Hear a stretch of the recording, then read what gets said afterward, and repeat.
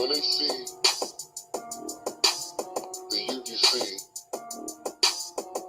winning movement, they feel some type of way about that. They feel some type of way about that.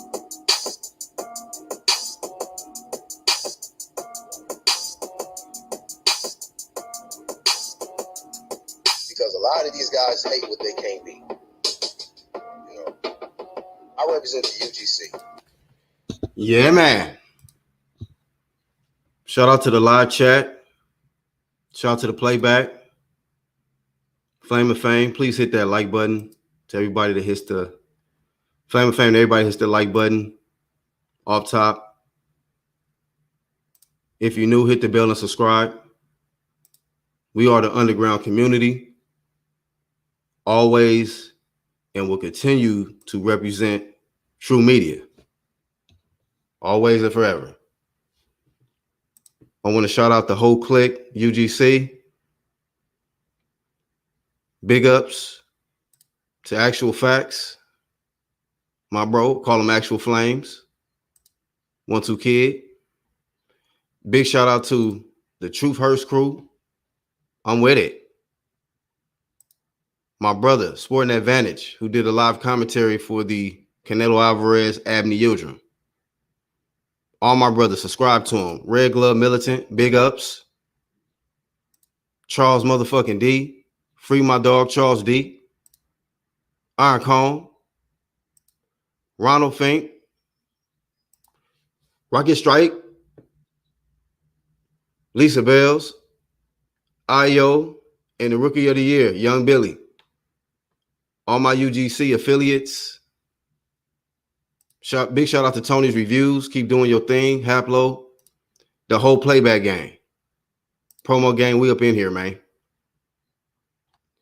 Without further ado, we're going to get into this topic. Quite a few. We're going to start here, though. We are going to start here. Family. I didn't want to ruffle nobody's feathers.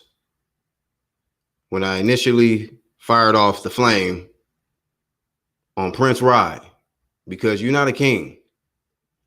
To me, a champ and king, that goes together. Non-champ, non-king. So you're a prince. We got to kill the nonsense with the King Rye stuff, man. This is the StiR of Prince Rye Promotions. You feel me?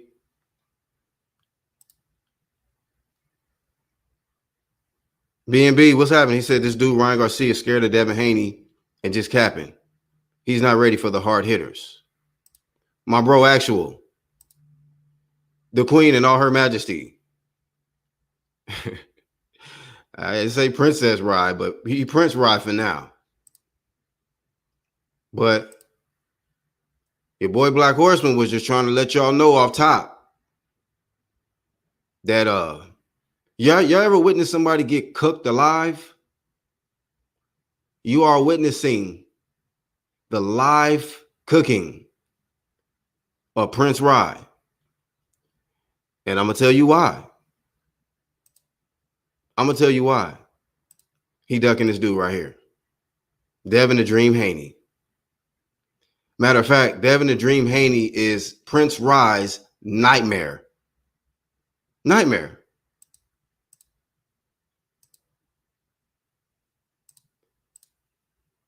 He most definitely is catching this flame. Full-fledged. Heavy. And it's just the beginning. You know, UGC, we catch it early. We know the symptoms. You know, we true media, so we know when they out here being fraud and fake. We've been doing this too long. Some of y'all barely catching on. But at the end of the day, this dude gonna catch this flame, bro. He got to. This young man is going to witness his own live cookout. Lisa Bells.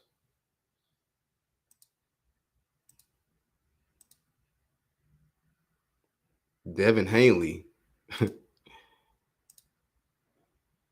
Yes, indeed. My boy Red Glove said he want to ruffle the feathers of all these ducks. Quacking all over the place, man. They all over. The universal ducks.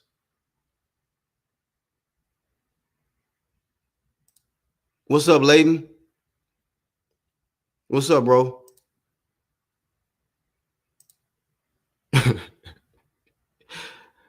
It's crazy, man. And I had to do a little research. I was looking up some stuff. I'm gonna leave the duck there for Ryan. Since he like being the duck. This is to flame him out of the duckery energy he's been on. Because some of y'all don't see it. And some of y'all offended because you're man fans and you got narratives and agendas and you're doing this for the wrong shit. Some of y'all ain't real boxing fans. So, that's why y'all catch the flame too. Putting yourself on the front line for someone who is on the menu, cookout. So if you like being cooked, you can stand in the front of this one too. Don't matter who you are. It don't matter. I mean, he get all the airtime, right? But like I said, I had to look up some stuff because this dude, man, has literally dug his own grave out here with this. You know what I mean? And I'm speaking metaphorically. But y'all know what I'm talking about. Because what comes out your mouth is on record, on camera. We got audio. This man is running from Devin Haney. If you don't believe me, go look it up. This man said himself, Devin Haney will be his toughest fight, and that Devin Haney will beat Tank. He'll beat Teofimo Lopez. And it's crazy, all Ryan Garcia fans love to be on the front line talking about, oh, Devin Haney, woo, woo, he the weakest link and this, that, and the third. Well, y'all guys don't think that. Y'all boy Prince Ryan don't think Devin Haney's the weakest link. He's told us that he's not the weakest link. He told us he was the hardest fight for him. So when we show you this, the audio, play the video, then what? Oh, what he meant was Tribe show up. Interpret the words. You interpreted the words incorrectly. Some fans should switch to WWE. They love the drama and don't want real comp. They don't want it, Red Glove. They don't want the real comp.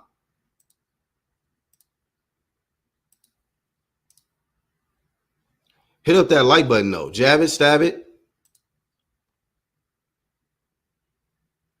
And shout out to the playback once more. Shout out to the playback gang. Eddie Hearn walks down on this dude. Tell him, look, man, Pacquiao or, Tank don't work out. The best fight for you is Devin Haney. This dude is a joke. What has he done? He's not exciting. This, that, and the third. Shout out to Prince Ryan for exposing himself, man. Because he only exposed himself. That's it. Y'all don't have to be mad at the ones talking about it. Be mad at the one that exposed himself. Have a meeting with Ryan and tell him, stop talking. Stop doing interviews. Because every time he do an interview, his card get pulled. Am I right or wrong? His card get pulled. Every time.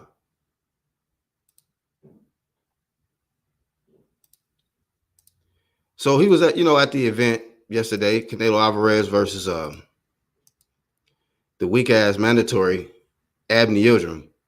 I called it. I'll say this fight it's gonna go 3 rounds. And it went 3 rounds. He went to the corner like he was gonna come out in the 4th. They asked me, you want to fight?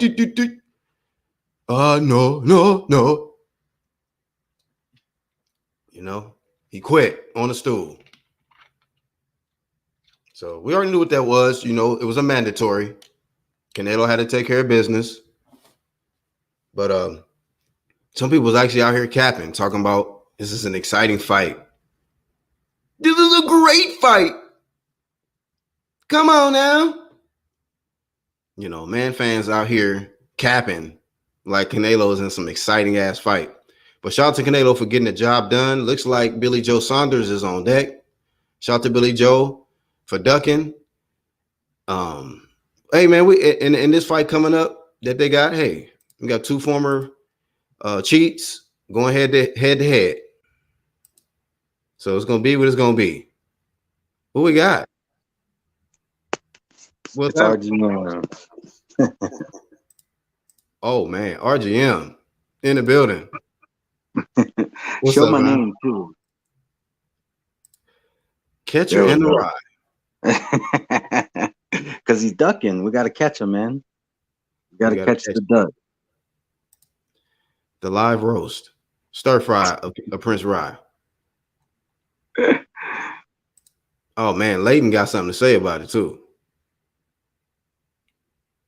How you feeling, Layton? What's going on, Black? Nice one for having me on, mate. Hey, anytime, bro. What's your thoughts, man? I saw you in the chat, man. You feeling some type of way? Mate, that Ryan Garcia, I wanted to smash my TV up, mate. It's like, when have you ever heard of anyone to fight an eliminator to fight the champion and then turn on and say, the champion hasn't fought no one. He needs to fight someone bigger. He's not big enough. What the hell? You're fighting to fight him, mate. Do you know what I mean? I can't stand it. I can't stand it. I hear you, bro. Uh-oh. International man fan. Oh, my God. Well, if it ain't the UGC, again, the International Man Fan Podcast, and we here for the StiR of fRy, Kappa, Captain Rye, Cat Motion Promotions, baby. On, baby. Smash that like button. The truth is coming out. The Ducks are alive. It's hunting season. Let's go. Duck season. Hey, man, shout out to the International Emotional Man fan showing up today. Good Lord. That's right. Truth is the new hate. Who the F has a corner with a translator and calls himself Mexican? Hey, so Layton, what do you say to certain people that be like, well, you know, he don't have to fight the champ just because he's the mandatory. He don't have to fight the champ.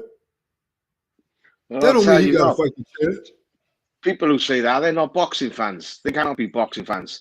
They're just Mexican fans or whatever, YouTubers for Ryan Garcia or his Instagram followers. Because the guy is a clown, mate. I got a 18-year-old daughter. There's more money than him. Do you know what I mean? Damn. Like that? Yeah, man. I mean, they calling him King Rye out here. I'm like, how? I thought champs was considered kings, man. You know what I mean? So how are you King Rye? Where's this king come from? I'm half Mexican. I'll tell you what, he ain't my king. Fuck that. Like here's the problem, right? You got a lot of people in the community that they need another man to represent them. Here's the thing. Once you learn to represent yourself, you won't have that problem. Represent yourself. Understand that because if you have another man represent you, right, when he does some fuck shit, that's when you got to defend it. And it's like, I don't got to defend shit because to me, like, I'll tell you how I feel about Ryan Garcia. As far as his career is concerned, I think he's made all the right moves thus far. But this shit about getting in position for a title and not fighting for it, nah, that's bullshit. And, you know, I just think he's where he needs to be at this point in his career. But going forward, if he don't push for that title fight, then he ain't shit. You know, he's fucking up at this point. But he thinks he's bigger than the belt. He thinks he's bigger than the belt. He's a diva, mate. He hangs on with all these YouTubers and Instagram people. He's not about the boxing life. He tries to make out he's about the celebrity life. And that's why he's getting them intertwined. I hate the guy. I hate him. Well, he's a hypocrite because he says he's bigger than the belts, right? But yet he has WBC interim belt. So come on now. If that's how you really feel, then why do you have a belt at all? You don't need it. You're bigger than the belts. to me, that just, I don't know, man. Ryan Garcia, like, I like what he's done so far, but I don't like what he's doing right now. This is bullshit. It's like I said, the only two people he'll fight next is Tank or Manny Pacquiao. So that either means he's gonna be a liar or he's gonna retire. One of the two. Because neither of those fights are happening. Yeah, he's gonna be a liar, mate. Liar. Oh yeah, he's definitely gonna fight again, and it's not gonna be Tank, and it's not gonna be Manny Pacquiao. It'll probably be, you know, it might be some okay competition, but it's not gonna be the best fight he can make. Well, I think it's a spoiled little kid syndrome. It is, because they're all having all these millions. All of them. Tank's getting millions. Devin's getting millions. Brian's getting millions. And none of them have done nothing. They've done nothing. And you've had other fighters who've had to fight for 10 years to earn their first £1 million. Do you know what I mean? It's shocking me. And y'all seen that interview that he did where he said, it's not a duck if you're fighting better competition, aka he's talking about Manny Pacquiao. And it's like, okay, but he's not in your weight division. That's a fight where you have a built-in excuse. So yes, it's still ducking. And Pacquiao's old enough to be his father. Do you know what I mean? Yeah. Right. But yeah, Pacquiao's what, 43? Yep. Yeah. Hey, I also want to get into this the second part of the topics today, which is David Benavidez, man. I really like David Benavidez in the sport of boxing. I like his energy. I like what he brings to the sport. And this guy is not shying away from no competition. He wants all the smoke from what I see. What's your thoughts on David Benavidez, and how likely will we see Canelo and David Benavidez fighting each other? Because, you know, technically that was his belt. You know what I mean? He lost it on the scales. We know that. But I felt like if anybody deserved a shot at the belt, it would be him, because Abney Yildirim lost to Anthony Durrell, who just fought an eliminator yesterday, who fought to a draw with this Kieran Davis dude. And there is no other person that was really qualified. So we're talking about two guys coming off losses. Anthony Durrell even came off a loss to Benavidez. So, like, and he just fought an eliminator. So what, you gonna get a shot back at that title before Benavidez does? So I don't really like how they doing Benavidez. I know you make mistakes and you got to pay the consequences for it, but I still think that Black, didn't he lose it before on coke? It's the second time he's lost it. Yeah, 2 strikes, bro. 2 strikes. So I hear you. You can't have a first strike, mate. You know what I mean? Listen, he is one of the biggest punchers. He's feared, but listen, you can't be trusted. You're spending all that money. He's going to turn up on coke, or he's not going to turn up bottle weight. Do you know what I mean? Simple as. I was actually going to bring up what Mando Solo put in the chat. He said, where is it? Canelo is preemptively ducking Benavidez by saying he don't want to fight other Mexicans. Mm-hmm. So I'm not sure I'm not trying to write off the shortcomings of Benavidez, like, you know, losing it on the scales and losing it because he tested positive for cocaine. But even if he didn't do those things, he probably wouldn't get the fight anyways. Because Canelo is on that Floyd Mayweather formula hard. You know, he's doing everything he can not to take another loss. And he, you know, Floyd, he was strongly opposed to fighting other black fighters, and it looks like Canelo was strongly opposed to fighting other Mexicans. Yeah, you're right. Yeah, when Floyd got to a certain point, you know, he had a few black fighters he was facing, like Shane and then Berto at the end, but it was mostly Mexicans. And of course, the excuse was like, well, you know, a bigger fights, whoop-de-whoop. But, you know, even if you say you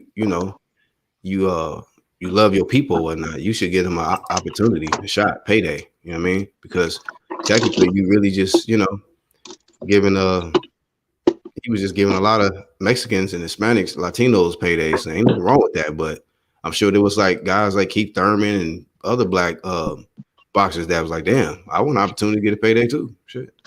Yeah, and we're talking, and the thing that's is, just an excuse. It's just an excuse. Yeah. When you're using that as I ain't fighting my race or I ain't fighting another race, that's an excuse that you got a bogeyman that's in your race or in your country that you don't want to fight. That's all that is, mate. Because come on, you ain't gonna fight someone because he's got a different color skin to you or the same color skin to you or the same race as you. Don't be so stupid. This is worldwide boxing, mate. Would that not be a big fight though? Benavidez and Canelo? Would that not do big numbers? 100% it would, 100%. And I'd probably put my money on Benavidez. Do you know what I mean? He's a big guy. He's big. Do you know what I mean? But that's why Canelo's avoiding him, mate. I mean, I don't know if it's about the size because Canelo, we've seen what Canelo do to big dudes, so it's nothing. Canelo can scrap, but I'm just that fight. Benavidez can punch back. He can punch. You know what I mean? So could Kovalev. So could Callum Smith. So could a lot of guys he's been in there with. Yeah, you know what I'm saying? Did you see Kovalev in the fight with Canelo? He looked like a flyweight. I didn't understand. He was just jabbing Canelo. There was no power there. I couldn't understand it at all. Do you know what I mean? And Kovalev can punch. So what was going on there? And Black, real quick about it being a big fight. Throughout history, there have been many rivalries between two Mexicans. I mean, think about it. You had Chavez when he went up against Oscar De La Hoya. You had Morales and Barrera. You know, this wouldn't be the first time. There's a precedent for these big Mexican v Mexican fights. And Canelo, he's just like, nah, I'm not gonna do that. And to me, that'll make no sense. This is something that a lot of the great Mexican fighters were known for doing. Right. So I'm like, if it's already excitement, it's big paydays, it's gonna do good numbers, promoters make money, he make money. Like, what's the big deal, man? Like Canelo, it just be sometimes the way he move, and there's be certain fights that somebody could be in his division, like, oh, I would love to see that fight. Like, what type of fight that would be if they match up? I mean, Canelo always got some excuse, all the guys too boring. Oh, well, we're Mexican, so we can't fight other Mexicans. I don't fight other Mexicans. Like, what the fuck, bro? But when you fought Chavez, like, it was okay. I'm like, huh? So the thing with Canelo, you've got to give him respect. He's just beat 3 different weight champions, like beat Daniel, beat Callum, and then beat who's the other one? Kovalev, beat the 3 of them. They're on different weights, mates, and like no one else in boxing is doing what he's doing. No one else at all is attempting to do what he does. So in my weights, I'll give him a little pass. He's a don, and he can do what he wants, mate. You know what I mean? I know it's like no one want to see, but he's a don, mate. He's a don. All right, and I'm not trying to be critical and act like Canelo be fighting Abney Yildirim's all the time, but there's some fights that fans like. Dang, Canelo, like we want that kind of fight. We know how good you are. This is not about people wanting to see you lose. This is not about me trying to see the dude lose or nothing. It's just like I want to see does this guy have a chance to beat Canelo. Canelo's so great. It's like, can anybody figure the same thing when Floyd was top pound for pound? He was on top of the world. It was like, damn, okay, I want to see Floyd fight this dude next. And it was a couple fights I couldn't see. It's like, damn, was Floyd really that dude? Because he didn't really fight him. He didn't fight him. You know what I mean? So when you got a guy in your era who's at the top and doing a thing, it's like, okay, yeah, we know you the top dude, but you ain't never fight him. You ain't fought him yet. You act like you avoiding that dude, and then you got this excuse for this. Like, we know you paid, so dudes be acting like, well, we don't bring enough money. This motherfucker's filthy rich. Yeah. And rich. I mean, he'll definitely go down in the Hall of Fame if he were to retire right now, but here's the thing, all right. Don't get me wrong, Hall of Fame, that is quite the achievement. But he has the opportunity to hit that upper echelon. And what I'm talking about is the Michael Jordans of the world. The Wayne Gretzky. I've never watched hockey. I know who Wayne Gretzky is. You know what I'm saying? Yeah. So that's what you should strive for. If you have that opportunity to become a guy that people know you, exactly, iconic. People know you, even though they don't have they have zero interest in the sport that you participated, but people still know who you are because you've hit that level of greatness. And he's really robbing himself of that, because come on now, like, what if people were to say he is the Muhammad Ali of Mexican boxing? You know what I'm saying? Because Muhammad Ali did it. People who've never watched a boxing match in their life know who Muhammad Ali is. They know who Mike Tyson is. But he ain't gonna hit that if he's just playing it safe. But you don't know what you are until you're gone. When you're gone, then that's when people know who you were. It's like when Mike Tyson won the round, like you've got kids today who know who Mike Tyson was, because we knew in that era how good he was. And it'll be the same with Canelo, I think. I think when he's gone, then the younger ones will think, oh, Canelo, everyone wants to be like Canelo. You know what I mean? But I got so much respect for the guy, Canelo, because how much he's grown up and he's boxing. He's been professional since he was 16 years of age. Do you know what I mean? I'm not a fanboy of Canelo, but I respect him, mate. I gotta respect him. Do you know what I mean? Mm-hmm. Yeah, and there's nothing wrong with that. Like, you gotta respect the man for what he's accomplished. I'm just saying, I think that he has the potential to hit a certain level that a lot of these guys will never even have the opportunity to do, and he doesn't. I don't know. He's playing it safe, in my opinion. Yeah. He's looking after his commercial. Commercial way, because like what you were saying earlier, if he wants to be a superstar or whatever, there's a commercial side to the business, and you've got to like come across a certain way, come across a thing, so your commercial value keeps growing and growing. And believe it or not, he's a commodity on his own. He's bringing jobs to everyone. He's just a commercial mate. He's a juggernaut, mate. He's a juggernaut, and he's going to keep growing. Hey, Red Glove, I seen your that picture you posted in the Hangouts. He said, "I don't always duck, but when I do, his name is Devin Haney." Yeah, that's classic. Yeah, and for those of y'all who because you can't see it because you're not in the Hangout, it's basically my picture that I got right now with that caption on it. Right. Yeah. Because it kind of looks like that meme, I don't know what, from the Dos Equis.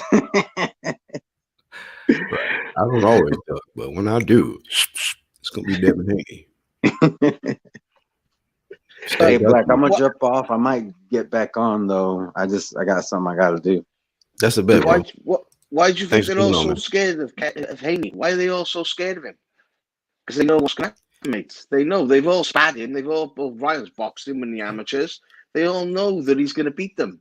Haney's going to beat him, mate. That's why they don't want to go nowhere near him. And they try to undermine him. Haney ain't nothing. You need to fight someone. You need to bring up your profile. You need to do more. You need to do more. He's a champion. Why does he need to do more? He was given a championship belt because Loma didn't want to fight him. Do you know what I mean? And it was all top rank, so they could arrange to go over there and set up their little 2-fight deal with over a top rank with Tiafimo and Comey. Do you know what I mean, mate? It stinks, mate. It stinks.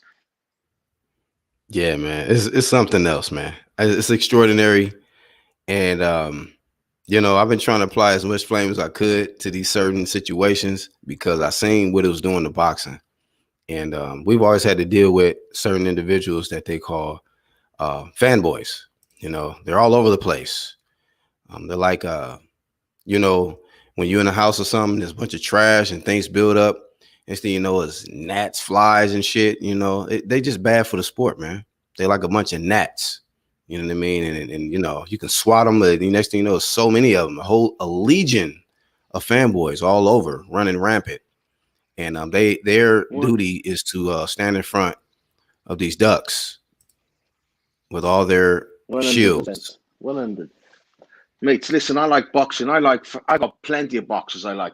If one of them loses, I'm not going to cry and, do you know what I mean, cause me and go and burn my house down or nothing. No way, mate. Crack on. There's another fighter. There'll be another fighter coming through because it's called boxing. That's what it is, a sport you love.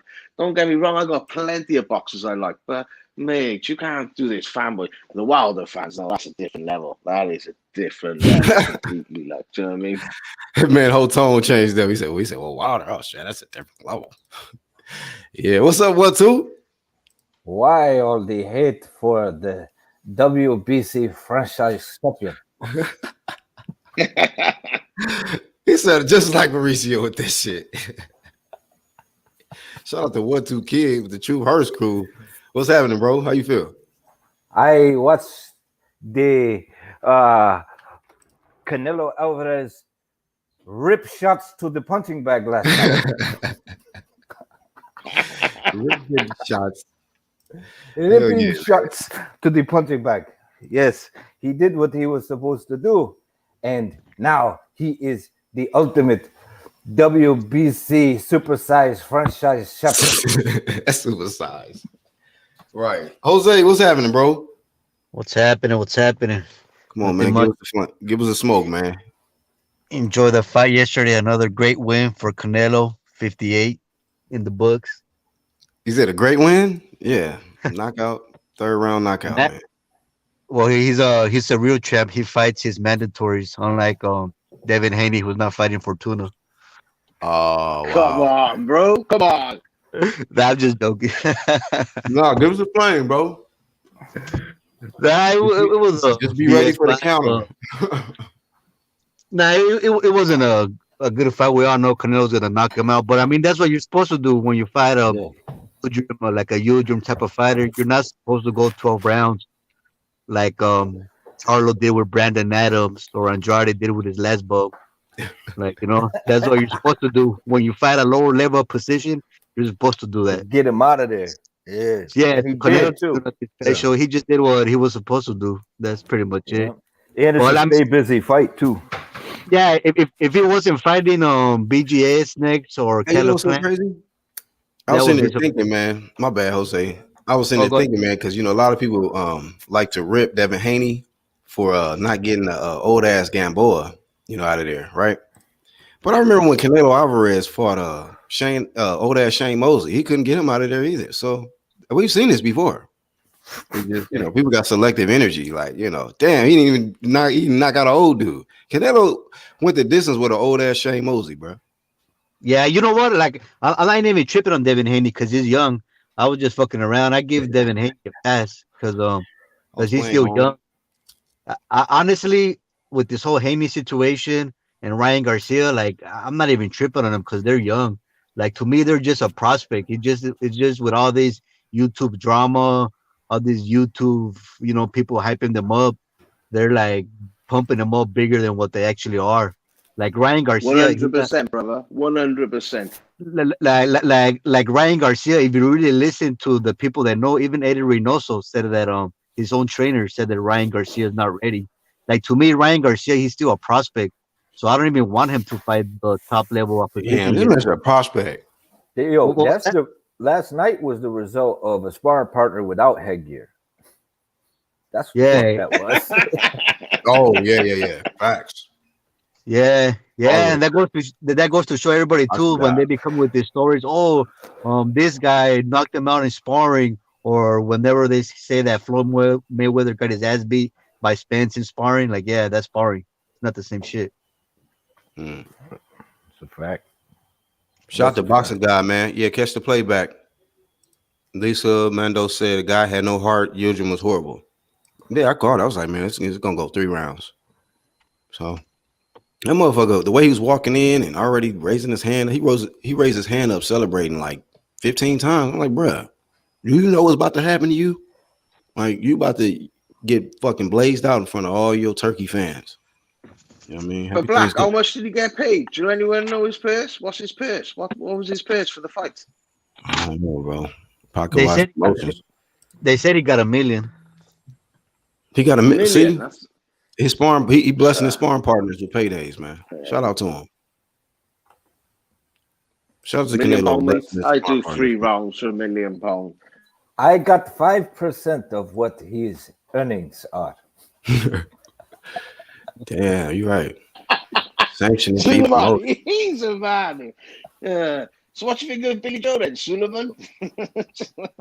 Billy Joe is going to challenge the great Canelo Alvarez, but not for the franchise championship because it's untransferable again. This guy's Yeah, quality. Right. I said he does it well, mate. He's the most backflipping this fucking sanctioning body president. This man just flip flop every time, bro. I'm just changing the title with the times. You have to get with the times in the now. And you know when he changed the shit, he was like, I think it's clear. And then next thing you know, he changed it next week. Like, dog, didn't you say the shit was clear last week? Now you switch the shit. That is not what I said. Franchise don't get transferred, does it? Oh, wait there, we changed our mind again. No, that is not what I said. What I said was what I said, but I didn't say it the way that you said it when I said it, and that's what I said. Yeah, we'll keep it a stack, man. Flame of shame to Mauricio Sulaiman. How about when do the thing when I don't know if you seen the interview when he was a homeboy and they called him a racist and he was like, no, you're not racist. You are a racist. He said you're a racist. Yeah, because somebody called in. I guess a homeboy had a live callers and they were mad because he said a story about when he met Muhammad Ali that I guess he slept over at his house or his dad's house. And he gave him pork, and he started laughing, and everybody got all mad. Oh, Muhammad Ali is a Muslim. You should have never gave him pork. So he thought it was kind of a funny story, right? And then the guy he called, he was mad. He's like, "You're a fucking racist." Damn, bro. And then Mauricio fired back. Racism. He just fucked up. He got to respect his religion. Yeah, and then Mauricio fired back. He was like, "No, I'm not. You're the racist." You are.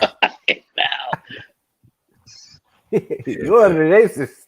I would love to hear Mauricio cuss somebody out, bro. Just slip and just go off on somebody. WBC president, not taking this shit. And go the fuck off. Nah, man, I don't see him ever getting mad. He's so fucking rich. That motherfucker don't give a shit, man. Rich as fuck. What's up? What's up? What's up, BB? Man, this Canelo stuff, man. I just want to see my piece in this Canelo stuff, man. People allow Canelo. He just won. Don't hate on him, man. I'm not gonna hate on him, bro. But he's making this easy money, bro. And that's the kind of stuff I see about Gary Russell. Gary Russell may as well just fight whoever he got to fight, make him some money, stay in shape, opposed to do like Canelo's doing. I'm saying all Canelo's doing is easy touches, bro. Canelo ain't fighting. So wait, hold on, real quick. Hold on. Let me say this, man. Gary Russell once a decade. Gary Russell and Canelo Alvarez shouldn't even be in the same discussion, bro. They don't want to pay me, Slim. They don't want to pay me, Slim. They don't want to pay me, Slim. Nah, Shorty. They shortchanging me, Slim. Yeah, they shortchanging me, man. All I'm saying, but he gotta stay busy. He gotta stay busy, man. I think that's the point that these men. Yeah, that's the point I'm trying to make. You gotta stay busy. Canelo just fought 2 months ago. He was back in the ring, and when he fought 2 months ago, that was an easy touch. Last night was an easy touch. He can get back in there next week if he want to. He didn't get touched last night. That was some bullshit last night. You said Callum Smith was an easy touch? It was an easy touch. Callum Smith didn't do shit. He was ranked. He's the number one. He was the number one ranked 168 pounder, and he won the Super Series. He had the Ring magazine. Yeah, but to be fair, Super Series the only thing he had. To be fair, Yildirim was ranked number one in the UK. Yeah, but he can fight. Callum can fight. But Yildirim was ranked number one in the WBC. So thank you very much. The rankings sometimes, don't mean man. Shit. Yeah, the rankings then he shouldn't be there. But it was more. How should he be there? He should be there. But I think it was definitely better competition. He was a champion, though. He did have a real belt, and he was a champion. Yeah, it was a better win, and he came to fight, at least. Came to fight, bro, but he wasn't even himself, man. It's almost like some of these fights are being thrown, man. And earlier I heard you talk about the Kovalev. Kovalev had to be paid off for a damn fight. He had to have been. Damn. Paid off. So no credit for Kovalev. All right. Let's say that's true. That what you're saying, he got paid off. How you think that happened? You think Canelo went there with some goons, with some like AKs, like Chapo status, and they kidnapped over his family and told him you better take a nap? Like, how you think that went down, bro? Like, break it down for us. I think basically that's what he probably it probably worked out financially and probably told him that they're going to place him to where, as you can see, you can come off a loss and then fight for a belt like you did. So they probably got Kovalev already placed to where he could be fighting for a belt his next fight if he didn't get caught doping as recently. So you don't know what they did on the backfield, bro, but something happened on the backfield where I knew he threw that fight. That was not Kovalev. Kovalev is the killer in the ring, bro. All right, I get you. Let's entertain this. So, like, how you think that went down, though? Like, was it like a meeting, like at a restaurant, like an Italian movie? Or, like, how you think that went down? I don't know. You tell me, bro. I don't do that. Well, you're the one. You're the one coming up with this conspiracy, so I want to know, bro. I want to know. I don't know. You tell me, bro. At the end of the day, back down, I think that fight was frozen, bro. That fight was no, I ain't in shit. That fight was wrong. All I'm trying to say, bro. Look at that fight again, bro. I was looking at that fight twice already, bro. While it was live, and then that was not Kovalev in there, bro. Yeah. And some of the people I spoke to in reference to it, they was like, "Well, Kovalev took the fight on short notice." He looked at bullshit excuses, but still, he didn't even have the heart. He didn't fight like Kovalev, bro. Hey, right. I agree with the brother, bro. Kovalev was just tippy tappy.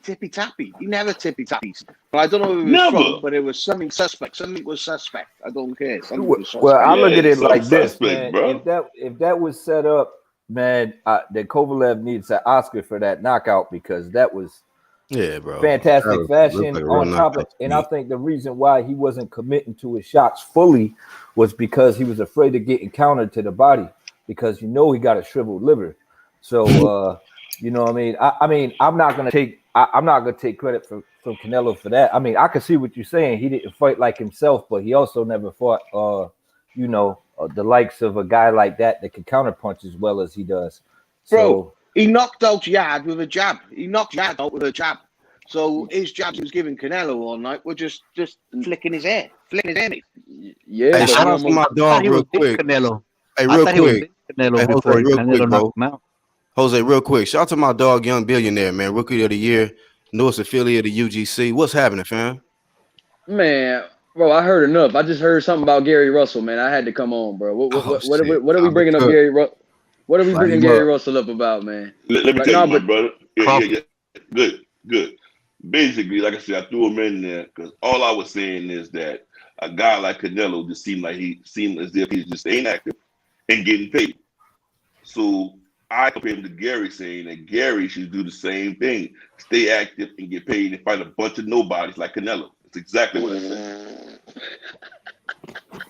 Yeah, get it.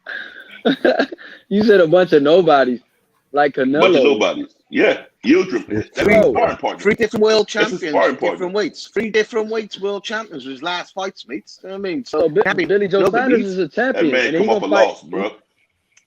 But Billy Joe Saunders ain't coming off a loss. That's gonna probably be that Billy Joe Saunders is gonna probably give him a test. But at the end of the day, we all know he's gonna knock out Billy Joe Saunders. I'll put $1,000 on any one of y'all that got it. The Canelo gonna knock out Billy Joe. Isn't that saying how good you think Canelo is if you willing to bet 1,000? Basically. Yeah, like if you willing to bet 1,000 on against a undefeated fighter, you basically saying Canelo need to fight Benavidez. Benavidez. All right. I'm ducking that boy. I want that fight too, but that don't mean that he fighting low level comp like a Gary Russell. Bro, Gary Russell about to fight Ray Vargas, bro. Like he been out the ring for a year. He coming back to fight Ray Vargas, and he ain't even moved. This is the thing though. You can't compare Canelo to Gary Russell for Ray Vargas. Right, and Gary Russell, bro, is turned down a unification for $1.5 million. That's a lot of money for that division. And the dude turned it down. Bro, I don't get what you mean. And then Gary Russell ain't never moved up in weight. Let me tell you where I'm coming from. I brought up an old conversation today. Basically, it's been an old conversation when we talked about Gary. So I shouldn't even brought it up, but let me bring it up anyway. My whole deal is that people like him, we expect for him to take fight-only competitors. And due to not being able to fight true competitors, he ain't fighting at all. So my whole deal with him is, man, he should go ahead and just take the Canelo route and just fight lighter touches at his weight class. to only stay active. Look, man, all right. That's you out here capping, bro. This dude fought his mandatory. He fought Abney Yildirim. You know what I mean? Coming off fighting Callum Smith, man. This dude staying busy. So come on, I'm gonna defend Canelo with this one, man. I don't like the fact how Abney Yildirim got mandated because that's horse shit. Like 1-2 be saying that's some horse shit right there. But I mean, one fucking little tune up and then going back to unification, pursuing undisputed. Come on, bro. What's Gary Russell pursuing right now? Nothing. Yeah, nothing. That's my point. You just made my point for me, bro. What point is you making, bro? No, Yildirim is nothing but a fucking sparring partner. Dude just came off a loss. I mean, we mandatory. It's a mandatory. Like nothing they could do about it. It's a mandatory, mate. Man, some bullshit, man. Skip over mandatory. Go fight somebody, bro. Go fight Benavidez. Go fight. He want to be known like Lopez. So if he becomes undisputed and he's a franchise undisputed, he's not real undisputed. So we had to take that WBC belt and fight the mandatory. So he becomes a real undisputed. Do you know what I mean? Let me ask you a question. Let me ask y'all something. Why wasn't he interested in that belt when Benavidez had that belt? It wasn't until Benavidez was stripped of his belt all of a sudden he wants to go to 168. I'm going to stay at 168. Why he stay at 175 and fight Benavidez? Benavidez was known as number one. Number one was Callum. Callum was Ring Magazine number one, not Benavidez. Callum, and he went for Callum, the number one. He went for the number one, and he beat the number one. So that kills your argument, mate. At the end of the day, he's afraid of a young boy. And young boy knows it, and the young boy said it. That's all I'm saying, man. I just made my point. Hey, Canelo said he don't fight Mexicans, man. So respect that, man. Come on, he bro. don't fight Mexicans. So you gonna give him that duck? You gonna give him that duck? Seriously? I'm joking with you, bro. I want to see that fight too. I'm fucking with you right now. All I'm saying is this here, man. I mean, we gotta start holding these fighters to it, bro. We gotta start holding to the fire. That's all I'm saying, man. I mean, what Canelo's doing, bro, getting paid to fight these easy touches, I mean, cool. Yeah, I want to see that. For that. I want to see that Benavidez. But honestly, I don't think Benavidez is ready because yesterday, right? Let's use yesterday as an example. Abney Yildirim, he gave Darrell a tough fight, right? Like there was a close fight. I think they had a cut or something happened. I remember correctly, but it was Abney Yildirim gave Darrell a tough fight. It was. And Darrell gave Benavidez a pretty good fight too. It wasn't like a wash. Yeah, Benavidez whooped him, but it wasn't like a wash. So we seen yesterday what Canelo did to Yildirim. So if Benavidez, he kind of struggled a little bit with Darrell, that shows me that Benavidez ain't really there yet for a Canelo fight. I want to see it, but I just want to see a little bit more of Benavidez. Oh, so you think because he struggled with Anthony Darrell, you think that he's not ready because of that performance? I think so, yeah, because that was based on his last fight, yeah. And then I also want to see make weight comfortably. How about if he's drained at 168? You know, could we still make the weight comfortable? That's a good question. Yeah, that's a good question. But I think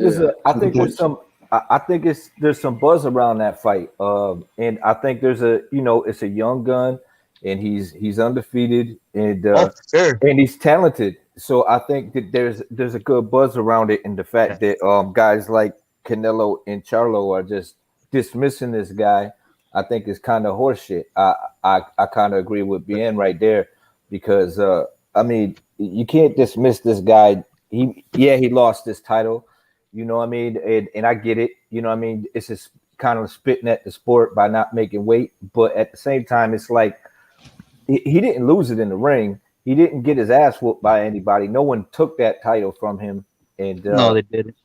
So I mean, it then for his ranking to be when now you got two other guys fighting for the number one mandatory, and he's not even in the mix. That's kind of fucked up. You know what I mean? Yeah, it is. Well, you know what? I think it's gonna play out perfectly because this year Canelo's gonna fight BGS and hopefully Caleb Plant.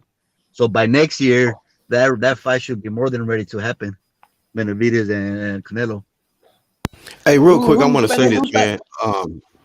Everybody on the panel and in the live chat and in the playback. Does Canelo Alvarez still need to give the fans a fight that we want to see, or is it just all about who Canelo want to fight? Because it seemed like to me, Canelo's all about just fighting who he want to fight. But if fans demand a certain fight, I guess that's doesn't matter to him. Yeah, So but you got to think. Well, what fans he's fighting? Every boxer got their certain fans. So when he fights the Callum Smith fans love it. And when he fights the Caleb Plant fans are gonna love it. It's all different plans. As long as he's fighting champions, no one can moan. Mm-hmm. Yeah, it's kind of like there were certain champions that he didn't fight where I felt, the boxing world wanted him to fight. But so that's just a question I had, is it just all about let Canelo fight whoever he want to fight? But like when we mentioned Benavidez, it's like that's a fight I want to see too.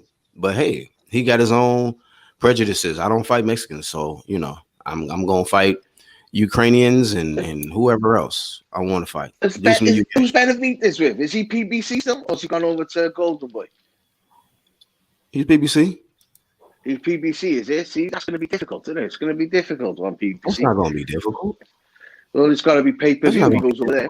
And then I won't let him. Hold on, UGC. Canelo can make money, big money. I'll make a 2-fight deal. Let me tell you something. He on the wrong side of the street. Ain't nobody worried about David Benavidez. Ain't nobody worried about David Benavidez. He on the wrong side of the street. It's politics in boxing, and I ain't gonna fight on no app. I don't know why you have my fight. Yeah, I ain't worried about that. I don't even know why I mentioned his name. I wouldn't mention his name. Matter of fact, did David Benavidez come to my fight last night? Because if he did, I would never go to his fight. So why y'all bringing up Benavidez and Charlo? I don't want none of. I'm not worried about them. They on the wrong side of the street. Wrong side of the street.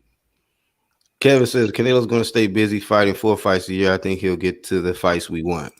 Okay. Yeah, maybe we'll change being that he's a free man. Go ahead, fam. They're on the wrong side of the street. They don't generate no revenue, and they boring.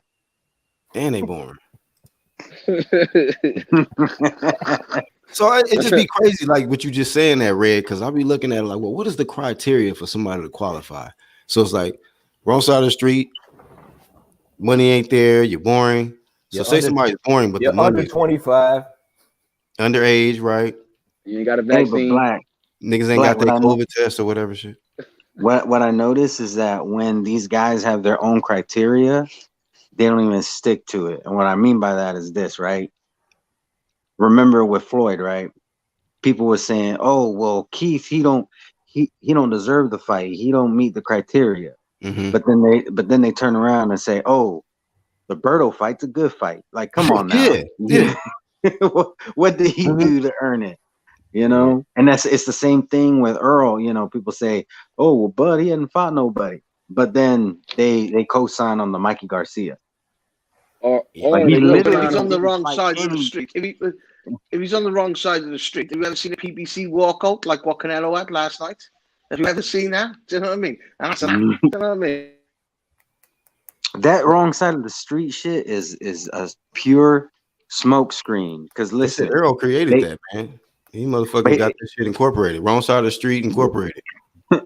But remember, they said that, and then when they thought that Wilder was gonna knock out Fury, it's like, oh, that's a good fight. It's like, wait a minute though, he's on the same side of the street as Crawford is. So there's a wrong side of the street when it comes to Crawford, but this fight can be made. Come on now, it's the same. Yeah.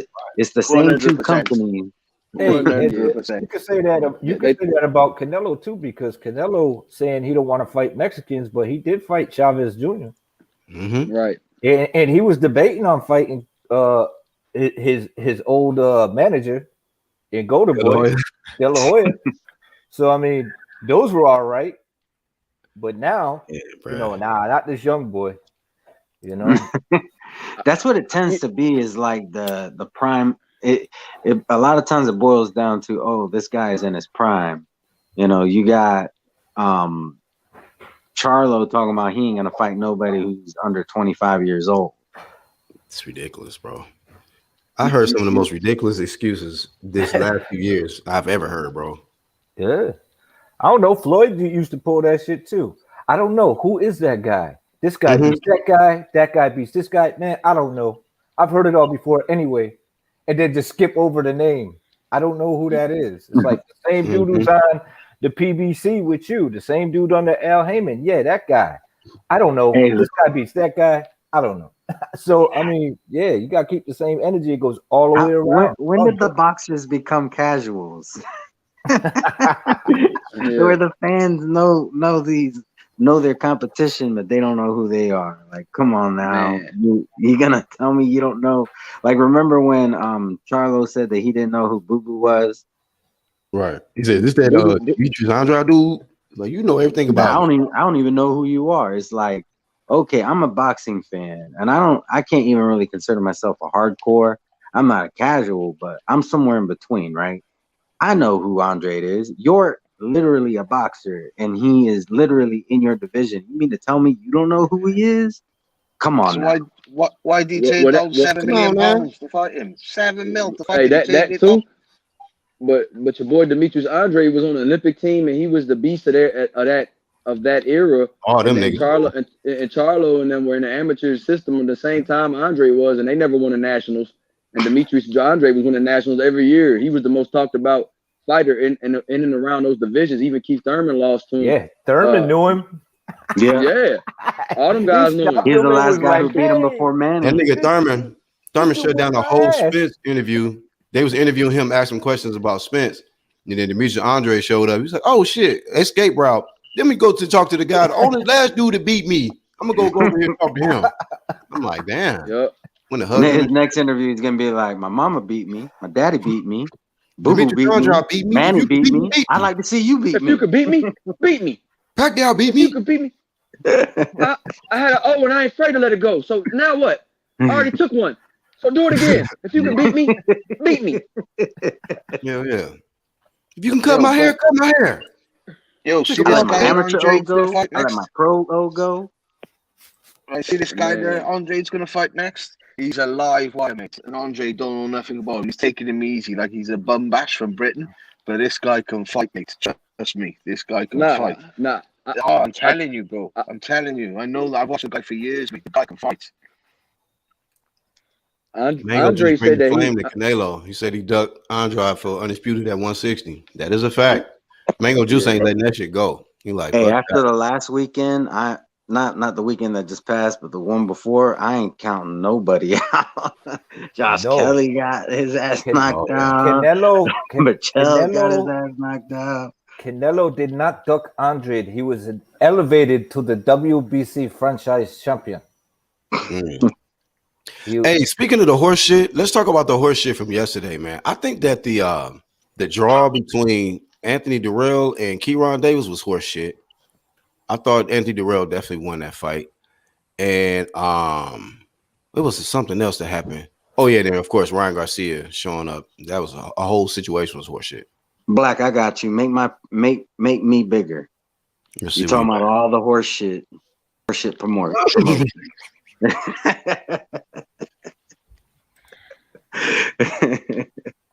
And hit the like button. Yes, sir. But any horse shit awards y'all want to give out?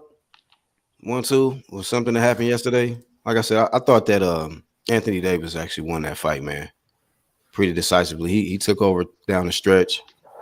The shocker was Forrest coming back after being dropped 3 times in the first 3 rounds and fighting his way back to a draw. So I want to give Flame of Fame real quick to Jerry Forrest. Jerry Forrest cost Anthony Joshua money, mate. He cost him mega money because there was supposed to be a big fight with him and Jilly Zhang in the Nest thing in China. It was going to be worth millions. AJ would have beat the damn shit out of that guy. Yeah, man. There was a lot of hype. There was a lot of hype around Zangzilla.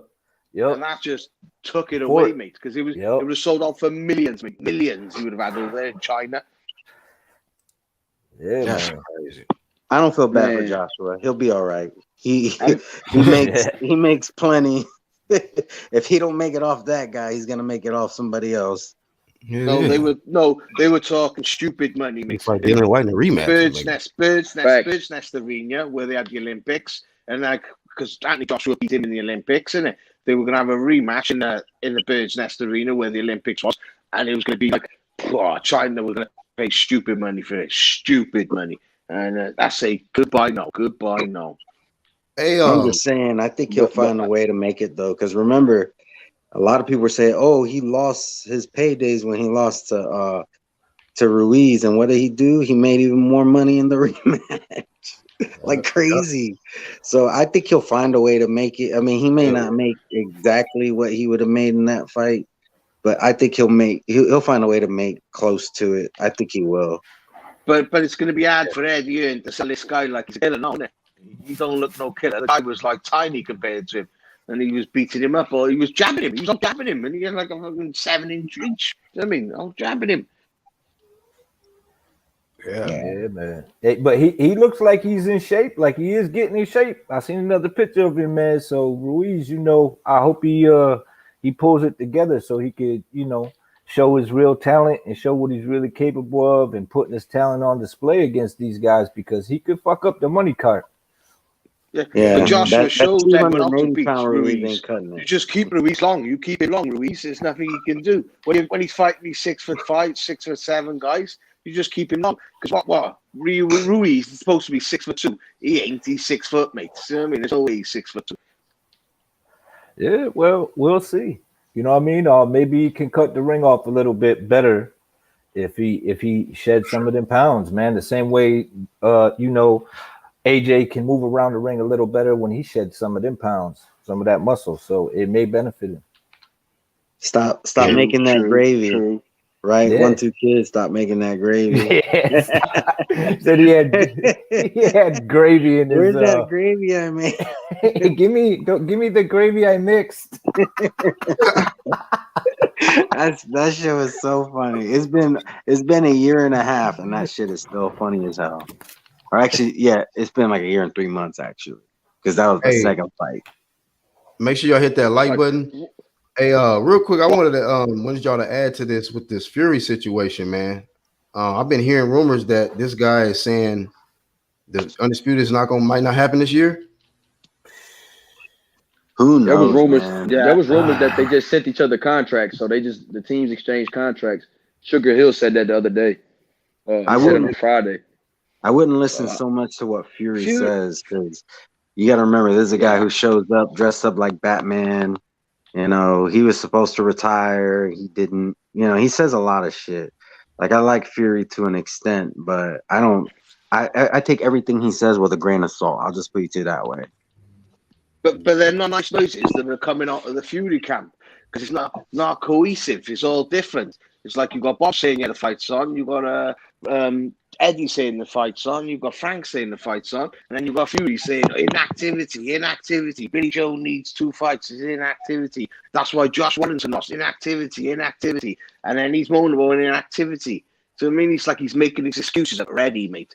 And like all the time when he was fighting Wilder, it started him was saying, "Oh, Joshua's nothing." His old man did an interview with IFL TV the other day, and he's saying, "Oh, Joshua's a good fighting man. Joshua's a top man.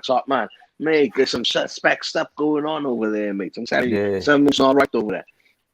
I think his inactivity hurts him big time, because I think he has a short attention span.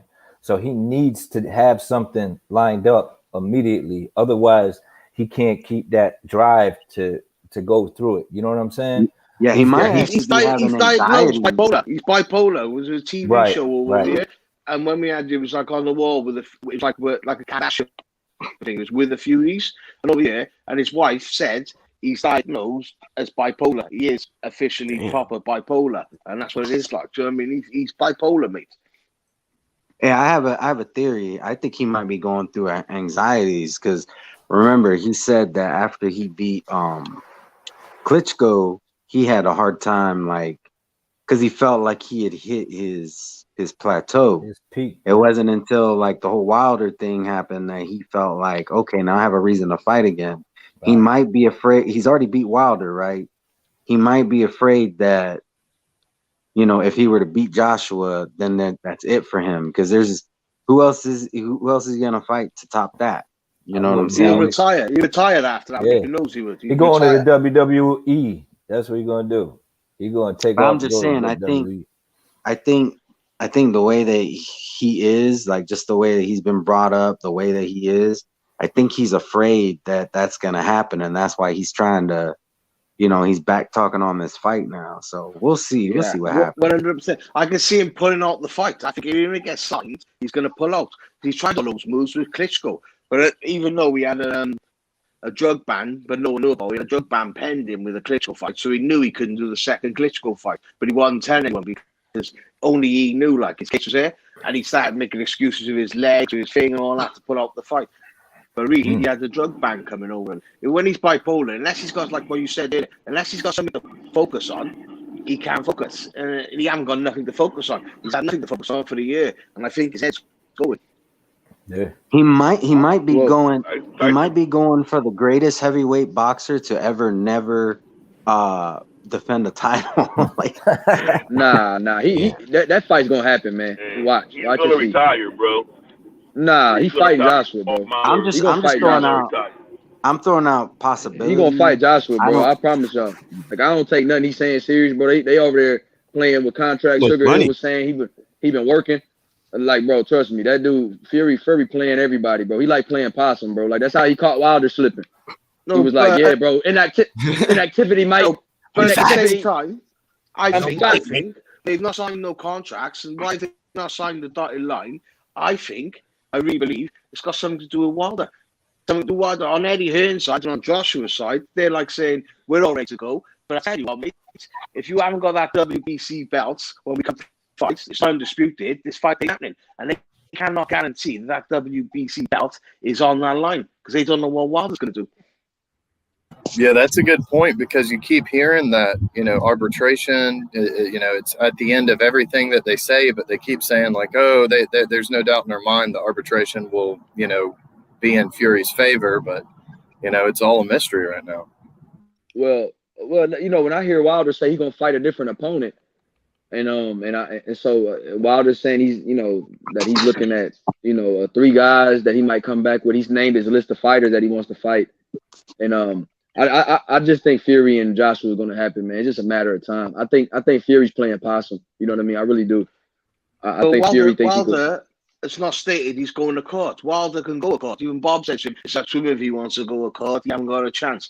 But if Wilder decides, you know what, I'm going to court. And say they announced the fight. They say, yeah, we're fighting next June, July.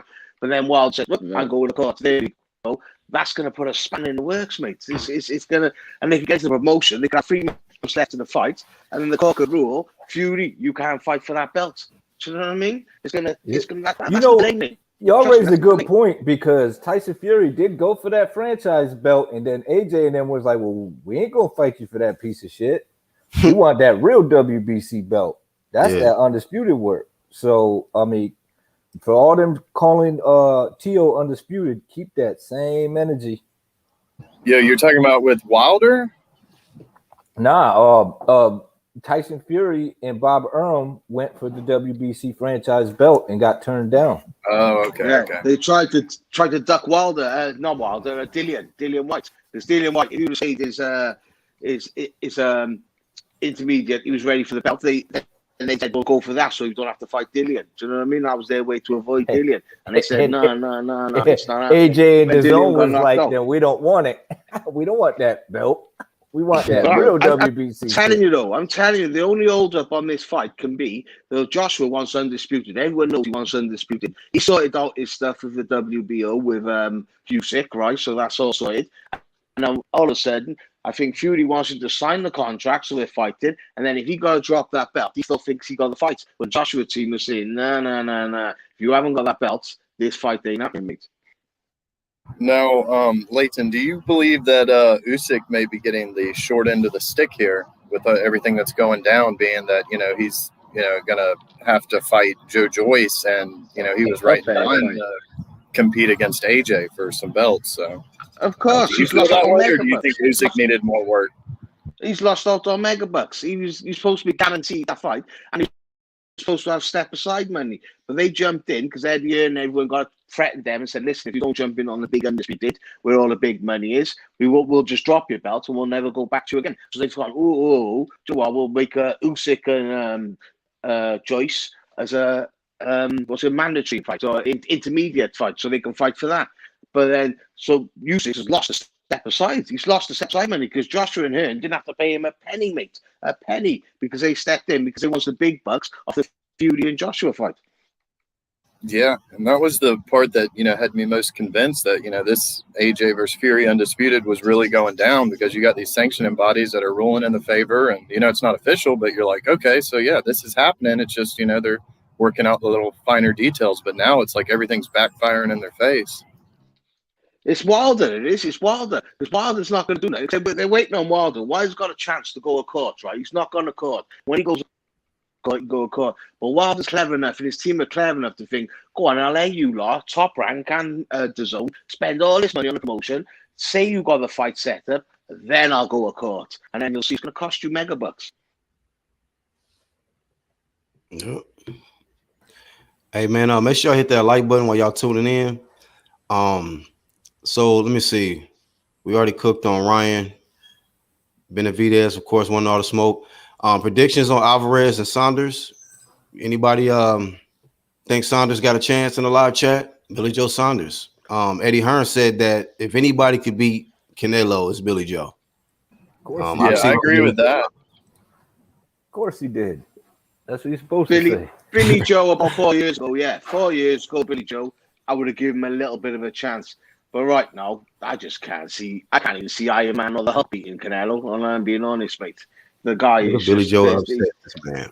No chance. And even if Billy Joe knocks him down three times, he's still not going to win. A better chance than Avni. Should I tell you that? Yeah, and even he said he's got a chance. He was like, he's got a chance. It's boxing, and it's like, hopefully I'm on the right side this time. And I'm like, you're on the right side, motherfucker. Like, we talked about this a couple nights ago too, and I was like, yeah, he got punching bag in front of him, and that's exactly what he had, a punching bag, man. Dude didn't want to let his Billy Joe's interview. Billy Joe done an interview with Coogan. Billy Joe crazy, man. I saw it, and you've seen it. He's taking the piss out of Eddie, saying he's up Canelo's ass already. He's supposed to be my promoter. He's up his ass. Everywhere Canelo walks, I've seen Eddie's boots hanging out of his ass, like. So Billy's just not happy. Do you know what I mean? Not happy at all, like. Oh man, but Billy Joe gonna say whatever the same Tyson Fury. Yeah, Eddie Hearn did come at him this, previous week as well, telling him to like shut his mouth about, all the Canahan shit. Man, after all, hey, y'all think he'll get stopped by Canelo? Does he get stopped? Nah, no, I don't think he gets stopped. I think he's gonna make it to the final bell. Yeah, he going to distance. 100% he will. Yeah, I'll Billy got a chin and he can move. He can move. It's possible that he gets stopped because you got to factor in two things. Number one, at 168, he didn't look that great. Number two, inactivity is a big fucking thing. And then you going in with a guy who's staying sharp, who's got his tune up, who coming off some big wins, prior to that. So, I mean, yeah, it's quite possible because this dude relies on his legs. And if he's rusty and not in shape and just trying to make weight, then them legs are going to not be a factor. Mando said he got signed. Damn. No, it's a thing over here, right? You don't know the traveler people. And like, listen, I mean it literally. They bought the fighting since they're the age of 5 years of age. Since when I was a kid growing up, I've had fights with loads of them when I was a kid. Like, they want to fight you for nothing, mate. Do you know what I mean? They're literally, they're crazy, mate. And like, he's from that circle, so he won't give up. He'll never, ever give up, mate. Trust me on that. Well, I'm just saying, man, being out of the ring ain't gonna help. You know what I mean? These are all factors that you could put into play. I'm not saying the dude ain't got the mentality to get in there and mix it up. I'm just saying, if you inactive, you're inactive. And I don't care where your heart's at. You know what I mean? You're not gonna move as quick if you're not accustomed to doing it. Once you let it go, yeah, 100% right there. Yeah, 100% right. I agree with you there. I agree with you. Sometimes I think I could run 3-4 miles a day, and my knees is like, yeah, fuck you. I'm exactly the same, brother. Exactly the same. So, but I give it a shot, but the performance ain't as what I expect. So I'm just saying, like, this dude got to get in there and do what he wants. I mean, he got to stay active. He got to move. He got to stay in the gym. He got to work, and he's got plenty of time to do it. So is he motivated, like Tyson Fury, to when he's on the sidelines to maintain that focus and stay in tune to what he's got to do? If he is, well, then, yeah, he's got a shot in this fight. You know what I mean? But I don't see a stoppage, so maybe he don't. Like, there's so many factors that go into this shit. Yeah. Oh, Billy will never knock him out. Billy will never, ever knock him out, mate. And then if you're asking to go to points with Canelo, that's a big ask, isn't it? To win on points against Canelo. Yeah. Big ask. Even Mayweather got it lost on one card. How? I have no fucking clue. You remember that shit? You remember that fucking card? You remember Mayweather's face when he was like, what the fuck is that? Yeah. That was a Canelo fight, right? Yeah. Yeah, that was against Canelo. Yeah. They gave it 114. They gave it a draw. Yeah, that face was priceless. Yeah. Boy was pissed off, nigga. Like, y'all niggas was trying to rob me. No, and that was back when Where Canelo is was the Billy versus Canelo fight gonna be? It's gonna be in America. They said either Dallas. They said either Dallas or Las Vegas.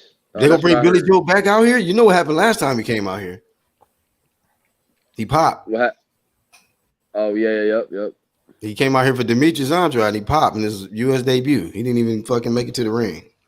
But you know what? Yes, sir. You know That's what, the thing with Billy. Billy's not reliable. You can't trust Billy. He's like, you just can't. He's his own. I don't know, man. Last time he came out here, he popped. No, they bringing him out here. The fight definitely gonna be in America for sure. They said he knew who Andrade was. That's why he popped. Mm-hmm. That's simple.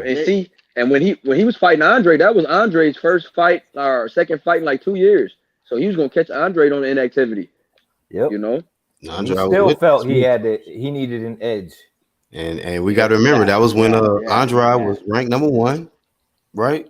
And to that he was a mandatory. So no, but what it is over here where we are with BBBC, they don't test you out of competition, so you can take what you want, if you know what I mean. And then when you go into competition, then they'll test you. So you can take what you want out of competition and you'll be fine when you come into competition. So only when you go to America and you're on Nevada and all that, then you know you can't touch it. But if you're just normal, what Billy was signed up to, you can take what you want out of competition. Do you know what I mean? It's when you get to competition. So as long as you're clean for then, you're all right.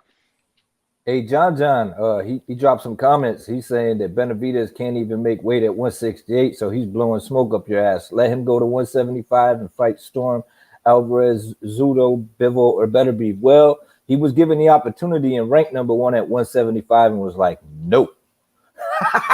Yeah, he did. Yeah, he didn't want to do that. Yeah, that's one thing about it. He did not want to take very dangerous names.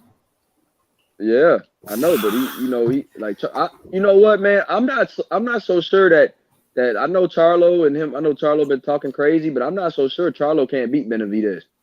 I'm not so sure. I think Charlo stands a chance, bro. Nah, I don't believe in Charlo, mate. I don't. He's a hype job. Who's he fought? Name me his toughest fight. Name me his toughest fight right now, please.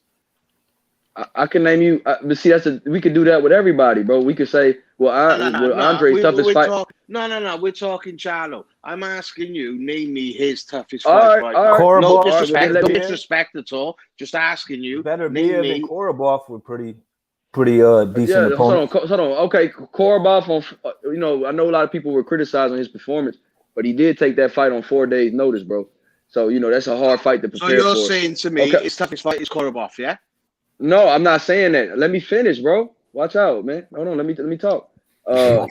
Julian Williams was a tough fight, because Julian Williams was undefeated at that time. That was a tough fight. A lot of people were ducking J-Rock at 154.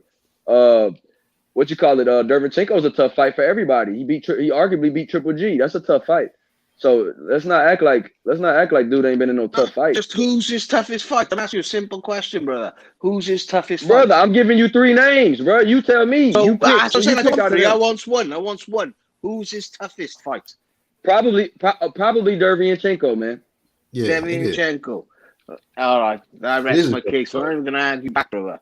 Him and Korobov. You rest your case.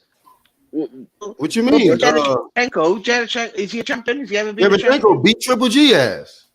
That's what I'm saying. Technically, he did officially never, innit? Do you know what I mean? I mean, I know. We watch boxing, though, bro. Stop that.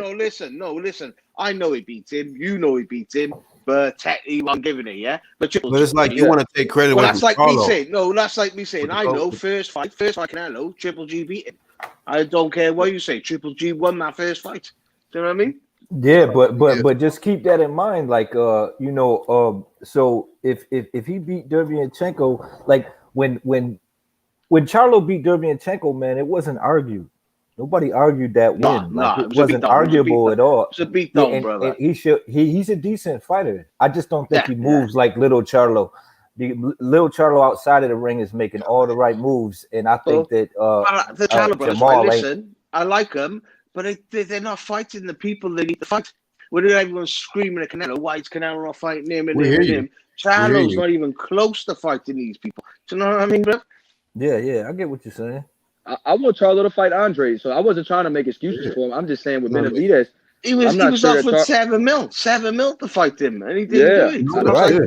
That's a fact. I think what Bill is saying is the matchup isn't going to be as one-sided as some people may think. Right. That's all I'm saying. I'm not saying that Charlo ain't like he shouldn't fight Benavidez or Andrade. I think I want all them guys to fight each other so they can entice Canelo to make the fight. I'm not telling Canelo. Yeah, I'm with you. This isn't about Canelo right now. I'm just saying the Benavidez Charlo, like the people that are saying that he might be ducking Benavidez, and I was on that thing when he said the vaccination and all that, but I really don't see Charlo being scared of Benavidez, and I don't think that he will be that he'll get blown out in that fight. I think he's better than I think Charlo's better than Darrell. Well, I wish he would. Listen, I like Charlo, but I wish he would just prove it to us. I wish he would. Yeah, he should fight him first and go up. Fight these people, prove it to us, rather than talk and do your Instagrams, mate. Just fight the people. Do you know what I mean? Yeah, I agree with you, man. You raise a good point. Yeah, I agree, brother. I just feel like if I want Charlo to fight Andrade or Benavidez, and I can't make a call for the Canelo fight and be like, well, Canelo should fight him until he does do something like that. That's a fair. I think, Bill, you're making a fair statement because those are the same guys that we want to see Canelo fight. Right. You know what I mean? If you knock off one of them guys, you'll kind of entice Canelo. You'll make the public be like, well, see, that's why you took Charlo. You see what he did with Benavidez. Right. Or if Benavidez wins, a lot of people gonna be like, man, I don't want to hear that you're not fighting Mexican stuff. Yeah, but why can't you hold a guy like Canelo to that standard if you're going to hold Charlo to that standard? So I think you make a good point. That's all I was trying to say. Boxing Section, what's up, bro? Let me drop the link if you want to jump on. Yeah, I wasn't trying to say that Charlo's a great fighter, but Benavidez, who's Benavidez' toughest fight? No, listen, I think Charlo is a great fighter. But what I'm saying is he's not a great fighter now? He's not showing the world. He needs you were shitting on him talking about who's he fought. No, yeah, but see what I'm saying. Like who has been Benavidez got dropped by Ronald Gavril, bro. We all forget that. I mean, I know he was young, but he did get dropped by Gavril, and I think Charlo would spark Gavril. Charlo would knock Gavril ass out, and Charlo would beat that Darrell that Benavidez fought. Like I don't even have to see them fight to know that the Charlo was he would whoop the Darrell that fought Kyron Davis last night. Charlo would have beat the shit out of him. That's a good point. Young Bill making point after point. Yeah, man. That it's because if you do look at their resumes, Charlo got bigger names than Benavidez does. That's true. I know Austin Trout ain't no easy walk in the park for nobody. He fought Austin Trout too. You got J-Rock. J-Rock. He got undefeated J-Rock. He ruined J-Rock. And look what J-Rock did to Hurd. Right. He ruined J-Rock. You know what I'm saying? Because J-Rock, because remember, J-Rock was one of those people that everybody at 154 was like, nah, you got to fight somebody. And then Charlo was going to go up to 60. By Rosario, and then the other Charlo beat Rosario. Exactly. Yeah. You get what I mean? So, and Hurd beat Tony Harrison, who the J-Rock beat up. J-Rock took Hurd's O.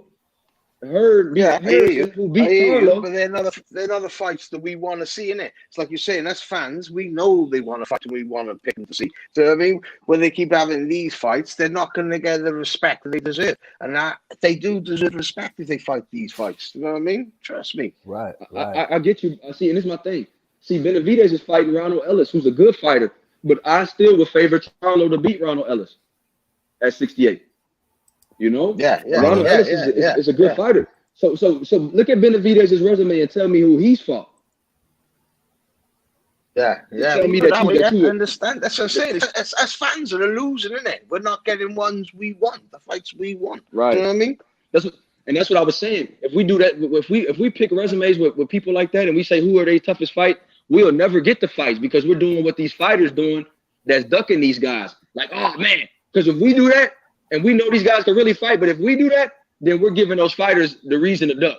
Yeah, because we're like, man, 100%, brother, 100%. An excuse. So like you said, we all know Benavidez is a really good fighter. Charlo's a really good fighter. Andrade is a really good fighter. So we need to hold the only these way guys around that accountable is to stop fight. paying for the pay-per-views. If we stop paying for the pay-per-views, then we They might only get a been on fight one. from that, isn't it? But people don't do it today. They still pay for the pay-per-views because we're addicts. We're fight addicts. We want to watch the fights, like, do you know what I mean? And they know that. They know that, and it plays us as fans, mate. That's a fact. Well, I think you're getting that now, though. Leighton, like the past Charlo event that was on pay-per-view, it didn't do very well at all. So maybe fans are starting to realize that and come around to it because they're starting not to pay as much. And so, hey, guys, I got a question. No, but what Bob Adams said right there, Bob Adams said why pay-per-views are down. It's because, like in America, you have something like where they sell it to all the clubs and the restaurants and all the stuff like that. And when they're all shut down, they can't buy them. So your pay-per-view numbers are not really reliable. It's like where the numbers are so low, it's because usually 20-30% of that would go to the clubs, your pubs, and all your stuff like that, and would go up, but they've not bought them. So these numbers you get now, they're not the real numbers, mate. Hey, shout out to TBS coming in the building. Man, salute to the chat. Salute to the panel. Man, how y'all doing today? What's up, my Cali brother? Man, we all good, man. I appreciate y'all talking points, man. I had to stop by real quick just to say what's up. You feel me? Yeah, man. You can give us your thoughts, man. We actually talking about that David Benavidez. I put in the headline that he wants all the smoke, and we kind of got into talking about Jamal Charlo, and I actually think it's really time for him to be in a really big fight. But who is he gonna step up to? What's the name that's gonna be the best name for him? Well, we're talking about Charlo. Jamal. If we're talking about Jamal Charlo, man, I think he needs to touch Chris Eubanks, right? Because if he beats Chris Eubanks, then they have a common opponent with Yildirim, right? So then it's like, Great call, brother. Great call. Because I feel like that Eubanks fight to be a good fight. And if he beats him, that's a good name on his resume because he beat Yildirim. And so they can say, like, okay, so since Canelo beat Yildirim and Eubanks beat Yildirim, now we can see if he can beat, if Jamal Charlo can beat Canelo. You know what I'm saying? It's like you could just throw names out there now. But I think for me, man, since he called out David Benavidez and he said he can knock him out and all this, I think you got to stand on your word, man. I think you got to stand on your square and fight David Benavidez, whether it's at 168 or catchweight. I think it has to be done, man, because at the end of the day, he walks around just as big as David Benavidez walks around. So it's not that big of a difference. You know what I'm saying? Yeah. Same side of the street promotions. Yeah, difference is it looks like Jamal's more disciplined because he's making weight at a lower weight class. So if they walking around the same way, that tell you what the headspace. But what's your thoughts on David Benavidez? Do you like him as a fighter? Is he good for boxing? What's your thoughts on him? I love David Benavidez. David Benavidez is a dog. I seen him fight. I'm like, I seen him fight like in person, and when he hit you, you feel it because you can just hear it. And you can hear how hard them punches was coming and how hard it was when they was connecting. I was when he fought Anthony Durrell. I was at that fight, and Anthony Durrell ain't looking the same since that fight, bro. Because the fight he had last night, he didn't look good at all. So Durrell 36 though, bro. To be seen, but David Benavidez is a dog, huh? I said Durrell's 36 years old though, brother. Like he's starting to be on the wrong side of the wrong side of the clock anyway, bro. But he didn't look good at all, though, bro. Sometimes when you talking about last night performance, he won the fight. I thought he was decent. I thought he won the fight. No. I didn't think he won. I thought it was a draw. What? I thought it was a draw. I gave it to the other guy too, for real. Nah, bro. I thought he got wild, bro. It's crazy. There was 2 draws last night. Yeah, that was a draw. Yeah, now one was a legitimate draw. I didn't think that the Anthony Durrell was a legitimate draw. Bro, hey, can we flame? Hey, bro, can we like you said, bro, can we flame Jerry Forrest and give him fame for coming back after 3 knockdowns? But that was a hell of a fight. Bro, I'm a flame him for calling out Joshua. Fight of the night. Oh, he got the flame with fame and shame. You said he called Joshua out, but he showed heart. But I still got to flame him for calling out Joshua, bro. He was like, Joshua, I do this. What's up with it? I was like, bro, I know it. Oh yeah, please don't. I missed that part. Yeah, I didn't see that part. You gotta relax. I missed that part. I can't believe he did. He said, tell AJ I'm ready. I'm built for this. I was like, bro. Yeah, I know. Like I just thought to a draw with your super fight opponent. So yeah, that's what he said. Tell AJ I'm built for this. He said, I know AJ ain't gonna fight me now. I was like, bro. That man's got some quick recovery time. I'll tell you that. Hey, I mean, I gave him a claim of fame for that, man, for, getting up off his ass 3 times and fighting back, to a draw. He was happy as fuck, too, when they said a draw. I was like, damn. And I understand because he was getting his ass whooped early on. I'm not going to lie, though, bro. To me, that shows me they're both bums. They're both bums, mate. I mean, if they go in with the top elite, the top 5, they're going to knock. Go ahead, CBS. What you about to say? The fuck out. I'm not gonna lie. That Asian dude was hitting him with some shit. Bruh. He was hitting him with some shit, and he got up and he was fighting his ass off. What I'm saying is, I know I've never seen no one get knocked down like that and just like roll. Hold on, let him finish, bro. Layton, let him finish, bro. Sorry, bro. Hey, sorry, brother. I don't think he can beat Joshua, but I think he could take Joshua's punch. You know what I'm saying? I think he can make it a rugged fight. But my thing with him is, man, ain't no way in hell he could beat Anthony Joshua. You know what I'm saying? There's no way in hell he could beat Anthony Joshua. First of all, he could have beat that. He could have won that fight last night, but he failed to go to the body. Every time he went to the body, dude was. He did, but he did it a little late. He was getting knocked silly early on, but after the 4th round, he started going downstairs. But listen to what I'm saying. Even when he went downstairs, he didn't go downstairs enough. It's like every time he had him hurt to the body, he would go back to his head. It's like, bro, keep attacking his body because he kept like falling on him and stuff like that.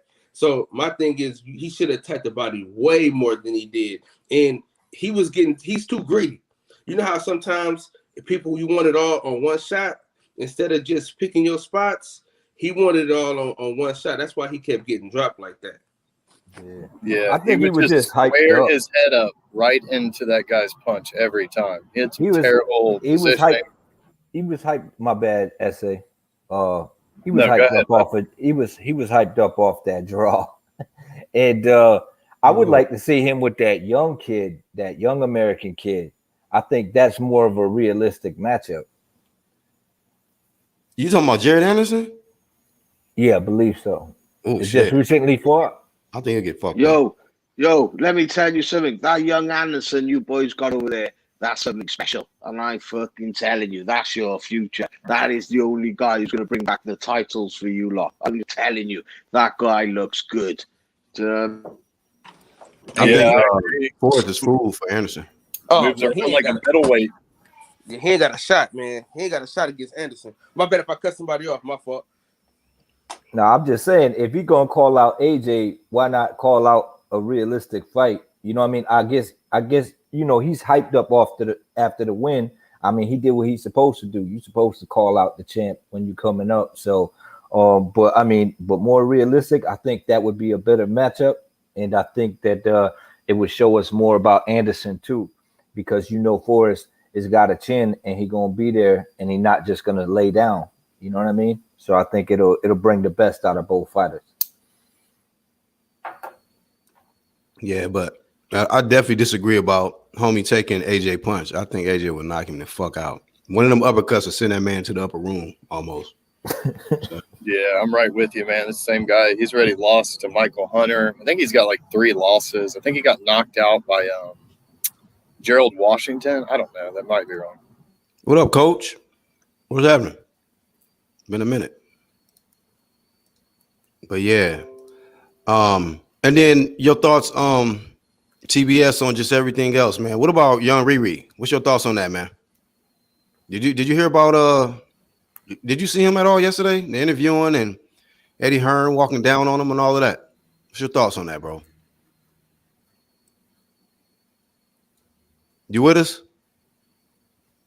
You probably taking a piss or something. Chilling? All right, no doubt, bro. You can jump on, man, and give us some thoughts on yesterday's fight if you want to. It was some good fights, man. Overall, I think it was a good night of boxing.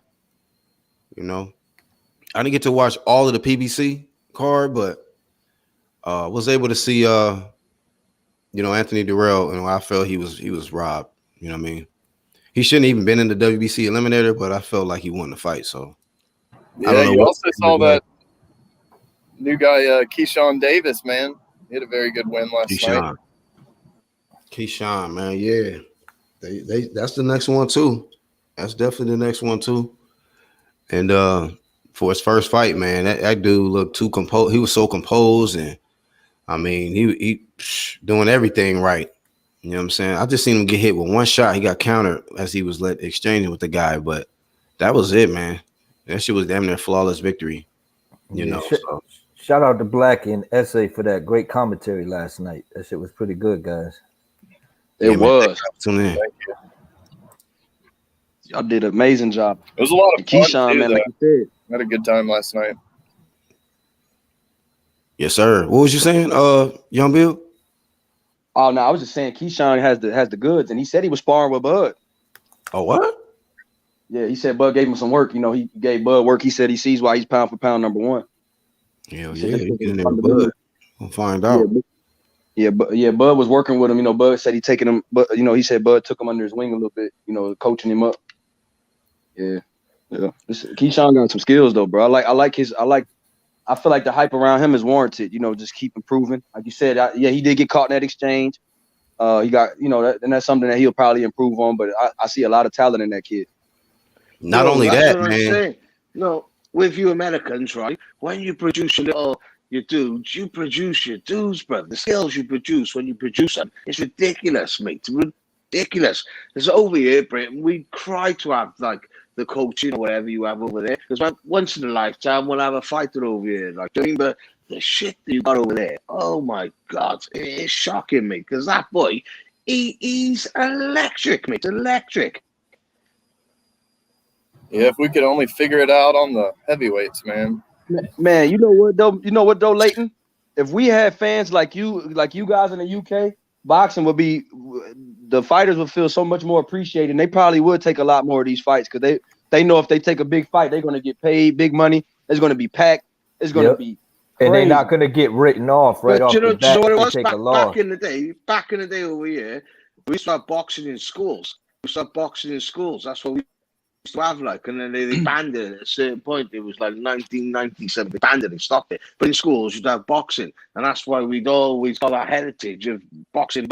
And that's, you know what I mean? That's what you needs to implement. You got wrestling, you got all that crap, you got all that. Put boxing back in your school regimen, bro. Do you know what I mean? Yeah, I doubt they'll do that, unfortunately. There's a lot of, new studies coming out with brain injuries and stuff. They're trying to take football out of They do have programs like that here in America, though. Matter of fact, in my old neighborhood, they got one right next to the high school, and if their grades ain't right, like, they get to go there for free up in the whole time they're in school. But if their grades don't reach a certain pinnacle, they're not allowed to come into the gym until their grades is right. So yeah, they motivate them. You do get it here. Crazy, mate. Because like with us over here, like Britain, it's where boxing was invented. Yeah, it was invented here, and it's where it's like we got no guns, we got no thing over here. So every time when we're over here, usually when we have a dispute, it's a slap up. You know the score. It's a fist up. It's expected. Everyone will turn. I won't do you. But now it's all changed, because you got knife crime coming in, all that shit. You know what I mean? Just taking away that, and that's losing a lot of our shit. But with you lot, you just blows each other's heads off for fucking nothing. Like, do you know what I mean? It's tomato, isn't it? Do you know what I mean? Yeah. Hey, I was able to listen to an interview. Did y'all be catching the DiBella's Digest with Lou DiBella? Sometimes. What do you do say? sometimes? Yeah, I I watched the one today. I watch it. Was you able to watch it? Yeah, I see it. Go on. Yeah, that dude was over there giving a toast and shit. He was happy, man, because I didn't realize Kambosos was his fighter, but you know, he happy about that bread they got broke off with that Triller shit. So he all on board with it, man. Yeah, DeBella's definitely on board with it. Well, DeBella's getting like, what is it, 25%, 20%?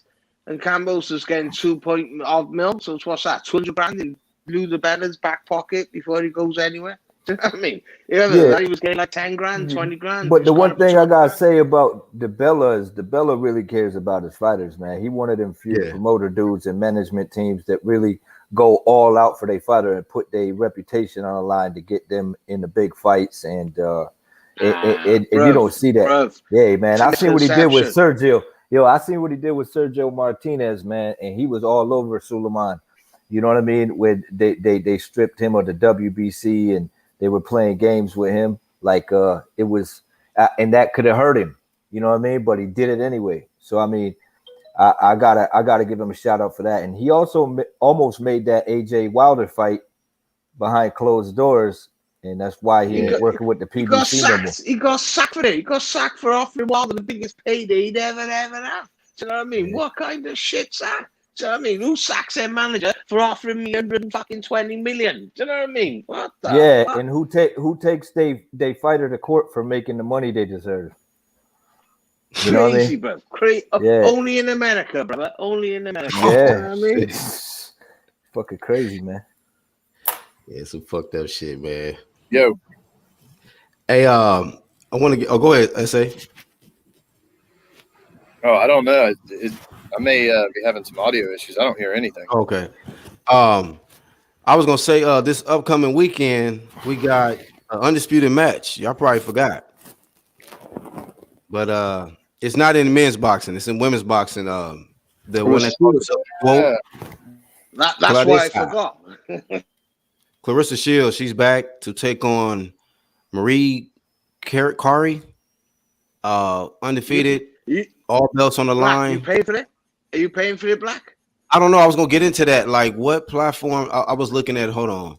The event says it's gonna be in Flint, Michigan. Salida Promotions, matchmaker Lena Kurliuk and Steve Clemente, Media, Panama Cable, On the Sports. So I don't know. Like, how if you want to purchase the fight, how do you do that? So I guess USA Fight it's or on something? Fight. It's an app. It's an app. Fight app. You download it and then you pay for it on that. Because I've had to watch fights in America on it. I paid like for the Lopez Tiafimo fight. I paid $9.99 for it. I paid 10 quid. And I watched that fight on there. I thought, fair enough, I'll pay 10 quid for that because nowhere over here was broadcasting it. And it's like, hang on, that's the fight I want to see in it. So I paid 10 quid. Didn't bother me, no problem. But I'm sorry, I am not paying 10 quid to watch Clarissa Shields. Sorry. You know what though, man? Clarissa Shields, to me, I mean, as a fight fan, she's got a mean streak about her. She don't hit hard, but man, she could box and she's mean, man. She lands clean punches and she's been dominating the women's boxing for a while. And I don't have a problem. She don't dominate women's boxing. We got Katie Taylor over here who has 2 million views when she watches, who gets paid millions when she watches, right? Katie Taylor is the king of things. But I still wouldn't pay that for Katie Taylor. Listen to me. I wouldn't pay that money for Katie Taylor. I just wouldn't. You know what I mean? And I hear Clarissa Shields spars with her. She's not dominating women's boxing. Domestic violence. That's Leighton, slow down a little bit, man. Slow down a little bit, Leighton. You said she's not dominating women's boxing?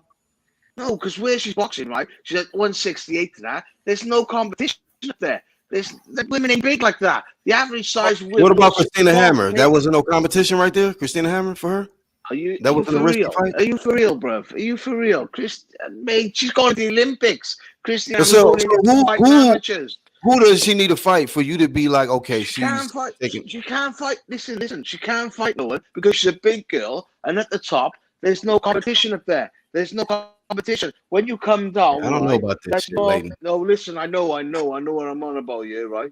The competition when you go down. Well, the average height of the blocked you on social media. Yeah, but I'm saying is it if you don't consider that she has competition, is that her fault? I mean, she's been fighting from. I'm not saying she's not skillful. Let him talk, dog. Let him let one to rip, bro. She's been fighting from 54 to 68, right? Yeah, boys, you're not listening to me. Up, down, I'm not saying she's a good side. fighter. I'm not saying she's not a good fighter. I'm not saying she ain't got skills. I'm not saying that.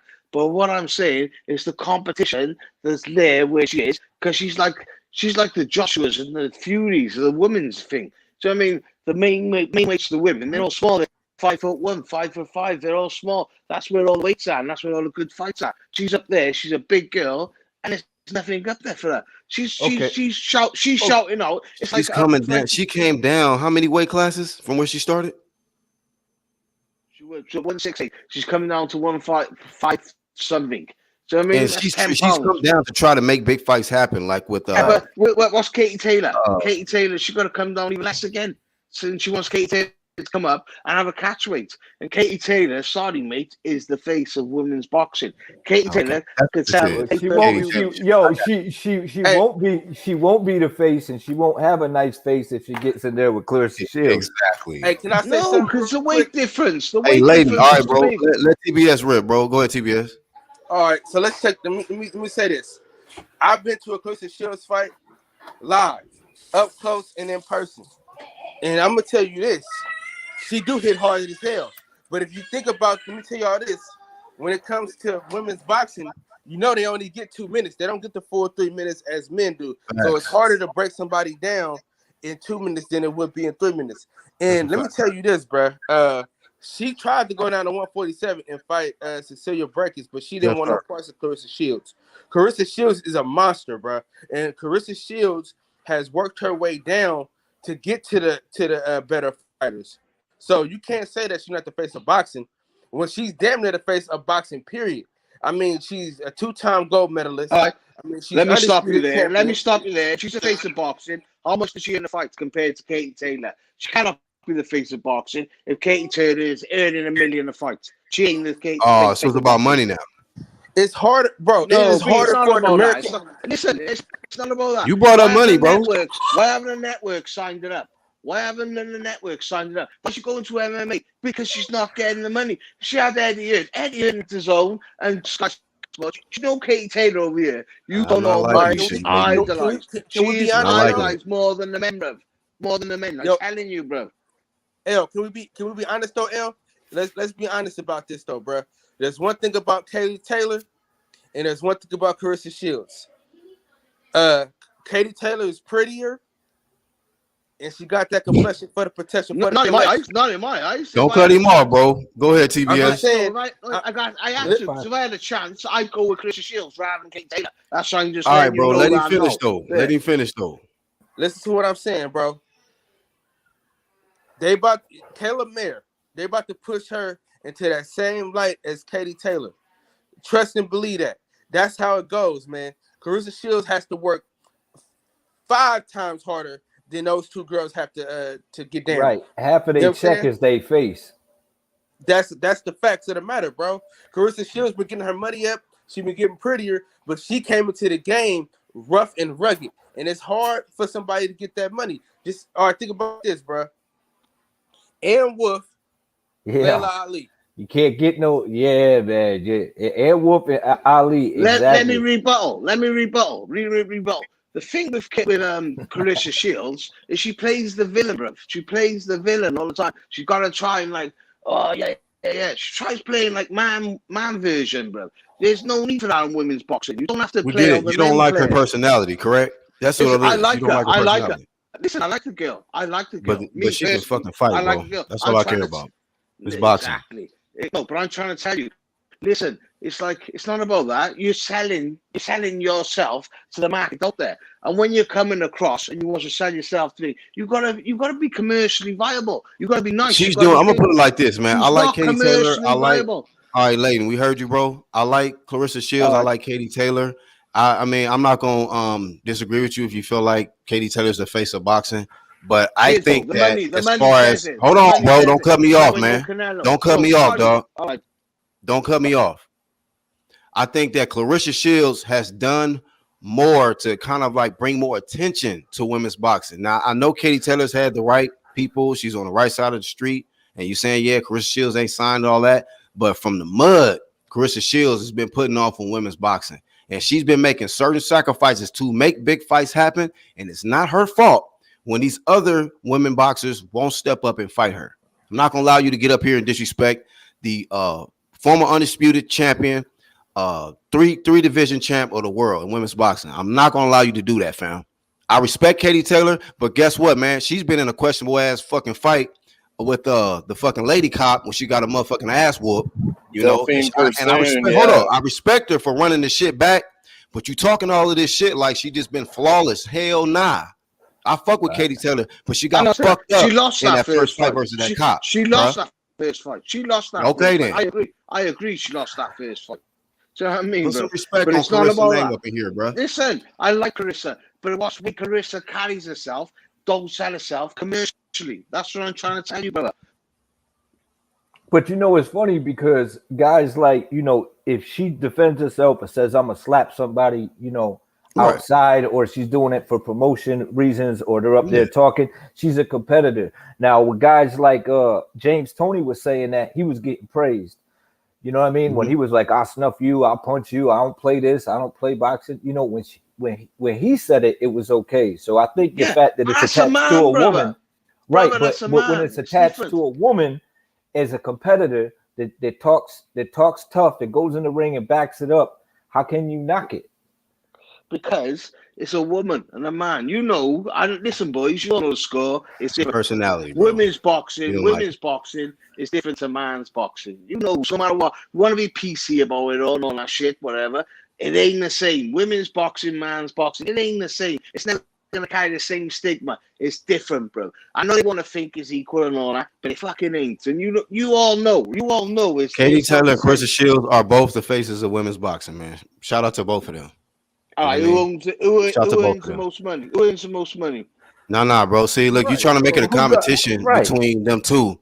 If you're going to do that, what they do in the ring. Look at the accolades. Look at the gold medals. Look at all the titles. Look at everything that Carissa Shields has done, man. Listen, no, the two most famous women on this planet for boxing is Katie Taylor and Carissa Shields. Yeah? Right or wrong?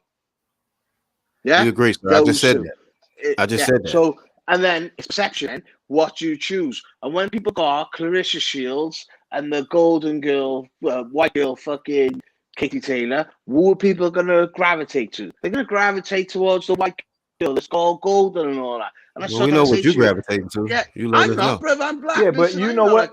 Listen, I'm not going to gravitate like that. I'm trying to tell you, this is why she's not selling herself well. That's why she's not selling herself to the world, because she's not selling herself. She's just always mean, bro. She's always mean. You can't. It's her personality, bro. You proving my point. You just don't like her personality, dude. All right. I like it. I like it.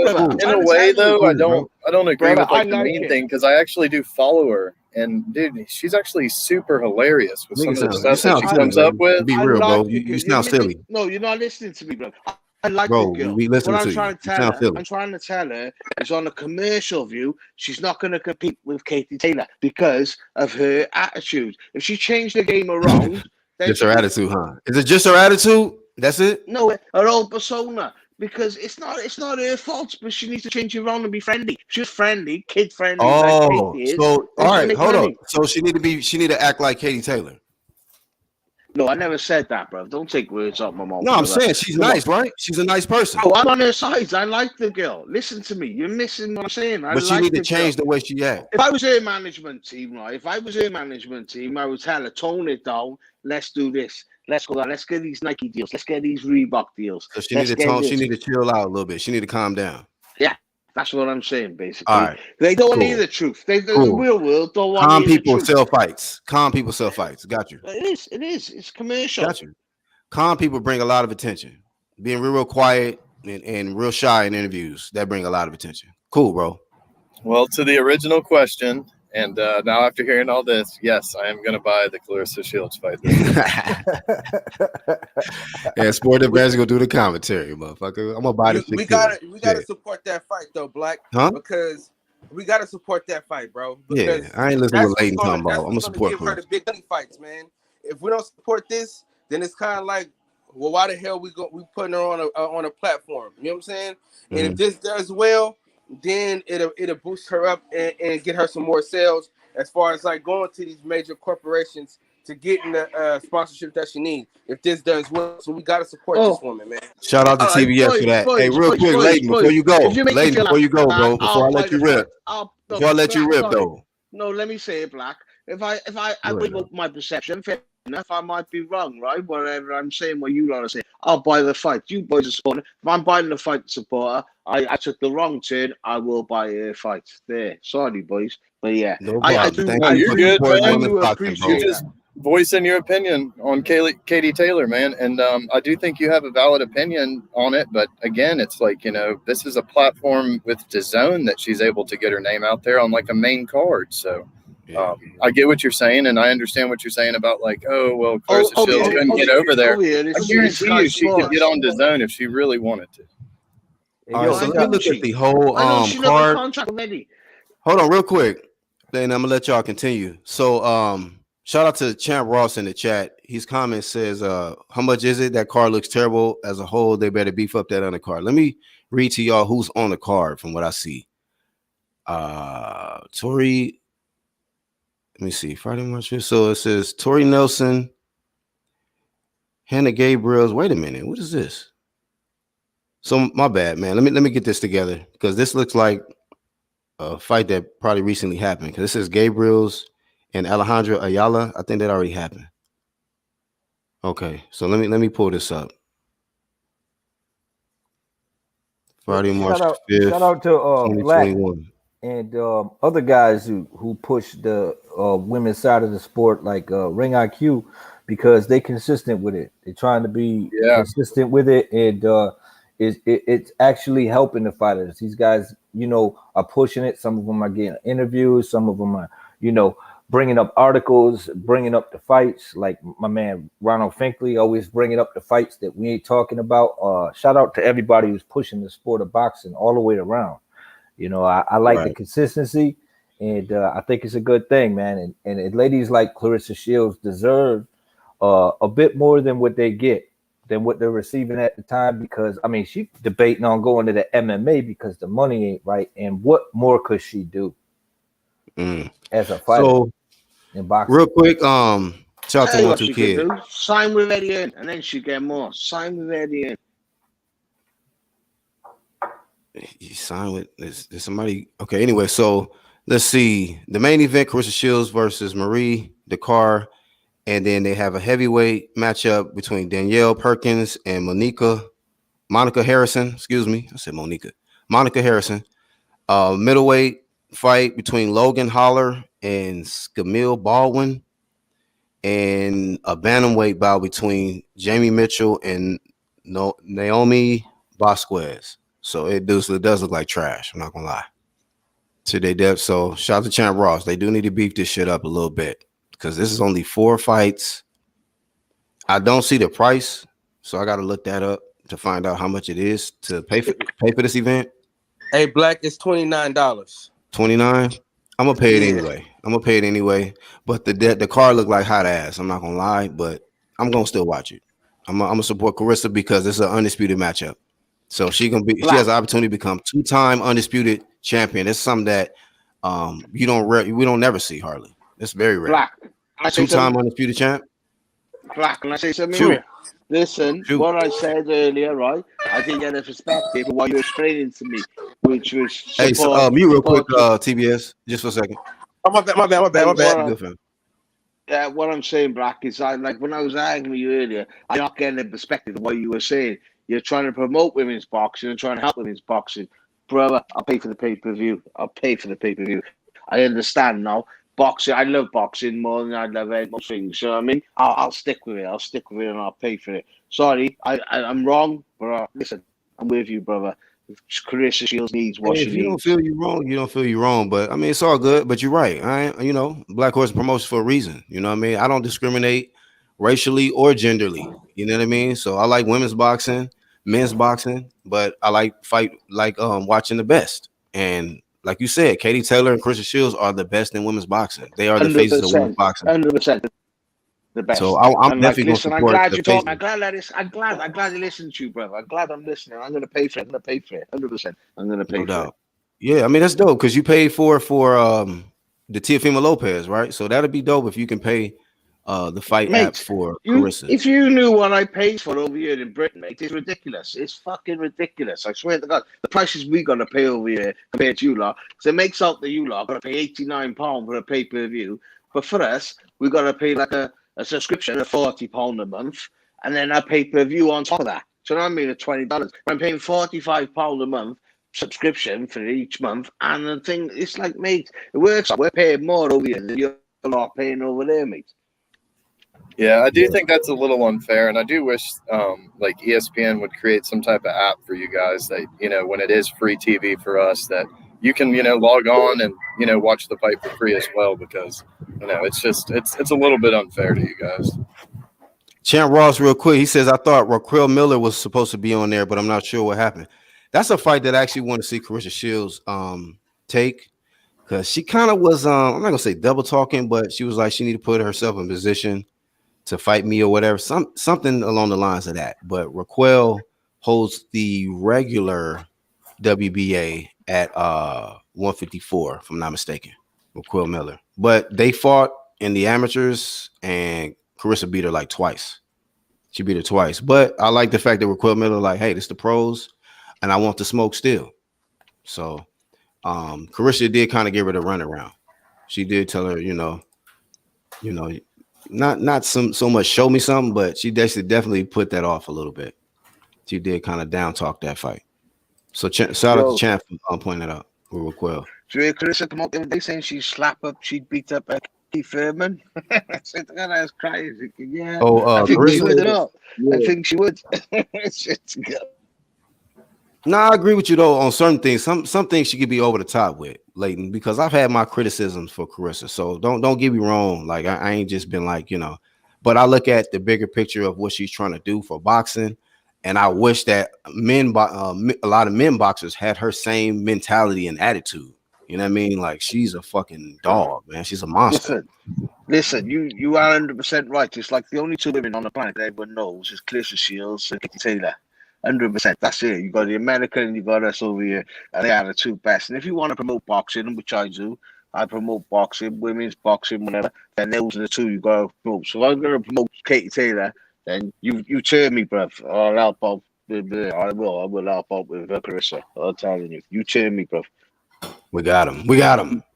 Yeah, but that's real shit what Black just said. I don't remember when it was, but remember when Clarissa Shields came at you over something you said? Yeah, she blocked me on Facebook one time. Yeah, and I still promote her. Like I don't trip. Like, you know, because I was bringing that heat to her, man. Like, you know, I forgot what the fuck this shit was for. You know, I've been flaming for a while. Yeah, man. I don't remember anymore, but I do remember that. But let me look up Katie Taylor's next fight, because I like Katie Taylor, and when she ran that fight back, that's some big champ shit. I feel like if anyone that is, whether it's men or women's boxing, if it's a tough fight, controversial, and you somebody of a name like a big name like a Katie Taylor or somebody, you should be able to you know, run that back and just clear all doubt. You know, bro, don't even over here, Black over here, Katie Taylor could fill a stadium, bro. I mean, fill a stadium. I'm not like you, bro. She could fill a stadium like a man could. You could fill a stadium. That's the crazy thing. Like, hey, Leighton, but this is the thing about it too. This is the thing about it too. Like Young Bill was talking about. If we had fans like y'all, boxing would be in way better shape. Like y'all really support y'all's. Like we don't really, American boxing fans don't really, you know, support like that. It's too many biases and gender. Like you guys have the ability to support your champs no matter what color they are because they're from the UK. In America, it don't work like that. You need to send yourselves over here, bro. Send your boxers over here. Because once you come over here, you slam yourself over here. So y'all can be stronger, huh? Fans. Send all our good boxers over there. Bro. All right. It's like we love your boxers. Like, Devin Haney come over here, he'd fill a stadium, bro. I'm telling you now, he'd fill a stadium. If Devin Haney come over here, he'd fill a stadium. Trust me, bro. Okay. What about Demetrius Andrade and people like that? Would they fill a stadium? Demetrius would. I'll tell you who else would. I'll tell you it's controversial who would fill a stadium. Deontay Wilder. Wilder would fill a stadium over here. Hell yeah. That's why I felt like he should have fought Dillian White. Oh man, he would have made 8. They were asking him for 8. They would offering him 8 million back then when he wasn't making that type of money, man. I would have wanted to go to the UK. I would have loved to see that. Oh my gosh, bro! Don't even bring that up. And if one of your boxers come over here and embrace us and use us as his fans, mates, trust me, we'd embrace him and we'd take him on. We would take him on. Trust me, but you don't. You all think I ain't going Britain. I ain't going Britain. But I mean, but there's nothing over there. There's more money in the purse without COVID. Over here, mate. Over here. Do you know what I mean? If you're not a big time boxer, do you know what I mean? Man. Yeah, so but I want to just shout out both of them, Katie Taylor and Carissa, once again, man, for being undisputed. And then, like I said, Carissa's trying to set herself apart. She's trying to become 2-time undisputed. So if she do that, you're gonna put some big respect on her name then, Leighton. I'm buying that pay-per-view, brother. 2 gold medals, 2-time undisputed. Yeah, I'm with her. I like the girl. And what I was trying to say to you, she's not promoted well. She's not promoted. And it's sad that no network over there took her on. Why not? Why didn't she not come over here to the zone? Come and fight over here. But it's like, we got a girl over here. We got some rankings. Not the thing. We got some girl who can beat her over here. She can beat her. She beat her in the amateurs. And that's what her big hype will be. But she'll come with like that Serrano who wants 50-50 with Katie Taylor. No chance, mate. No chance. You know what I mean? Hey, let me ask you real quick, man. What's your prediction on Cecilia Braekhus versus Jessica McCaskill rematch? Undisputed. That's coming up too. Okay, you know, it's going to be a good fight. For a week, McCaskill was, I think, her Breakhouse didn't rate her properly. But I think Breakhouse got her number this time. She'll be patient with her. Yeah, TBS. Go ahead, bro. Or mute, because you got some background. But just unmute when you're ready to talk. My bad, bro. I didn't mean to touch it, man. My fault. I wanted to say this though. It would be hard for her to stack that card when everybody's with a promoter. You know what I'm saying? So it's gonna be hard for them to let their fighters go on to this platform without, you know what I'm saying? Because Lou DeBella got Raquel Miller, and I don't know if he's gonna let her go to fight on Chris Shields' card. Okay. All right. So that might have been an issue. Hey, Mr. SRT50 says if Canelo unifies, is he getting credit as well? Yeah. Any champ that unifies gets credit. What the heck? Hell yeah, he get credit. You know, hopefully he just do it this time. 168 undisputed. Man, that's gonna be. But I'm gonna be honest with you, man. In the rematch between Cecilia Braekhus and Jessica McCaskill, I got Cecilia winning the rematch. I think she's gonna make the adjustments, man. I think and Jessica was talking so much. I seen the press con. I mean, I seen the face to face they did on Zoom on the live. It was Jessica was like disrespecting Cecilia. It was I think Cecilia fired up for this one, bro. I think it's her first loss. So I don't think Cecilia was ready for it on the first fight. See, she didn't know she was coming because McCaskill comes chucking bombs. She just comes chucking. Hey, so that's in 2 weeks, man. She wasn't ready. Two weekends from now, man. That shit going down. 2 weeks from now. She like the female Sean Porter, McCaskill.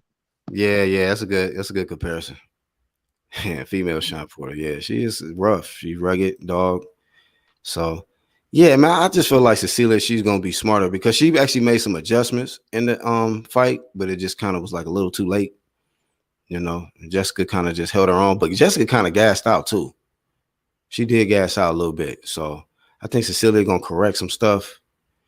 And Cecilia's old. That's the only thing. She's old, isn't she, Black? She's old. Yeah. That's the only problem. Like, that's the only. She's been champ so long, man. She almost broke what's his name record?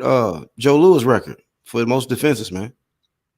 Yep. In the WBA for that WBA belt. So Cecilia, she was on the tear for a long ass time. So that's a long time to be on top. And then at this age, you finally take your loss. Don't watch this women's boxing. I'm telling you, this women's boxing is going to take off soon. It's going to take off, mate. I'm telling you, it's getting better and better. Women are realizing when the money starts getting better and better, you're getting the better boxers in. It was like when UFC started on there, everyone said Ronda Rousey was something special. There was no one around. Now all these girls are coming in now. it's getting bigger and bigger. And boxing's the same, mate. Women are jumping in, mate, realizing, hang on, I can make a couple of million by doing boxing. When it starts paying these women the million, watch, it'll change, mate. It's a game changer. Yeah. Hey, so if Carissa's successful this upcoming weekend and becomes 2-time undisputed, being that that'll be at the 154 division, if I'm not mistaken. Hopefully Hannah Gabriel's can get another shot at Carissa. I was entertained by that fight. Hannah can fight, bro. Hannah can really scrap. She the only person to put Carissa on her ass and made her look at her mouthpiece. I was like, oh shit. Carissa got up though and did what she had to do. But yeah, that's entertaining because being that she fights Savannah beat her as an amateur. That's the one. That's the fight, mate. That's the mega fight. Carissa's gonna want too much money though. See, that's the problem because you have to be. You said Savannah? What? Savannah, the one who beat her as an amateur. Savannah Marshall. Savannah Marshall. Oh, yeah, she's amateur. Yeah. Did she just come pro? No, she's a world champion. She signed with what's called Money Mayweather when she went over, and that's what fucked the career up. She signed up with Money Mayweather, and she didn't get no fights on anything. And she come back to Britain, and she signed back with the Furies now, and it's going forward, mate. Listen, that's the girl to beat, mate. That's the good. So you think she's gonna give problems to Carissa as a pro? Well, when Carissa fought her ranking, she couldn't stop her. She went until Savannah knocked her out. Trust me. Yeah, I see she TKO'd her, but she got a fight date April 10th, but no opponent yet. 9-0, 7 knockouts. So I guess she punching. They're trying to do a deal for her, but Carissa's pricing herself out big time. She's priced herself out because she's a middleweight. She's a middleweight though. No, they're the same weight, bro. They're the same weight, bro. It's gonna have to be a fight in Britain. It's gonna have to be a fight in Britain where stadium, whatever, filled up. Hell yeah. But Carissa wants too much money for it, bro. That's the problem. For real, she pricing herself out. Trust me, yeah, she priced herself out. Yeah, how much money you want for it, man? Carissa wants millions, and ain't nothing, is it? You know what I mean? In women's boxing, and especially it's going on to Savannah. Savannah's the one setting the stadium out. It's not Carissa setting it out, even though she's coming over as an American. It's like 50-50, I'd say. Yeah, crack on, but yeah, it ain't gonna happen, mate. And this is what makes everyone think. 50-50. I don't know about no 50-50. This is, she just. Bro, but the fans are British. All the fans are British, not Americans. They're not coming to see Carissa. Oh yeah, well, they're coming to see Savannah. Do you know what I mean? So I slept on her. Yo, she can fight, bro. I swear to God, watch her. She can fight. I'm not lying to you. Fight. And since she teamed up with John, what's his name, Fury. Oh, mate, she can fight. Damn. All right. Well, I see T Street has some coverage on her on the ranking fight. Yeah. Damn, says Carissa Shields doesn't want none of me. Damn. Okay. And she talking shit. All right, man. Well, damn, hopefully that fight get done because I would hate to see Carissa Shields go over there and get her fucking head kicked in MMA, avoiding a fight like this. That's what I'm saying. Why is she doing that? Because it's a different stance with MMA. MMA, like boxing, you put your front foot forward. MMA, you get your fucking leg kicked if you put your front leg forward. So, yeah, I don't agree with her decision to try to do that. I totally disagree. And if she get over there and get her head kicked in, I'm giving her the flame of shame off top. You know what I'm saying? Off top, I'm giving her the flame of shame. But she needs to come back and fight Savannah. She needs to come back and fight Savannah. That's the biggest fight in women's boxing.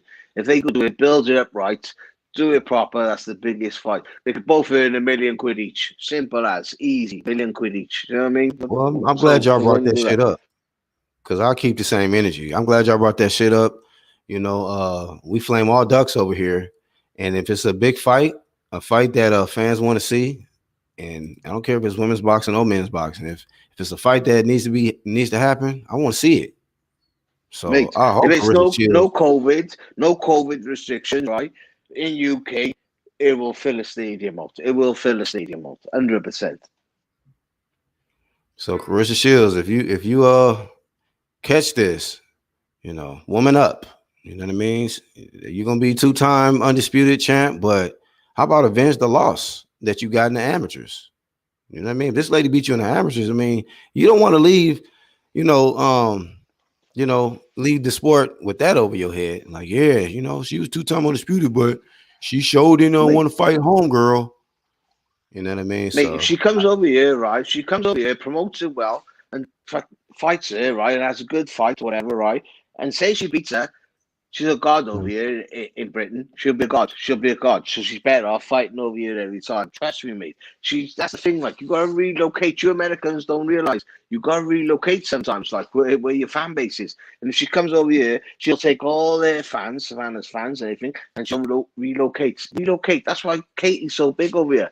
But they love their boxing over here, mate. They love their boxing over here, and they appreciate woman, man, child, goat, whatever. They appreciate you over here. Do you know what I mean? yeah, bro. I'm gonna go visit the UK, man. See what all this hype and all this talk is all about. Bro, come to a fight over in UK and you'll see this. And if y'all motherfuckers don't treat me right, man, I'm coming back to America. I'm going live and I'm shredding all of y'all. I'm giving the whole shit. You'll be treated right. You come over here, right? I'm from Cardiff, I am. And if you ever come over and there's a fight in Cardiff where Joshua fought, it's called the Millennium thing. Oh, mate, it's the Principality. Come into there and fight that. 80,000 people there. Come. And trust me, I'll look after you, brother. I'll look after you. I'll make sure things are all good. All good if you come over here. Britain, like, mates, we love the Americans. We love the Americans over here. That's the thing, like, do you know what I mean? Like, with Britain, it's different. We're years ahead of you. We love you Americans. When we go over to there, you Americans hate everyone. You just hate everyone unless you're an American. Do you know what I mean? Over here, because we deal with Europe, we're used to deal with all different nationalities. It's completely different, bro. It's different. Yeah, man. So I gotta experience that. I gotta go check that out. I would love to go and check out a boxing match in fucking Wembley or one of them big ass stadiums. That shit would probably be electric. What's that experience like, man? We're invested with our fighters. It's like we're invested no matter what. We're invested no matter what. We'll sing for him, we'll fight for him. And even if our fighter loses, we'll still support him afterwards. With you lot, when your fighter loses, he's shit. He's no good. Forget him. So, nah, let's not. Hey, you know who StiR is, bro? StiR Boxing? Who's that? Oh, he got a channel. One of the Champ Ross in the chat is asking, does Layden hang around the same woods as StiR? Yeah, he got a channel. He been ducking me. He been ducking the smoke. Being called him out to a debate. No. I'll fuck with him, but he ducked me though. So it is what it is. What was y'all gonna debate about, Black? It was on some Errol Spence shit. Yeah. I was gonna cook him up on that. He was like, I'll come to your channel, bro. I was like, okay, yeah, keep that same energy. He never showed up. I was like, oh shit. So I flamed him. He thinks Errol Spence is full. He don't think Errol Spence is ducking Crawford. He don't think Crawford should be rated pound for pound #1. I remember. I think I heard him say that a couple of times. He's like, Errol Spence the truth, bro. See, that's the difference. That's the difference. With wrestler over here, it's like we'll tell the truth, mate. I like boxers. I got one boxer, I got two boxers, I got three boxers, four boxers. If boxer 3 fucks up, or boxer 2 fucks up, I don't care. I crack on. I still love boxing, mate. It's not about the boxer. It's about the sport. Do you know what I mean? You lot are all stuck on who the boxer is. Forget that, mate. He's gone in 10 years. There'll be a new one coming in. Do you know what I mean? Yeah. So motherfuckers gonna stay champ for eternity and shit. So Layden. So since people say Bud Crawford ain't known, would he sell out a stadium over there in the UK? 100%. Bud come over here and he become. Oh, look at this comment right here from what you just said, young Bill. He beat Ricky Burns over here. Daddy paid for him to get him over here. He just said we knew him. We knew he was. We love Bud over here, mate. This is why we can't understand how you treat Bud over there. An undisputed champion, then you treat him like he's nothing. Do you know what I mean? Like he's not, like he's 30%. 30%. Do you know what I mean? I can't stand you lot. With our boxers, oh mate, we love our boxers. Our boxers are kings over here, mate. Kings. Do you know what I mean? Hey, Toby says, look how many fans love Bud after he beat Ricky Burns. UK loved Ali when US didn't. We love USA. Damn. Man, shout out to you, Toby, bro. The UK, man, like you said, bro. Shout out to the man. Get them to claim, like you said, to claim the fame for the UK, man. Claim of motherfucking fame to the UK, man. Loving us when we didn't love our damn selves, man. Motherfuckers was mistreating Ali They be mistreating our dudes on the big champ shit. And that's don't make no sense. The UK got to be the ones like, man, come over here, man. We'll show you the better love. We'll fill up the stadium for your ass. Devin Haney. We want to take Devin Haney off you all because you lot are just fucking wasting him. We want to take him off you. America don't even treat him right, man. What you're doing to Devin Haney, it's like you all fucking serious, mate. Bring him over here. We'll fucking rebuild him. Do you know what I mean, bro? It's disgusting, bro. How would you do that shit? Do you know what I mean? Hey, the UK is like Death Row, man. You said it's like Death Row? Oh, shit. Yeah. All in the videos, dancing. You know what I'm saying? Come to the UK. You know what I'm saying? Yeah. Facts, bro. And you know what? You know what? We love boxing, bro. We'll go weekend for our boxing. We'll go out, go drinking, go do whatever. Our weekend, that's our boxing. We love our boxers, bro. Boxers over here to us, they represent our cities, our place. They really are. That's our boxers. That's our heroes. But you laugh, fucking. Once he loses, he's no good to you. Chuck it aside like he's some trash. Do you know what I mean? Nah, no with us. We will rebuild him. We'll go again. Do you know what I mean? So with that being said, what was like the reaction? Because AJ flew out here, man, to when he lost to Ruiz, when he took his first loss, he left his home soil. What was the reaction out there, man? And then how did you guys go ahead? I'll tell you now. It was like, just come on, son. Come on. Get away from them pricks. Come on. Just come on. We'll rebuild you. Come on. I was out here. We knew something was wrong with AJ. We fucking knew. We all knew something was wrong. And how he was. Because he was all that wilder shit put in and all that. And he took a replacement. Just get home, Age. This is what they wanted. They set you up. They wanted you. We got him on. We rebuilt him. And you know what? What we rebuilt now, he ain't losing to no one. Let me tell you, brother. He ain't losing to no one. Rap stars in London, Leighton, and Cardiff. Okay. So, yeah, we don't know all of the different zip codes and areas like that. What fight did... about 200 miles, Cardiff, London. 200 miles, that's all. What fight did AJ fight in Wales? I remember he fought somebody in Cardiff. I forgot who it was. Klitschko? It was supposed to be Pulek, but then Takam came in, and Takam jumped in. Yeah, he fought Takam in Wales. Yeah, that's right. Takam, yeah, because we got a stadium, we got 80,000 stadium and indoor, like, do you know what I mean? But that's what they all wanted to hear, because it's indoor. No matter what, in winter you can't fight tight because you can't rely on the rain. Because you know what I mean, if you go Wembley, you're gonna get rained on. Do you know what I mean? So they take Cardiff. Hey, so Leighton, is that true? The UK fans think that America set him up, spiked his AJ drink or something, poison that boy when he's going in there? 100%. Something wrong. No. I'm not using that as an excuse, but something was wrong there. Something was wrong there. And even AJ said, "Listen, I'll say what happens when I write my book. I'm not gonna say now because that's the type of guy AJ is." But something went on. Something went on, bro. Something went on. Do you know what I mean? I'm telling you now, something went on. Damn. So not only did Wilder get his shit spiked, AJ did too then.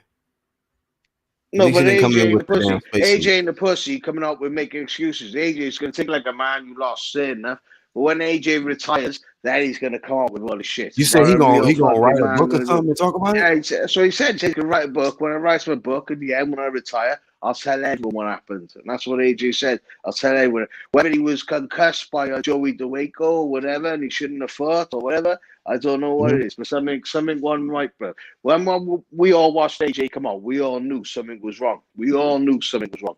It's like, come on, bro. We all knew something was wrong. There's no way you can lose to him. But he lost to him, innit? You know what I mean? Take it on the chin. Let's go. Let's go again. That's what we do in Britain. We still support you. We'll still stay with you. We'll go again. We'll still go again. So that was just So Toby said Mike Tyson was mobbed by the UK fans when he came to UK. Mate, Mr. SRT. Hold on, bro. Let me get to these comments, Leighton. Let me get to these comments. Mr. SRT 50 says no one was thinking that when he knocked down Ruiz, right? Oh, good one. Good counter. Good counter. Yeah. Shout out to the chat, man. Yeah, that's a good comment, bro. Yeah, so nobody was thinking that shit when he knocked down Ruiz. As soon as Ruiz would get up in there and start whooping AJ ass, you know what, man? That man wasn't right. Something off. He got poisoned. So that just let me know America is not guilty. Is not the only ones guilty of this conspiracy shit. Legend. It's what it is, man.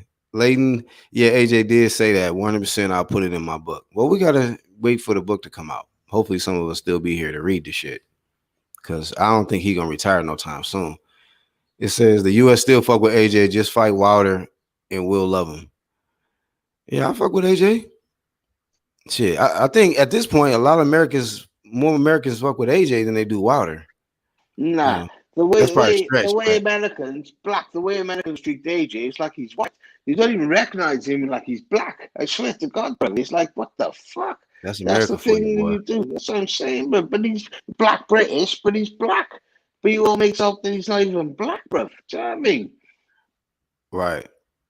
See, that's the difference though between y'all and us. Like, if you UK, you British, no matter what color you are. If you American, it don't matter. You fall into a certain category of being American. You know what I mean? It's a lot of discrimination going on out here, but it is what it is.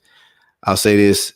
His behavior was strange before the fight. I kept saying that's what's wrong with him. I mean, but you know what, Lisa? A lot of people say the same shit about Deontay Wilder. Something was wrong with him. He didn't have his legs. He was in this, that, and the third. So it sounded the same to me. So I'm not saying that he didn't get poisoned or whatever the case, but I mean, you know, if people flaming America for saying shit like that, then you can't get mad when America flaming UK fans for making up excuses. But the only difference is AJ already got that win back. He already avenged that loss. So that shit is null and void. You know what I mean? Like, you can kill that, you know? So I look at it like that with Jamil when he lost to Tony Harrison. Well, you avenged that loss. So that's the end of that chapter, that saga. That cornball saga ended when you beat Tony. So, but yeah, and Lisa is a huge AJ fan. So shout out to the UK fans, man, that show support and don't discriminate. Fill up the stadiums to support these guys that risk their lives in that ring, man. Sporting says I remember AJ's father. Ask something real quick. Oh, go ahead, bro. Hey, L, how do you feel about Conor Benn? Do you think he's the goods or what? I like Conor Benn.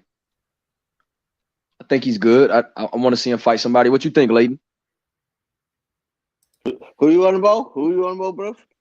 Conor Benn. Who's Conor Benn? The British boxer, right? Yeah. I don't know Conor Benn. You know about Conor undefeated. Nigel Benson. Yeah. Conor Benn. Yeah, Nigel Benson. Yeah. All his quality, bro. But what it is, he's like his dad's a legend over here, a proper legend, right? And like he's like same as Eubanks. Brought up silver spoon, brought up rich, brought up a millionaire kid, basically. So you brought up as a millionaire, and then you're a fighter, right? And I give it to him. He is one of the best fighters, being a millionaire kid. Do you know what I mean? But I don't think he's going to go to the top. And that's the truth. I don't think he's going to go to the top. Because in my eyes, I'm brought up poor. I know the score. I know what goes on. But you've got to be brought up tough to bring it up. But when you're brought up with a silver spoon like Eddie Hearn, he was brought by Eddie Hearn weighs £1 million fab, you bought me millions, and then you come down with us lot to toughen up and then come through. You're going to be good. You're never going to be the top, mate. That's my opinion. Okay. Yeah, I gotta watch more on the guy, man, to see what he really like. What's the best opponent he beat? Let me look up. I think it's the Sebastian dude, the same dude. Oh, Sebastian. The same guy that Sean Porter fought. Sean Porter fought a guy couldn't stop him, and then he fought the guy that Sean Porter couldn't stop, and he couldn't stop him. But he done it better than Sean Porter. I'm not gonna lie to you. He done it better than Sean Porter. I don't know. Porter looked good in that fight, so I gotta watch that fight now. He done it better than Sean Porter. I watched both fights. Better than Porter, bro. Yeah, you agree with that, Young Bill? Yeah, he did. Wow, I gotta watch it then. He got a fight coming up against Samuel Vargas April the 10th. That's a good fight. That's a good fight for him. They were trying to match him against Kelly if he'll knock out Vargas. He'll knock out Vargas. He's got a punch on him, bro. He's got a chin and he's got a punch on him, and he's been working on his craft. And I swear to God, I've not seen no one improve so much year after year after year. He keeps improving. But I cannot be biased because I loved his dad. His dad was one of my favorite fighters ever. Do you know what I mean? Eddie Hearn got him, right? That's what makes me. Eddie Hearn? Yeah. Eddie Hearn got him. And that's what makes me biased. Eddie had motherfuckers, boy. Because his dad over here is like, fuck it. Now you don't know. He's a hero. His dad's a hero over here. Do you know what I mean? hero. I mean, hero. Everyone loved him. He was ex-army, come out and he just fight. And you wouldn't have stopped. Like, mate, Nigel Benn is number one over here, mate. Everyone loved him. His dad was just amazing, bro. Yeah. So yeah, bro. Hey, your boy improved a lot though. From the first time I seen him on one of those Matchroom undercards, the guy is year after year, bro. He's a beast. Yeah, 100%. That's what I'm saying. I've never seen a guy improve so much. And that is true. Yeah. Bang on the nail there, bro. Bang on the nail. I agree with you, brother. I agree, man. Conor Benn is, looks, man. If he keeps improving like that, he can be a problem. They were gonna match him against Josh Kelly if he beat Avanesian. So he's probably gonna, after this Vargas fight, he's probably gonna fight Avanesian. Yeah, he can fight. But what I'm saying to you, he's never gonna be Nigel Benn to us. That's not over here, right? But he's like what I'm trying to say to you. He's like Eubank is the same. They were brought up, their dads were millionaires. They were brought up as millionaires. They never had to struggle. They never had to do nothing. They're rich kids. And like over here where we come from, we've got rich kids, we've got poor kids, we've got a council estate kids. And the council estate kids are always where our fighters come from. Do you know what I mean? They don't come from the rich kids' way. But fair play to him, he can do it. But I don't believe it because he's not a poor kid. He's a rich kid. That's what I'm saying, bro. Yeah. All right. Well, I'll be keeping my eye out for him. I was just looking at some footage of a little bit of the highlights between him and Formella. Yeah.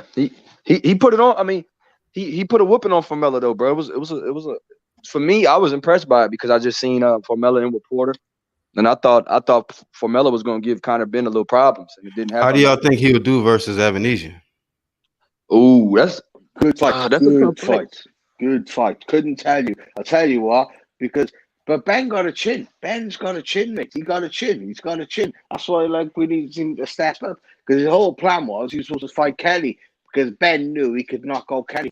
But Avanesian, different matter.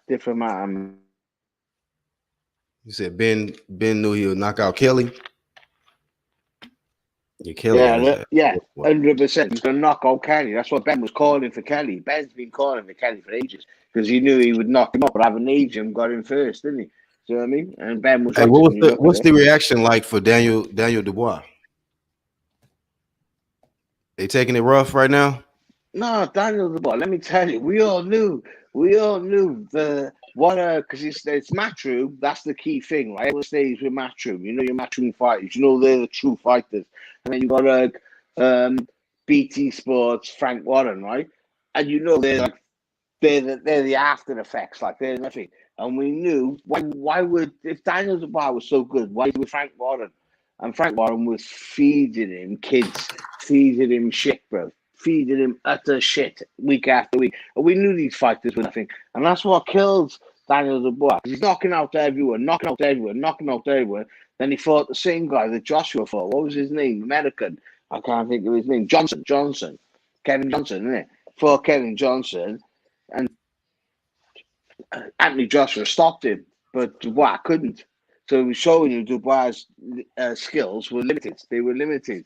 And it's like, mate, this is why you don't help yourself. If you're going to keep feeding someone like knockout, and then you meet someone, you're fucked. You need to have an improvement. And Eddie, in fair play, he's good in the game.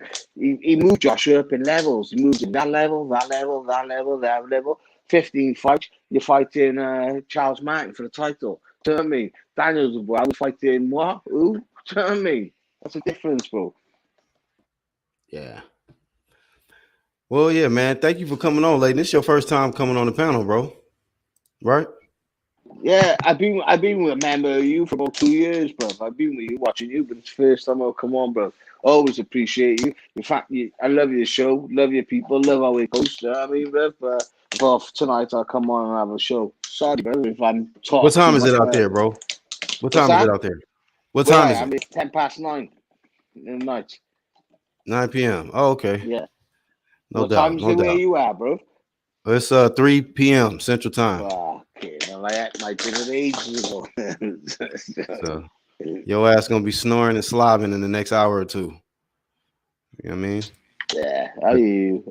Hey, if y'all staying up tonight, man, 12 a.m. 12:30 a.m. I go live after Barbershop Conversations, man. So if y'all staying up, man, just come on over What channel are to you, my bro? channel, man. What channel are you? What channel are you? It's called the boxing section. Okay, no doubt. Hey, why you going live so late? So, boxing section, yeah. I started the late show, right? Because late show. I used to get on with Reg all the time, and then Reg wouldn't go live, so then I would go live in his place. And so then he just said he just switched it. He said, well, when you don't go live, I'll go live. So we just switched it like that. And it's helping me get my channel up because when people leave Fred's show, they come right to mine. And so that's why I do it like that, because it's kind of, you got a built-in fan base, kind of like Gervonta Davis. You know what I'm saying? Hey, so how long you been how long you had your channel? I had the channel for about how long you been putting work in on your channel? Because some people have channels and they don't really, start doing that with it. Well, probably I would post videos, but like putting that work in, like really putting that work in, doing lives and all that.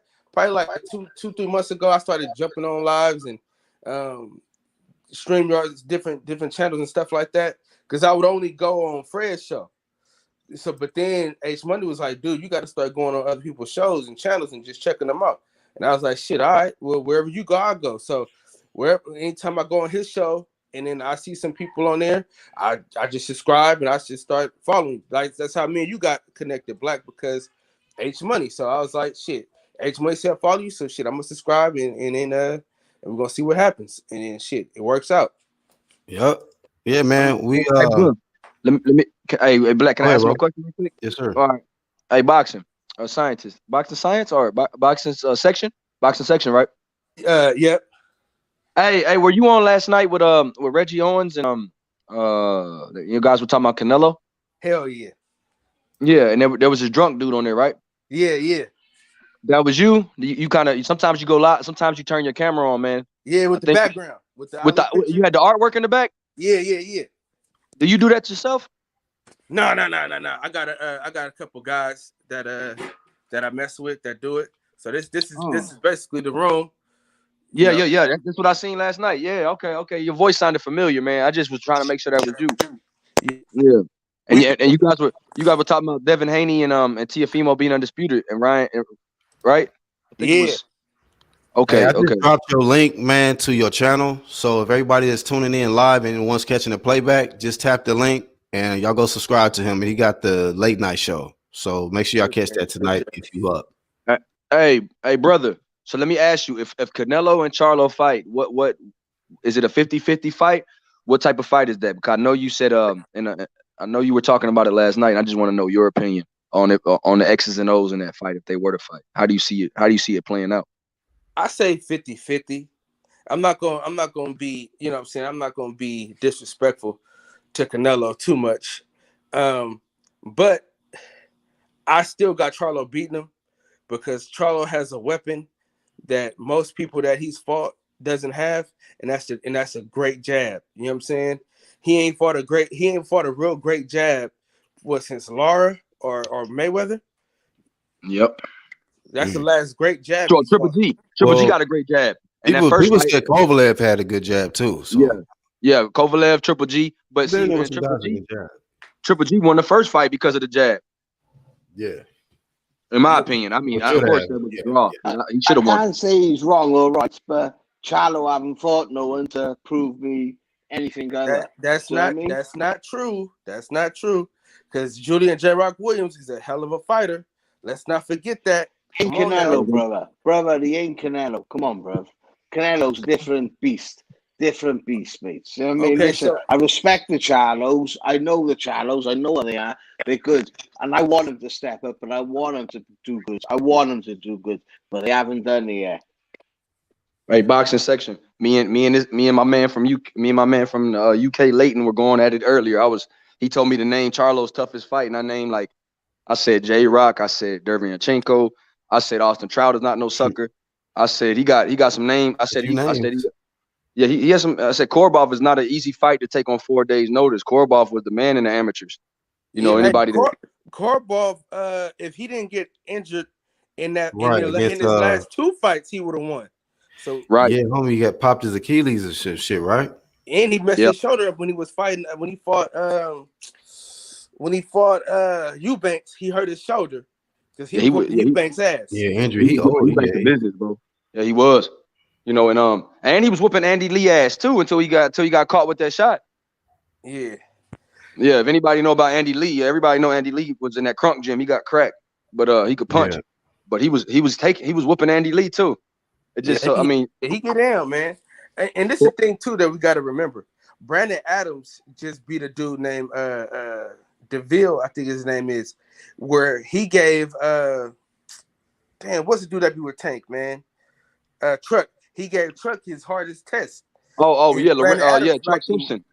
Yeah, and Brandon Adams knocked that dude out his socks.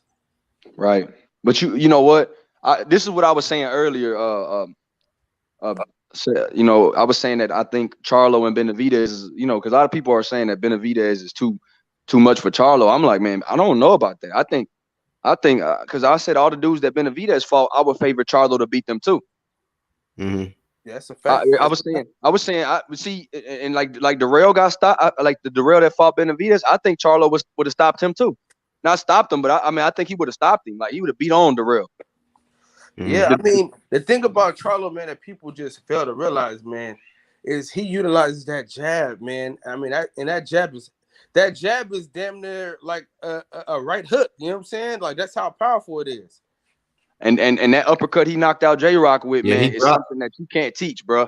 Like that ability to parry. He even dropped J-Rock with the fucking jab. The first time he dropped him with a jab, and then he parried a punch and threw the uppercut off the same hand he blocked the punch with and knocked him out with it. That was like, bro, that's like we see the way Charlo stands his ground and counters, and that would, like, every fight he gets more defensively sound.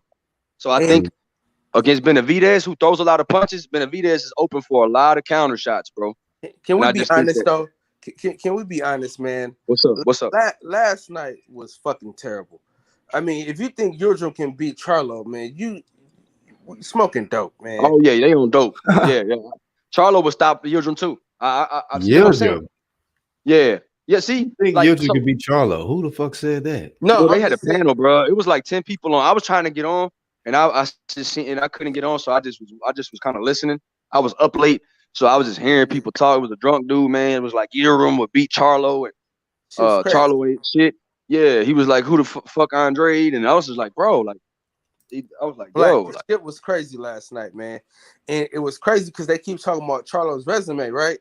But then it's like, all right, what about Yildirim? What the fuck has he done? Then they say, oh, he was his mandatory. Then I say, well, at 160, Charlo was his mandatory.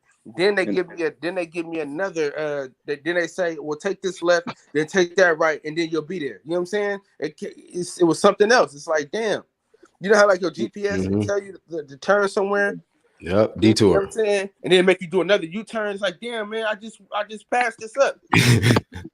I'm gonna tell you guys something, bro. Black, we both live in Houston, man. So I used to go to Savannah Boxing Gym when the Charlos were like, back in 2012, 2013. That's when Ronnie Shields was still training them there.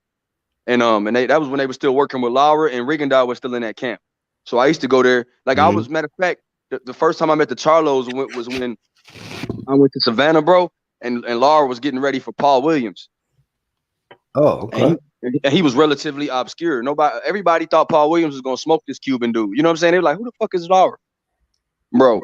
And I seen him, and like, they had the gym open, so you got to see him sparring with Jamel and Jamal. Well, and these dudes, you know the Charlos, you bro. You know the Charlos. You met the Charlos, you bro. Yeah, I met him. Yeah, I met him. Yeah. So you said they were sparring, and then what? Oh no, just the physical size of Jamal when he was at 154. Yeah, like, he's at least 6'1". I mean, bro, he's a solid 6, but his body frame is huge, bro. Right. He's a monster. Like him, because Laura and him were fighting at the same weight class, and he looked like he was 2-3 weight classes bigger than Laura, and they were sparring. Damn. And he was so inexperienced. So Jamal used to spar with Laura. I thought Jamel was the one that was sparring with Laura because they had the same. They all sparred with Laura because they were all at one. Remember Jamel and Jamal. Yeah, you're right. They were all at one. You know, he fought Trout and J-Rock at 154. Charlo did.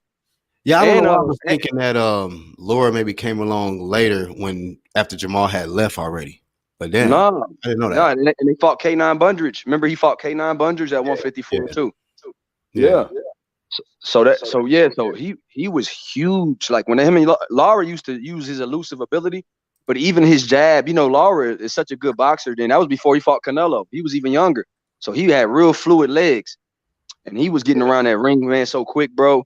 And Charlo was just neutralizing him with the jab. So even then, you could see he was raw. But Lara always said that the toughest one for him would have been Jamal.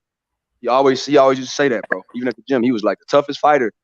The one that's going to improve the most is Jamal because his stature, his size. He said he's going to pose problems for everybody. That's what Lara used to say. Yeah. He used to he used to dance around Jamel because Jamel was a boxer before he went with Derrick James. Right. Did you box, bro? Did you box yourself, bro? I did. I used to go in there and train, man. But I never did nothing like that. But yeah, I used to spar and stuff like that, like dudes in the amateurs and stuff like that. But I haven't really done it. You have any amateur fights? I could send some clips, man. I'm gonna look. I'm gonna get some. No. Did you have amateur fights though? You were on record. You had amateur fights. I had two. I was 2-0, man. That's all right. That's what I'm saying. Like, you laced up. You know what it is. Like I'm saying, I respect that. I respect that. This comment is factual. Both Charlos actually are really dangerous because of their stamina. They have good stamina, all 12. And I've seen this situation. We even seen with Jamel where he could be getting outboxed for multiple rounds, but he's so strong still in the late rounds that you make one mistake, it could be the end of the fight. So both of them Charlos strong as fuck. And they got great stamina. Hey, my bad, bro. I didn't mean to cut you off. Go ahead, bro. No, go ahead, brother. Go ahead. You know what's crazy though, man, is they gave Canelo so much credit for last night's win, bro. And I'm like, what? What you mean, like his fans? Everybody. It's like if you go on Instagram, they say like, "Oh man, nobody can beat Canelo. He's the best fighter ever." And it's like, right. It wasn't for the fight last night. It was just because of who he is and what he's achieved. Do you know what I mean? I live like 5,000 miles away from the guy, and I respect the guy. I respect the guy more than any boxer right now. I respect the guy, but it don't mean to say you're the best or whatever. Do you know what I mean? But I respect the guy. Man, he could fight, bro. Nah, I still wouldn't. There's guys that I would say 50-50, but there's nobody in that division at 168 that I favor over him right now. If they like, let's say we make the fight right now with Benavidez, or they make the fight with Plant, or they make the fight with Charlo, I wouldn't favor none of those guys to beat him. Not Caleb Plant? I think he'll stop Caleb Plant. He's gonna stop Caleb Plant. You think so? He gonna stop Caleb Plant, bro. I don't know. Yeah. Man. Caleb bro, Plant. No one's stopping him. No one's stopping him. No one. This is what I'm saying though. Let me explain myself. All right, explain it to me, brother. Let's be real about this, man. Nobody at 168 is better than Caleb Plant. You know what I'm saying? Wait. Benavidez better than him? Hold on, let him finish. Go ahead. I just want to get some clarity on what he said. I'm not talking about Canelo Alvarez, bro. I'm talking about everybody else at 168. I'm not talking about Canelo Alvarez. I'm saying at 168, he's the best at 168. So before Canelo got there, Caleb Plant was the best at 168. Can we all agree on that? No. Canelo got there. Billy Joe was been there. Not at all, brother. Not at all. So y'all think Billy Joe Saunders is better than Caleb Plant? Yes. My opinion, yes. He's more proven. He's done more than Caleb Plant, bro. Caleb beat Uskatagi. He's a two-weight world champion. Two-weight world champion. I mean, well, let's see, but then we gotta go with Billy Joe Saunders with the PED stuff, and he never fought Andrade. All right, we're not talking about PEDs though. Listen, let me stop you there.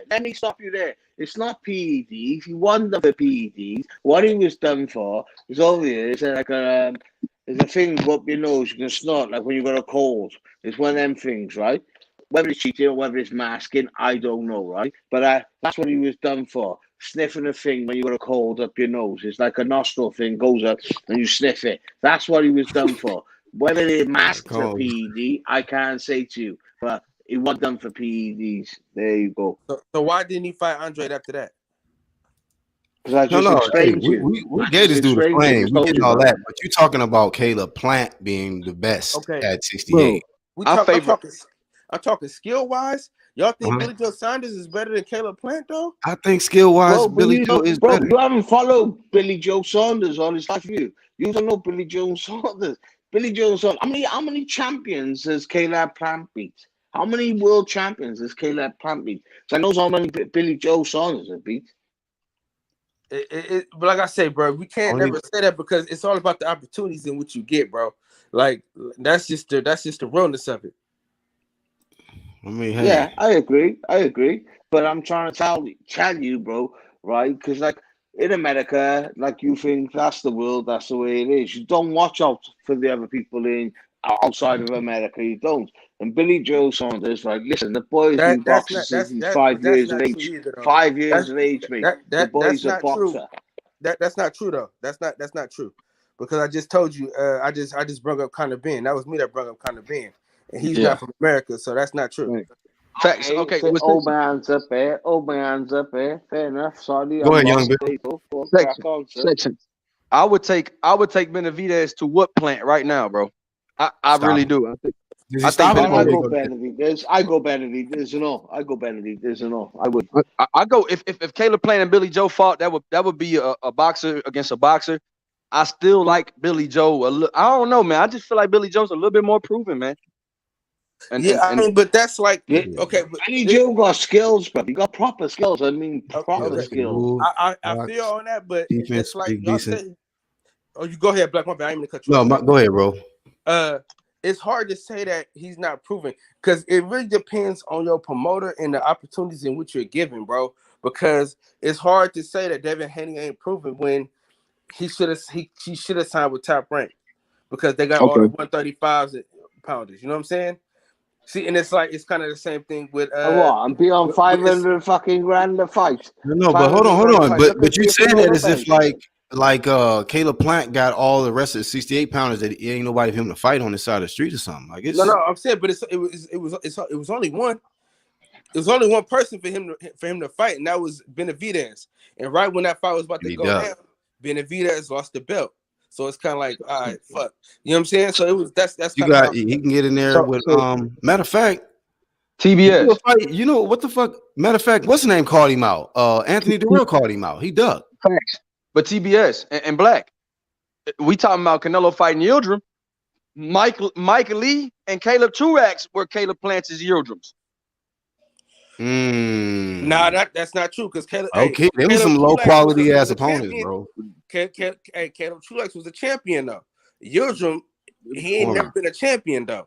Boxing is about timing though, bro. You know that. You know Caleb Truax. Wait, hold on. You said Truax ain't never been a champ? No, he has.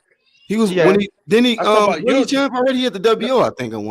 Yildirim. I said Yildirim has never been a champion. Oh yeah, you talking about Yildirim? Yeah. But Truax was the IBF. But Truax wasn't sharp, bro. He was 37, 38, coming off a layoff, and had already been lost. I mean, like boxing is about time, and it's about when you get your opponents. You know, that's what makes the opponents. That's what makes resume so important when you put it about, like everybody says, timing is everything. But when it's not just about who you fought, it's about when you fought them. Because we can always poke holes in resume. But Caleb Truax was not an elite contender the night he fought Caleb Plant. That was a terrible fight to put on Fox at that time. And also Yildirim and Mike Lee are pretty similar level to me, bro. Hey, I got a question. Was Truax better than Yildirim was last night though? Yeah. And Yildirim is ass. Yildirim is ass, but if Canelo fought Caleb Truax, he'd have stopped him in the same way. I don't know, because this is what I be saying too though. A lot of times, man, it be them crafty veterans, man, that give you a hard time. Like people give Devin Haney such a hard time with Gamboa, but it's like Gamboa has been in there with some of the best fighters. Please don't climb up this tree with Black, bro, because Black, I heard Black say, and this is my man, don't do this, bro, because you're gonna turn me into They gonna make me put Devin Haney on the chopping block, bro. Please All don't right, do Iron that. Kong here. I ain't got to do nothing. Iron Kong just showed up. Oh man, Haney now. man, no, bro. I don't want to go against my guys, bro. Hey, Black, you my Hey, guy. do your thing, dog. I'm gonna fall back. Iron Kong here. Okay, hold on, hold on, man. Listen, that Yuriorkis Gamboa fight, right? People fail to realize, bro. The only person that really like knocked him out, bro, was Terrence Crawford, which is the pound for pound one of the best fighters, right? And then he lost to Gervonta Davis, which Gervonta Davis knocks everybody out. So that was my thing with the zone was how they were selling, like, oh, he's chinny. Bro, they act like the man has been knocked out 100 times, and the man was on the pound for pound list at one point in time. So he's a crafty veteran. So he's not going to just go in there and let you knock him out, because he learned that the hard way, going in there with Tank. You know what I'm saying? He could have survived the whole fight if he would have kept surviving, but he got caught. Hey, how do we get on the Devin Haney shit? I'm trying to think. Like, how the hell we get on the Devin Haney? We went from because we was talking about resumes and stuff like that. Hey, Black. Iron Kong, go ahead, fam. Hey, man. I mean, I've been listening to you. All day, bro. But I'm just saying, I heard some wild stuff today. I heard people early on comparing Gary Russell to Canelo. I step back in. I'm hearing people telling me Caleb Plant is the best at 168. This dude ain't fought not a nobody. If we gonna say at least Caleb Truax was a champ, well, which one of them people had a better win than George Groves? You know what I'm saying? George Groves at the very least fought some high-level competition and like people like Kyle Fratch. And he was a WBA champ who Callum Smith beat. So if that's the measuring stick, it would have to be Callum Smith having the best resume at 168, right? It would have to be. Callum Smith, bro. Listen. That's why I need listen, bro. Callum Smith. Oh, my bad. I didn't mean to step on nobody. No, go ahead, TBS. Go ahead, TBS. All right. This is the thing about Callum Smith, bro. He was the worst 168 pounder, bro. How so? How so? What you mean? Hold on, real quick. Who was the worst 168 pounder? Callum Smith was the worst. I'm gonna ask you again. Oh my God! The same one that won the Super Series? Hold on, Black. Hold on, Black. Because this dude moving the goalpost. If Caleb Plant best win is Truax, was the IBF champ, are you saying Truax was better than George Groves? Hello? Hello? Run that back real quick. It was Caleb Truax better than George Groves. I wouldn't say that. So how the fuck he gonna be the best then? Thanks. Man, look here, man. Y'all can't let y'all personal feelings about who y'all like get in the way of facts. Callum Smith actually had skill-wise, bro. Bro, like, you can't. Hold on. Skills is subjective. You might like to see Caleb Plant fight more. This man downplayed Callum Smith though. Fight better than George Groves is a solid win too, bro. Like, hold on. I know George Groves lost to Carl Fries, but Carl Fries. All right, go ahead and finish, John Cole. My bad. I got it. Hold on. I'm good. Just now. All I'm saying is skills is subjective, right? You might prefer to see Caleb Plant fight, his style more than Callum Smith. But what you're not gonna do is say, well, okay, he's better because I like his skill more. No, we're gonna have to judge who he fought. And who he fought was George Groves, beat George Groves in the World Boxing Super Series. You know what I'm saying? You're not gonna tell me Caleb Truax is better than George Groves. Shout out to the boxing section. I'm not here to tell nobody. I'm not here to tell nobody that at 168 nobody had no stellar resume. But if we're going to judge their resumes and who they fought and beat, Callum Smith beat the best person out of all of them, which is George Groves. Iron Kong, you just got ducked, sir. You've been ducked. Canelo Alvarez simply made Callum Smith look completely average because he's levels above Callum Smith. That's all. Hey, and Colin, can I go something? Can I just change the subject? We about to go right back to that Plant and Callum Smith and 168 argument. But I need a fact check for my UGC family on this Haney stuff. Gamboa has lost 4 times. Haney was his 4th loss. He was knocked out by a guy named Robinson Castellanos, May 5th, 2017. Mm-hmm. Yes, bro. The guy had 13. The guy had 12 losses. The guy that he got knocked out by. What are we making with this? Because we keep going from Devin Haney to the 68. No. I just want the fact check because he said the only person that really knocked Gamboa out was okay, good fact check. And Crawford. I said no, he got knocked out 3 times, buddy. Yeah, you get the Devin Haney disappointment face with that one. Yeah, he got knocked out 3 times, and Devin Haney and the Amir Khan disappointment face at the top. Fought a dude coming off an Achilles tear, bro. That couldn't even train for real. You know when you can't tell your Achilles, you can't run and train for a fight. So he was out of shape. Gamboa had an uncle stomach. Yes, dog. Yeah, he had an uncle belly. The uncles, like I say, that come on the street and be like, "I'm gonna beat you in basketball, youngster. Square up. I don't care about all that jumping. I'm gonna beat you in the post. I'm gonna beat you in the post, youngin." They just drank a 40 and they call him for the ball, bro. That's what Gamboa looked like. He came in there looking like. So you couldn't do nothing with Gamboa, bro. All right. Answer the question. Did Haney win? Yes or no? I don't give a damn if he won. It's about how you win. Answer my question. I just said he won. I just said Gamboa got 4 losses, man. Listen, answer the question. What you want me to say? Yes or no? That's all I want. Bro, yes. I said it 5 times. How many more times you want me to say it? Leighton, bro, is it? Yeah. You good? Is Leighton over there? You've been having fun over there, bro. You been hitting the pub. Bro, it's late over there, man. It's in the UK. Drinking, bro? You hit the pub today or something, man? I said it 5 times that he lost to Devin Haney. Yes or no? Damn.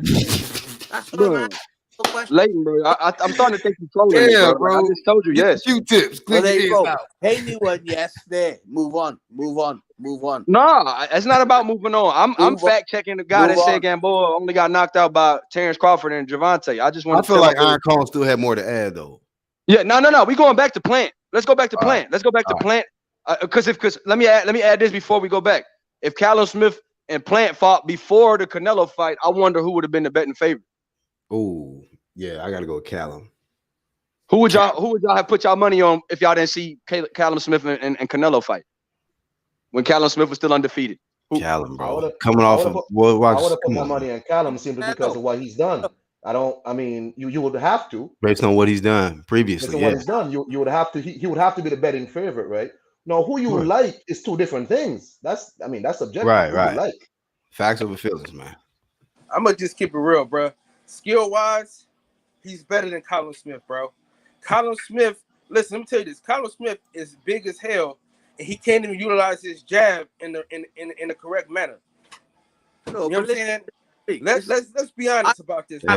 That Canelo fight, crazy, bro. That Canelo, come on, bro. Let's be honest, bro. When he fought Canelo, Callum can fight, mate. And when you ain't seen his career grow, whatever, and he's lost to one guy, which is fucking Canelo, you make one guy. Nothing. You don't. I've watched him grow over here, mate. He's made a name. So is Callum Smith better than Benavidez? Well, that's a good fight. That's a good fight. Fucking fights. Good fights. You know what I mean? Good fights. Both former champs. You don't know. I've watched both former champs. His brothers. He got 4 brothers, bro, and they're all boxers. One was on a TV show over years ago, which was called Contender. He was on Contender. His first brother, Paul Smith, Contender. He was on there with what's the one who presents fucking the zones? What's his name? The guy who presents that? He was on with him. He lost that year to that guy, and he went on to be world champion. Listen, got another brother. Their family are fighters, mate. They are good boxers, mate. Trust me. And Callum is gold, mate. But he lost to Canelo. End of. Damn. Shout out to the UK bringing that smoke. Any counters, TBS? Or are we moving on? The jury rests. Toby says Callum Smith, skills, height, reach, good fighter. I agree. Definitely good fighter. Hey, y'all, man, I gotta get to these kids, bro. It was great to meet all y'all, man. It was good to be on the panel with you guys, man. I appreciate y'all point of view. I appreciate y'all allowing me to speak, man, and not stepping on my toes. I appreciate y'all, man. I'm gonna holler at y'all soon, though. Shout out to you, bro. Box section. Respect, brother. Respect, bro. Is it gone? Thank you for coming on. All right, for sure, bro. I'm gonna holler at y'all soon. I'm gonna still be in the chat, though. I just gotta handle these kids. All right, that's a bet, bro. Peace, cool.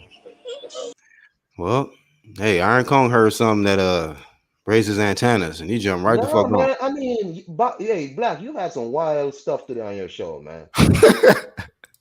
I'm like, what is going on? Gary Russell, Canelo, what? Like, what is happening, man? Yeah, Now Caleb man. Plant the best. I'm like, because he beat up fighting boots. What the like? What is going on? Yeah, I was appalled by the whole statement that he said Callum Smith was the weakest. He was the weakest middleweight, right? Or the I weakest champion. mean, you can feel how you feel because people thought people would tell you David Benavidez was the best. Yeah. Bro, Callum ain't a weak fighter. Callum is the bollocks. I'm not gonna lie to you, bro. I watched his career grow. He's the Smiths brothers. Make sure y'all subscribe to the boxing section, man. Shout out to hashtag TBS, man. He got the late night show, so check him out. If I'm still awake, I'll be over there. Yeah, man, I'll check him out, man. Definitely. But I'm saying, like, hey, Leighton. Iron Kong. Yes, brother. Why are you here backing up Billy Joe Saunders' nasal spray, man? That man got caught with shit. No, Iron Kong, listen. All right, Kong, America, they think Billy Joe's nothing. Billy Joe, listen, I know what he is. I know exactly what Billy Joe is, but he can box. And that's my argument. He can box. I hope he's ready because I don't think he's a 160 pounder still. I honestly don't think he's a 160 pounder. I think he's just a dude who don't want to work out. So he's at 168 now. No, it's probably about 180, Iron Kong. I'm not gonna lie to you, brother. It's probably about 180 and drop it down. But the guy got skills. And when I live over here, I know what the gypsies are. Gypsies are brought up fighters to the age of 5, bruv. From the age of 5. So all he knows is fighting. And I'm telling you, mate, telling you, listen, if you sleep on Billy Joe, that's you. Sleep on Billy Joe, bruv. No, I'm not here to tell you he can't fight. What I'm here to tell you, he's at his best at 160. But in the oxylona system. Hey, I mean it's nasal spray, right? He can make weight if he still at oxylow. He'll be still at 160 to this day. Right. But hey, man, I missed that duck roast of Ryan Garcia. I really enjoyed duck. Oh, give it. Oh, you said what? I missed the duck roast today. You missed it? Yeah, I didn't get a chance to hear what y'all said about Ryan because I don't like that guy. I told you I don't like him. Stir fry Prince Ryan. We stir fried him. But young Bill, I didn't get your opinion on Ryan Garcia, man. What do you think about this whole debacle? This man just refusing. Manny Pacquiao fight fell through, but he's still not gonna fight Devin Haney. Hey, you know what? And I just heard some footage today, Iron Cone, where that dude out of his own mouth said that Devin Haney would beat Tank, Teofimo, and that's his toughest competition. But that's why he always puts Devin Haney last. Like every time they ask him who he wants to fight, he starts off with Tank, goes to Teofimo, and then Devin Haney. Every time. Iron Kong, there's a pattern. They're all doing the same thing to Devin Haney. They're all doing the same thing. All of them. They're all doing it. But he's supposed to be the trash, though. He's supposed to be the trash of the division. But it's like, if he's the trash of the division, he got a belt. That should be easy work. Just go beat this man up, take his belt, and go. You would think that would be, yeah. This is crazy, bro. Crazy. But yeah, man, what fight you want to give to him? You know, this guy, bro.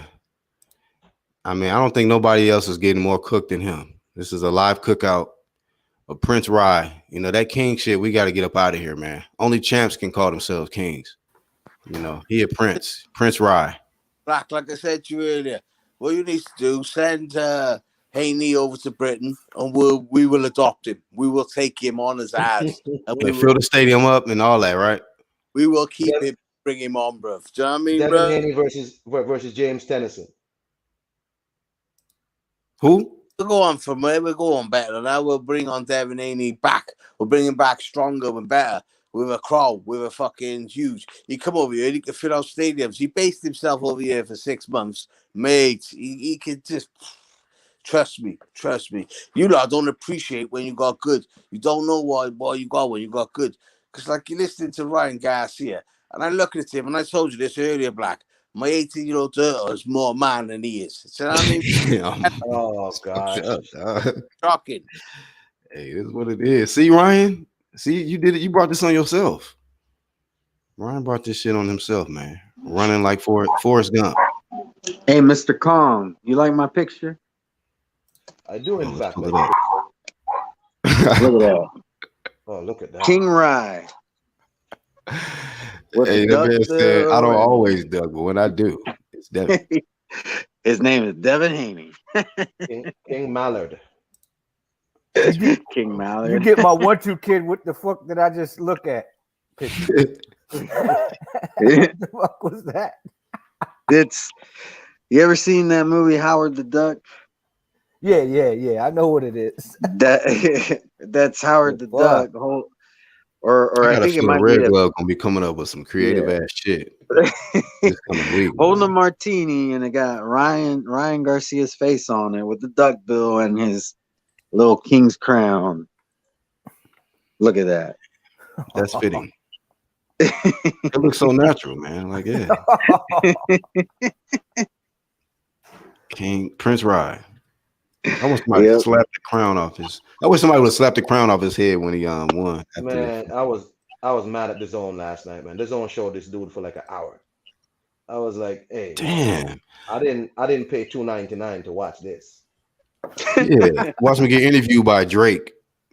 The one motherfucker like Drake from Mac and Barack. Oh yeah, like he has so much hype around him. Like Kevin Hart, he did that Cold as Balls with Kevin Hart, and I mean, I don't like Ryan Garcia. I don't like the way he's moving right now, but I have to admit that shit was funny. Like if you haven't seen it, and it was funny because of Kevin Hart. It wasn't so much because. I didn't know he was on there. Yeah, he was on there. I didn't even know. I didn't know Ryan Garcia don't speak Spanish. Like, what is this? He's from LA. I think he's from LA. Well, to be fair, I don't speak Spanish either. Be a Spanish fighter and having a Spanish interpreter in your corner. Come on, bro. Or hey, so does Reynoso speak English? I don't know. Eddie Reynoso don't speak no English. Yeah, he probably do, but he probably on that Canelo shit. No, speak Spanish. Yeah, you're right. He might be just. Well, don't you mean that Triple G shit? Yeah, but he's trying to. Remember when Triple G refused to speak English anymore? Yeah. Hey, you know who else did that shit? When Lomachenko lost to Teofimo, now you need a translator. Like, why y'all niggas can't fucking speak English when y'all lose and shit? Yeah. Now, you know what? One of the funniest things.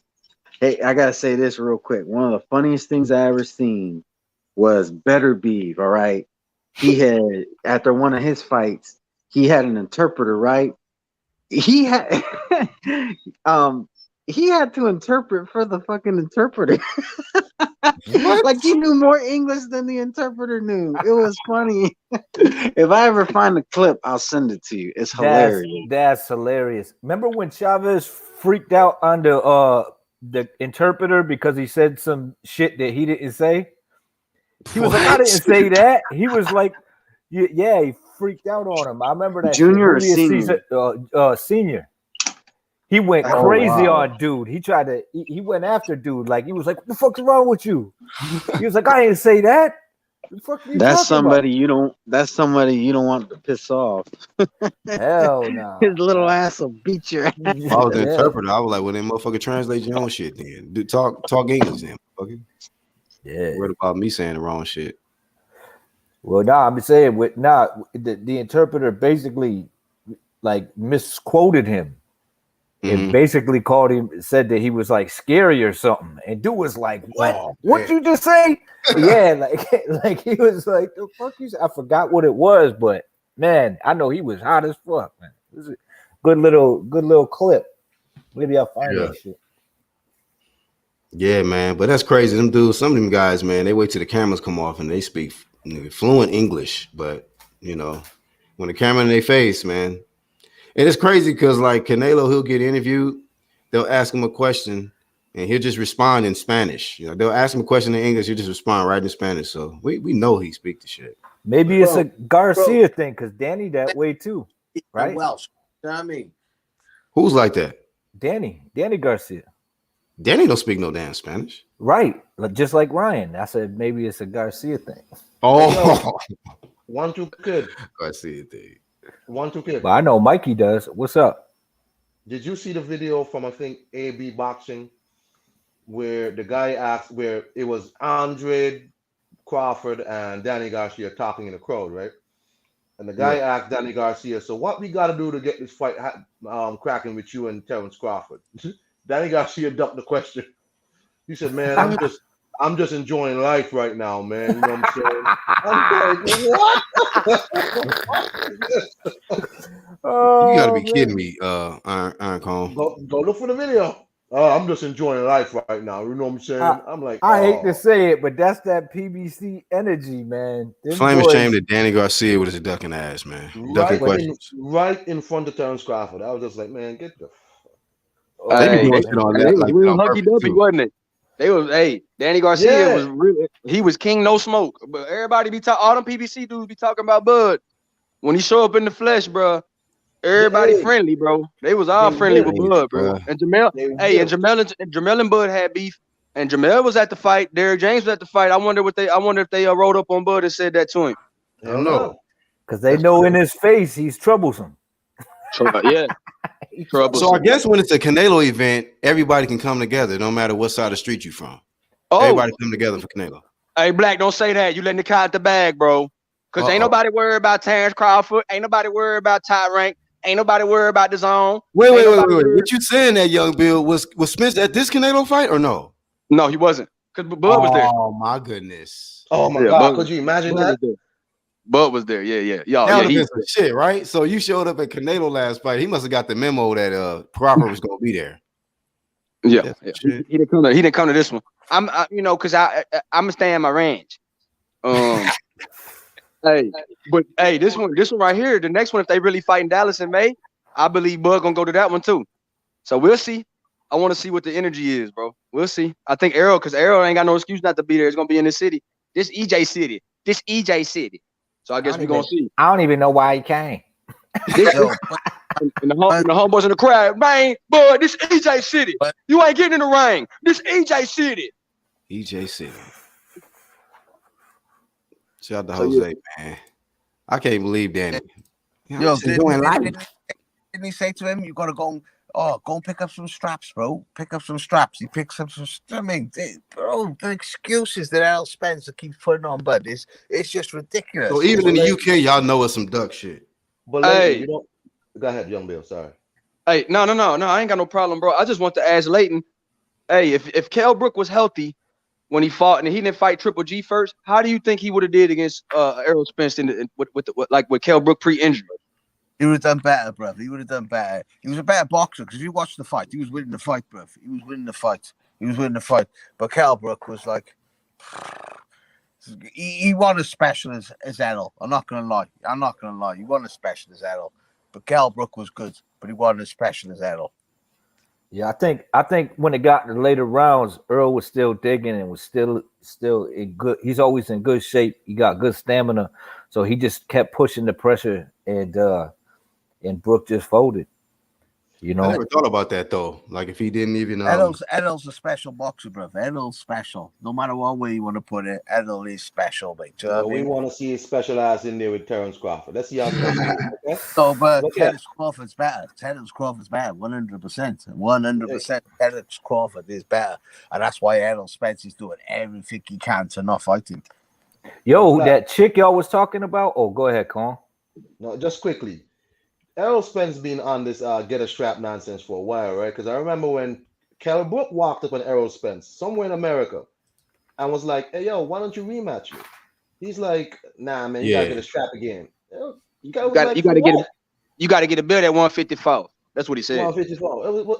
Because Kell was like, "We both the same size, right? Let's just meet at 154." Nah, man, you gotta get a belt for me. Strap season. I'm like, what is this? So this has been going on for a while with Errol Spence. A good while now. Yeah, bro. But people don't seem to be afraid to walk up to Errol Spence, though. They walk up to this dude like, he ain't shit. I am the boogeyman. Walk right up on him, though. For Errol Spence for 73, right? Errol Spence for 73. How can he do that when Crawford was undisputed? Crawford was undisputed. It's not about that. Crawford, fight him 50-50. See who wins, and then you'll know who's the boss in it. Nah. You know what's crazy though, Leighton? You know what's crazy? Kong, Leighton, a 1-2, UGC, Black Horseman, everybody in the chat and on the panel. So when we have these debates about who's Charlo fought or who's Canelo fought or who this, who that, they always debate guys about what they did in previous divisions, right? But these are the same guys that tell me. So this guy that was on TBS, he's an Errol Spence guy, and he'll be like, Bud didn't do nothing at 147. So when we talk about Jamal Charlo, who I'm a big fan of, we say some of his best wins are at 154. Mm-hmm. Yeah. So we count those accolades about 154 when it comes to him. When it comes to other guys that they want to build up, but they don't do that with Canelo. When they be like, well, who has Canelo fought? But when we bring up, okay, he fought this guy at 54. He fought this guy at 60. He fought, you know what I mean? They only play a certain narrative when it's pushing their case. Because they tell me, when it comes to Crawford, they tell me accomplishments don't matter. What did he do at 147? European we don't care. We just want to see you fight. We know we're not stupid over here in Europe. We don't get played into the shit. In America, mate, they play you like fuck. Do you know what I mean? Over here, nah, mate, we ain't having it. We ain't having it. It's just all cat. I mean, if with all these big wins that all these fighters have been getting of recent, you don't hear these guys saying when dude just stepped up to 135 or 130 and just took this dude on. Dude didn't say, even though he got knocked out, he ain't say, "Oh, what'd he do at this weight?" You know what I'm saying? Mm. And I think it's more along the lines of somebody of trying to avoid getting slept or losing that. Oh, that's all it is, man. Bro, over here, right? We never heard the word marinate. We never heard the word marinate. We just like, you ready? Get it there, go fight. Go in there. Good, he's good, go fight. Marination come from over there. Do you know what I mean, bro? Oh, so that's a good question. So y'all don't know nothing about marinating, building up fights. It's just if it's a hot fight, you make it happen. Right. Well, that's what we do. We got our champion, right? We got our Joshua, our undisputed unified champion. 15 fights he was fighting for his belts. 15 fights over there. Nah, marination. He's 30, 40 fights, mate. Fuck off. I don't know, man. I don't know. I mean, you can't apply that same flame to Kell Brook and Amir Khan. Yeah, well, that fight is overly. Amir Khan, right? But none of them guys is champions. You know what I mean? So he's a fucking idiot. But they did that opportunity. Amir Khan, yeah, that's what it is. Amir Khan's from Pakistan, bro. I mean, sorry, but he is. So imagine if Kovalev told Andre Ward, man, you didn't do nothing at 175, so why would I fight you? Right, or even told Canelo that. What did Canelo do at 175 before he got the shot? Yeah, right. You know, it's just silly shit. Right, it's silly shit. I brought that point up also, but I think you laid it down pretty good. But yeah, man, it's the truth. Like that's a way of ducking. You know what I mean? That's all it is, really. Our fans demand it. We demand it. We won't have it. Like if our fighters trying to say, "Oh, well, listen, you got to go and fight someone else, bro. Prove yourself. We'd look at our fight. Say, shut the fuck up and fight him. Yeah, you guys are serious fans because Joshua fought Dillian White. How many fights? Like under. When was that fight? 14 fights, and that was a British championship. Then he moved on, 15 fight, got on world champion. Do you know what I mean? World champion straight after. Do you know what I mean? And he got hurt in that fight, and he still took on a champion in the next fight. That's bold, bro. That's bold matchmaking. We'll push our fighters. When our fighter's good, we're like, yeah, you're good. Go on, son. Off you go. Go on, you're good. Have a go with him. Do you know what I mean? Over here, you're like, oh no, what it is? We need another 20 fights. Fuck off. Fight. And you know what, bro? What's up, one? Oh, nah, go ahead. I was letting y'all cook. I was just like, yeah. You about to say something. Somebody about to say something. No, that was I was gonna read this comment because somebody asked a question in the chat. He said if Jamel goes to undisputed, do y'all see Danny going to 154 ASAP? If you talking about Danny Garcia, Danny Garcia ain't gonna fight that anymore, bro. Fuck no, yeah. He won't even fight certain guys at 147. Should Danny Garcia even be a 147 guy? Can he still make one? He actually looked pretty big in that picture next to Crawford. He looked way bigger. He looked like Andre. Him and Andre were the same size. That's right. Yeah, he was like Andre's size. Danny looked big now. I got a question though. Like applying to what y'all talking about, like no marination and whatnot. when we look at somebody like Jaron Ennis, who I've seen multiple people telling me that he's a top 5 welterweight now. And I'm like, how? Yeah. Based on what, right? Like, at which point does someone like Jaron Ennis be forced to prove himself with an actual top tier opponent? At which point do people say, you know what? Nah, man. Well, I'm interested in seeing how he looks against Lipinets. Yeah. I know it's not a top tier, but after that, if he don't fight a top tier opponent after Lipinets, then I'm gonna start putting the pressure on Jaron Ennis, man. Right, but also you got to keep in mind is that's what keeps guys out of the deep rankings is the fact that guys won't fight them. You know what I mean? And I think that you can't really blame Ennis for that. I mean, we don't know because he has been crushing tomato cans left and right, but I guess that's what you know what I mean. But that's all he can fight at the moment. So like Yo Bill said, he gonna get in there with this kid and Lipinets, but Lipinets is a really small dude, especially for 147. I don't see it. I definitely see it going Ennis' way, but at least it's a name, and it can scout him up the rankings. You know what I mean? Like if he could be the first person to stop Lipinets, that's a big win. I mean, that's a big statement. Yeah. But if he doesn't stop him, he's gonna get a heap of criticism, bro. I promise you. People are gonna really criticize Ennis if he can't close the show against But Lipinets. sometimes that's what you need.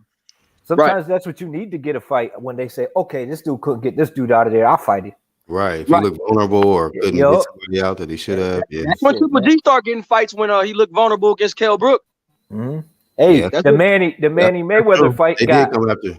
the Manny That's Mayweather when Danny got, Jacobs said I'll fight Triple G. Remember, Danny Jacobs gave Triple G a runaround until he fought Kell Brook and got hands put on him. Yeah. I wonder if that was when Jamal started trying to really get at him too at that time. On that first fight with Canelo and Triple G, who do you think won it? Do you anyone here think that Canelo won that first fight? No, Triple G won. I don't. I thought Triple G won. Yeah, I think I've heard more people that, and I think Triple G won too, but I think I've heard more people say that Triple G won than Canelo. Triple G won the first one, and it was a draw. That's what I'm saying. That's all I thought it was a good fight though. Yeah, it was a good fight. But Triple G won that first fight easy. Canelo surprised the shit out of me in that fight because he was putting hands on Triple G. Yeah, he was putting hands on him too. He surprised me. He started putting hands and feet on Triple G in the second one. Yeah. I still feel like that could have went either way too. I think the reason why it went Canelo's way and nobody fought it is because that was the fight that Triple G was clamoring that he wanted, Mexican style. And then when he was getting that Mexican style, he's trying to box.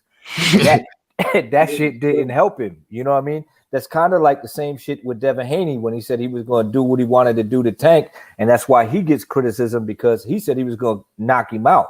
So that's the type of that's the type of heat they put on themselves that they don't even need. Right. And see, Gamboa been dropped 17 times in his career, bro. So like you're not getting one knockdown says, and dude was injured too, bro. And he put all that pressure on himself. That's why he's getting heat. It's not because Devin Haney ain't a great fighter. It's because him and his dad said they were going to knock him out in under 7 rounds. Yep. But you got exactly what it is. The art of boxing, bro. The art of boxing is hit and not get hit. And that's what it's about. Sometimes you don't knock people out. Knockout person ain't the way to forward. It's not get hit. If there's no marks, no bruises on your face, you're the champion, bro. Yeah, that's cool. I'm not saying that's not a thing, but man, your boy got dropped. Whenever a fighter, like when they say dudes are chinny, well, the Gamboa is the definition of chinny, bro. He's been dropped 17 times in 33 fights, bro. That's a lot. That's a lot of knockdowns, bro. I think Young Bill is right. Like it's how Bill Haney and them have been selling Devin Haney. Like, well, not Bill Haney and them, Bill Haney specifically. I like Bill Haney, but it's like stop trying to sell Devin Haney like he's this knockout king or whatever. The dude is a tactician. You know what I'm saying? Maybe later on. Go ahead. Sorry. And Haney's the man on the floor, or Teamofimo. It's either Haney or Teamofimo. It ain't Ryan, it ain't Tank. Forget that. It's either Teamofimo or Haney. End of. Hey man, I don't know, man. Like, because if Tank and Haney fought today, bro, I don't know who would win that. Right. That's a good fight. That's the problem though with Tank though is Tank got the talent, but he's not. Hold on, Layden. Go ahead, 1-2. That's the problem with Tank is Tank got the talent, man, but he got to be in there with some serious competition. Like I keep saying it. Like what weight is he campaigning at? 126, 130, 135?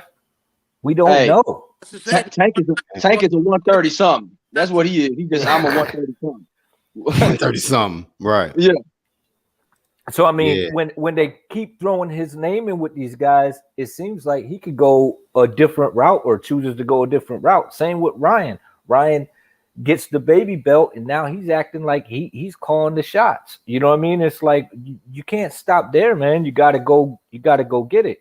So we could guys could sit here and flame Devin Haney and Teofimo all they want, but this dude's the champ, and this dude's and Teofimo is the top dog at 135. No matter how you cut it, chop it, whatever you want to do. These two dudes are the champions. And these guys that they're supposedly big name stars, they're stars, right? They don't want no smoke. I agree. But what I'm saying is like when everyone's shouting out 4 kings, which is bullshit to me, right? But they call them the 4 kings, right? So if you've got the 4 kings, you have to choose out the 4 who's the best, right? I will eliminate Ryan Garcia and Tank, right? Tank's too small, otherwise he'd be there. And I'd say Ryan Garcia is just a diva, mate. He's a diva. And that leaves Teofimo and Devin Haney, right? So who's the best then? Who is the best? Right. And they got to clear that up. It'd be cool if Teofimo cleared that up and Devin Haney, you know what I mean, got in the ring, then there would be no more discussion about undisputed. There'd be no more discussion about who could be the top guy. Because right now I got Teofimo ahead of Devin Haney, but still clear up the confusion. Obviously, because all about Teofimo, you got to give him the respect that he is. And if he was undisputed, that means undisputed. But because of there's that asterisk, because of Haney got that belt, you are not undisputed. Otherwise, I say Teofimo all the way. You're undisputed. But Tank and Ryan, they're way behind me. Way behind. Hey, Mango Juice. Hey, do y'all agree with it? He says Tank is short and wouldn't be wise to campaign at 40. Is he too short for 40? Do y'all agree? Yeah, for sure. Yeah, 40 is a different. Yeah. Hey, I'm gonna be honest with y'all, man. I heard from a close partner of mine. He hit me up and he said Tank might be fighting at 40 in this next fight. I'm not gonna say who it is, but I ain't gonna take credit for it. That's my homie. But he let me know he knows some people. Who's he gonna fight? Some guy from down the pub. Mario Barrios. With 2 bottles of Budweiser in his hand. Mario Barrios is who we gonna fight. Damn, see, that's my homie, and I heard that from my homie Troy King. He's the first one that told me. He hit me up, called me on the phone. He's like, "Hey man, between me and you, look like this gonna happen." Now that you said that, I'm like, "Whoa, shit." I wasn't even gonna say the name, but yeah, that's what Troy told me. He was like, Tank gonna be eyeing that Mario Barrios fight next. I'm like, damn, 40. So it looks like he might be too short, but he's still taking the road to 40. Barrios is like 5'10". No, listen, he's 5'10". Yeah. Taking this shit. If Tank's a super hit and he's a superstar, fight proper people. Don't start fighting the bum division of the next weight up or whatever. Fight the real people, mate. This is what pisses me off with boxing, bro. I swear to God, pisses me off. It's like this dude Tank is going after all of the regular WBAs. Like he's, because Barrios got the regular WBA at 40. Yeah, he don't have the super one. But it's just weird because Tank, he has a regular WBA at 35, but he has the super at 30. So he's super at 30, regular at 35, and then going after the regular 140. So he just a regular ass anyway. Super's always a champion. So why the fuck are you trying to play with all this other bullshit? You're so it's like if you was gonna really go after the belt, like don't go after Barrios, go after Taylor Ramirez. Yeah, undisputed. Go after that if you really going to do something. But you know how Floyd and Smeller be moving. It should be, man. They want him to fight a Mexican, bro. Simple as that. He doing a Floyd blueprint then. They still I'm gonna put it like this. To fight Mexicans and shit. Right, but I'm saying they trying to make him a superstar, but it's getting a little late in the game. But then too, I seen how great numbers he did. I can see that's a money grab because of the turnout that he had in San Antonio in his They gonna last put it fight. right back there against Mario Barrios because Mario Barrios from San Antonio. He's You from see San why it's Antonio. gonna happen? You see why it's gonna happen now? Troy was right, bro. I'm trying to tell you. Yeah, so it made sense. When he told me that, I started thinking, I'm like, yeah, that makes sense because they're gonna fill it up, that AT&T, and Barrios, you know, they really fuck with him in San Antonio. A lot of support and love for him. And I interviewed him one time too, you know. But yeah, I could see that as a money grab for Tank, and then he gonna say, yeah, I'm collecting, I got the WBA belt. You know, they're gonna make it act like it's a real belt or some shit. So I can see that happening for sure. Always a money grab where Tank is. That's what it is. Money way wherever and Tank is always a money grab. That's what it is. They expose fans like me and you and make us pay for it, and it's fucking bullshit, bro. Bullshit. Sorry, bro. Yeah, I would prefer him fight somebody else. It's like you just won the fucking official super belt at 130. Like, fight somebody there. Defend your belt at 130. Why are you skipping 135? Yeah, it's just crazy. He gonna come back now. With all that smoke smoke, at 35, bro. All that smoke at 135. Nah, he's just trying to show Ryan Garcia he got other options. He's trying to big boy Ryan. Hey, but Young Bill, could this backfire on him? Because we seen AB try to do this, going up, going down, and you know, not really being settled on where you want to be at. Like, could this really hurt him? Of course, yeah. You know, all that stuff can go wrong in boxing, especially when you're fighting bigger guys. You know what I'm saying? It always can go wrong. So yeah, bro, I do agree it's gonna go wrong, but I do think they trying little boy Ryan. Like, motherfucker, you can't tell me that for what, the Twitter belt? For what? The Twitter belt? Man, fuck that bullshit. I gotta agree. I gotta agree with Leighton Ray on this, man. Like, fuck all that bullshit. And I don't even care about that shit. Like, these dudes campaigning as champions, and there's two champions in the division, right where they're resting at. And these dudes is talking about fighting everybody but them. Right. Well, yeah, I don't agree with the fight. I can understand why they're making that move. That's a Mayweather LA. I'm not agreeing with it. I don't want him to go to 140. The motherfucker only like 5'5". Right. With shoes on. Dude, yeah, he's fighting the dude. 5'10" motherfucker, man. Listen. Yeah, bro. Yeah. With orthopedic shoes, that nigga 5'5". Orthopedic shoes, he 5'5". Yeah, bro. I ain't saying that's what I want. I'm just saying that's what I heard, bro. I think they trying to show that Ryan don't call the shots because he was going to entertain Pacquiao, so they felt offended. So now they doing little punk stuff. You know what I mean? Yeah, don't worry about me. I'm the A side. That's what they trying to do. I think it's all cap. I think them keeping each other's names in each other's mouths is just cap, just so that these guys could fight random ass motherfuckers. You know, that's the problem, man. And I think they both cool with it.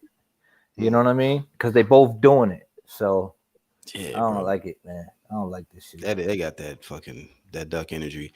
Red says if Tank fights at 140, he might finally fight a 130 pounder. Oh shit, he gonna go to 140. And what you mean by that? After he fight Barrios, he gonna pull up a 30 pounder? No, he's saying Tank ain't even fought a 130 pounder yet. So at least up there, he'll fight a small 140.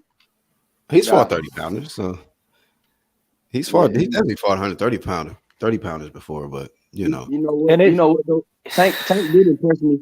I'm not the biggest Tank fan, but he did impress me against Pedraza. Yeah, hell yeah. That's a good one. I mean, they talented, both Ryan and Tank. Tank been talented, man. I've been saying that shit, and I just want to see him, step up to the plate and iron sharpens iron, man. Like I want to see him in there with a guy that can punch back, that's willing, that can hurt him, that's or we might think he might be able to hurt the dude, or outbox him, or anything. That if factor of challenging himself and him putting himself above the rest. You know what I mean? He gotta step up to that challenge, because right now both him and Ryan, even with Ryan's big win, they both behind in my book.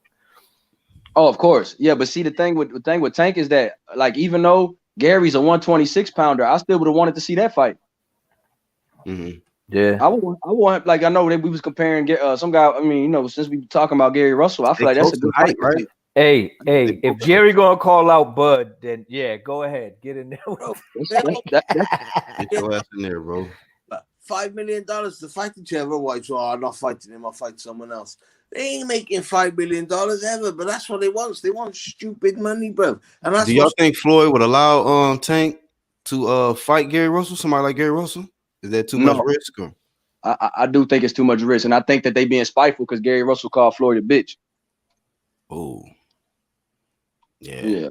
I'll take Tank in that fight. Tank, I would too. BC Russell. I would too, bro. Yeah. It's not many people I would favor over Tank though. You know, as much flack as Tank get, it's just that you know he be doing some sucker shit, but a lot of people still think he could fight. Yeah, he could fight, man. That's what I be saying. That's why I said, do y'all think Floyd would allow him? Because it's really about whether LRB and Floyd gonna allow him to, you know, fight certain guys. Because he got it's literally not that much different than Jamal. You know what I mean? Jamal Charlo. You know the dude could fight. You know the dude got the talent, but does he got the energy outside the ring to make the big fights happen? You know what I mean? Or is he just gonna be like, nah, I'm just gonna milk the game? And that's what I see, man. That's what I see with him, and it's a waste because this dude could be a 135 Mike Tyson. If Tank connects, good night. Good night if Tank connects. I'll tell you straight, no, bro. Yep. Everybody loves spectacular knockouts, and Tank is he got one of the best knockouts for last year, right? Yeah, and that's the thing is if he gets in there with a tough guy, his training regiment's gonna jump up too because he'll be like, I can't be sleeping on these dudes. I can't be out here doing this and that. So it's just gonna sharpen him. You know what I mean? So I don't know what they doing with his career, man. I think they just milking the star power. Yep, they milking him. They trying to still build his star power up, trying to build his resume up with more Mexicans, and when they feel he got enough, then because anyone else, you had someone young like Tank, you start asking for, look at Ryan, you got Gatorade, you got that. I'd be asking for Nike, I'd be asking for Reebok, I'd be asking for Adidas, I'd be asking for Hugo Boss. You know what I mean? I'd be asking things. Well, where's this? Where's Tanks? Where's Tanks? Where's Tanks commercial value? Do you know what I mean? Yeah, I get you. But you know, the thing with Tank is that man, I wanted Tank to fight Farmer, man. Yeah, me too. Yeah. When that was happening, you know what I mean? Because I felt like that build-up would have gave him another big fight. It would have been in that Philly, Baltimore, DC area, that DMV and Philly area. They could have picked that. They could have did one fight there and signed 2 fight deal. You feel me? I got a feeling if that fight would have got made, it would have been a bunch of fights and just in the crowd and shit, brawls. Oh, for sure, yeah. Because it's too much. So much bad blood. And I bet you he kicking himself in the butt because Jojo Diaz took that fight and just washed. Dude, exactly. I hope Farmer can bounce back though, man. Yeah, I do too. I like the way he moves outside of the ring. Commercial money. You need your commercial sponsors. Otherwise, you're not a superstar. Sorry, only superstars get commercial money. And Tank calls himself a commercial superstar, but he got no commercial. Ryan Garcia got himself a commercial. Damn. That's true though. I agree. He's making a valid commercial. Yeah. Well then, does Deontay Wilder have commercials? Nah, man. He got he was able to meet Donald Trump. When you go Anthony Joshua, he's got Under Armour. Under Armour, yeah, he is. Jaguar. He got companies behind him. He's earning like 6-7 mil straight on the head, pounds. Boom. And what? No one's gonna go near Deontay Wilder, bro. Do you know what I mean? Because you've gone so with all that blackness stuff, bro. Do you know what I mean? They're not gonna go near you, bro. They're not gonna go near you when you're black power, bro. They're not. Do you know what I mean? Yeah, he probably messed his own self up out of that situation. Farmer should challenge Gary Russell Jr. Oh, yeah. Why That's not? a nice fight. That's a nice. I'll watch that one too right now. He said at 26 though. I don't think Farmer will go down. Russell needs to go up. It's time for Russell. Hey, Russell talk about going to 147. He can make 130. Yeah. Fuck that 26 talk for Russell. He was gonna fight. He was gonna fight Devin Haney at 35. Huh? I mean, yeah. He's gonna fight Devin Haney at 135. That's true too. Yeah, why not? And he was offered the half, and he didn't take it. I mean, and then he this said is the last year for Russell, man. He got to fight somebody, man. I'm sick of this dude turning down fights. And then he said, Shakur, I'll whoop your ass, shawty. You know what I'm saying? I'm going to beat your little ass. Yeah. Wait, when? Slim. Yo, shawty. Look, no. I'm talking to shawty. You know, Shakur, you know what it is, Slim. Nah, what I did to him in the gym. Shakur will beat his ass, bro. Shakur will beat his ass. Trust me, bro. Shakur's a real deal, bro. real deal. And the poor cunt's stuck on Top Rank, and he don't know he signed his soul to the devil, bruv. Oh, nah. Shakur gonna get Valdez next, bro. He all right. No, Hold on. You really think so, Young Bill? That he gonna really get Valdez next? I don't want nothing to do with him. Valdez has said, nah, I'm not fighting him next. I'm on the fence with the Valdez shit. You know, like I'm like keep the same energy because no, Valdez has said no. He's already come out and said no. I'm not fighting him. Hey, he gonna get the winner of Frampton and Herring. He getting a champion next, bro. It don't really matter. Right. I know he gonna get a champ next, but I doubt it'd be Valdez, man. I think especially WBC, Mauricio gonna protect the shit out of Valdez. So wait, Valdez is already turning down the Shakur fight. Yep. Yeah, I need to see a source. Let me see that, bro. Yeah, Valdez already said I don't want nothing to do with it. Valdez has said no. Wait a minute, because after the fight, this man said he's not afraid and he's willing to fight Shakur next and all of that. Now it's not. He said I don't duck nobody. That's what he said. People have said, nah, it's not happening. It's not happening. I'm telling you, dog. This flame don't never stop, man. These dudes don't keep the same energy, bro. Yeah, and when it does, just give it a minute. You'll have something to flame within 10 minutes. Somebody's gonna tweet some bullshit. No, you need to be just on your own with a lawyer yourself. You, your trainer, your lawyer, and then go fucking look at yourself. Don't need no promoter. You don't need nothing. If you're good enough, just go looking for the fights. But it don't work like that. It don't work like that. I mean, right after Ryan's win, man, we had something to flame. Right after the winners. Yeah, Tank, let's do this. Make it happen. Let's go. I'm like, what? You know this shit ain't gonna pop off. Iron Kong burnt it. Then it was like, yeah, me and Manny. What? I'm like, oh man, like, damn, man. I hope Valdez don't duck his mandatory, man. Like us, they're playing us a lot as pricks. That's what they are. The fans who pay and the fans who will buy this, they're playing us like pricks, bro. I swear to God, proper like idiots. We're nothing. We're nothing. Even though we pay and keep the sport going, we're nothing, mate. Nothing. Hey, that's how I feel, man. So I know it's something going on, and I do think Floyd is playing us. Oh man. my God! It says he turns down Shakur Stevenson fight and calls out Vargas. Yeah. Oh hell nah, bro. I'm sorry, man. See, I knew this shit right here with this Valdez situation and that WBC.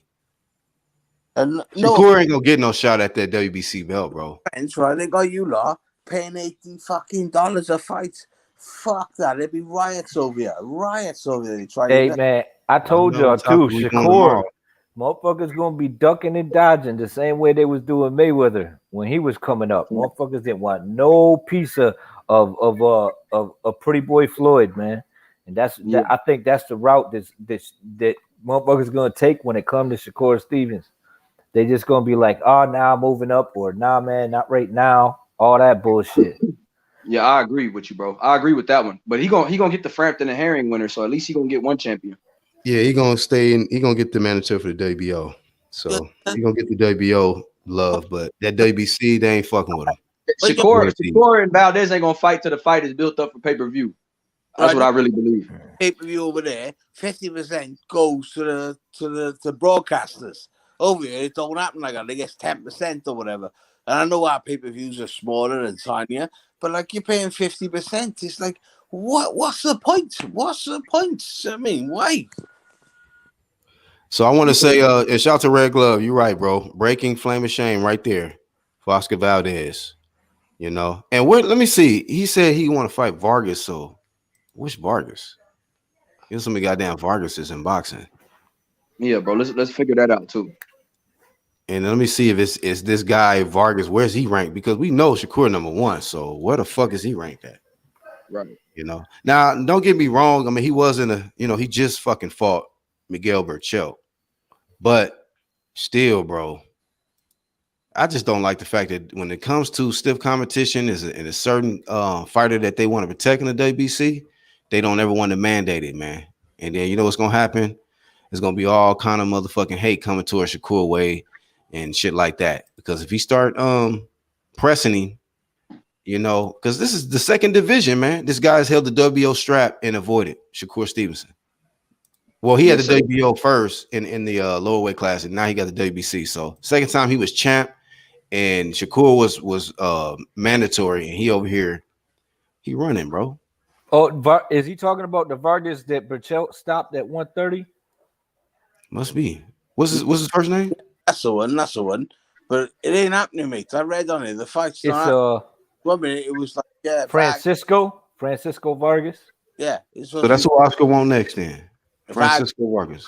Next. And all of a sudden they turned around and said, nah. Wait, didn't Gervonta Davis fight him? Nah. He said Francisco. Oh, that's Fonseca. My bad. No, it's not him, bro. It's the one who just won the fight. One that's what I'm saying. The boys are saying who knocked him out. And he was 1 minute, he's the one. He got a WBC champion. And they're like, yeah. And I read that they're saying, nah, he's not fighting. He's not fighting. So this the guy he want. Francisco. That's another fight at 130 that Tank could go for. You know, is the winner. I mean, the dude who just won, Valdez. Yeah. Matter of fact, hell yeah, that'll do good ass numbers too. I would like Tanky to fight even a JoJo Diaz, bro. I ain't even mad at that fight. Even though JoJo missed weight, they both can't make weight, so shit. They it'll be battle of the scales, right, Black? Yeah, the battle of the scales before they get in the ring. Pound for have pound. Fights. Pound for pound. Yeah, legitimate pound for pound, right? Oh shit! 137, baby. Let's make it happen. Right. God. 130 title.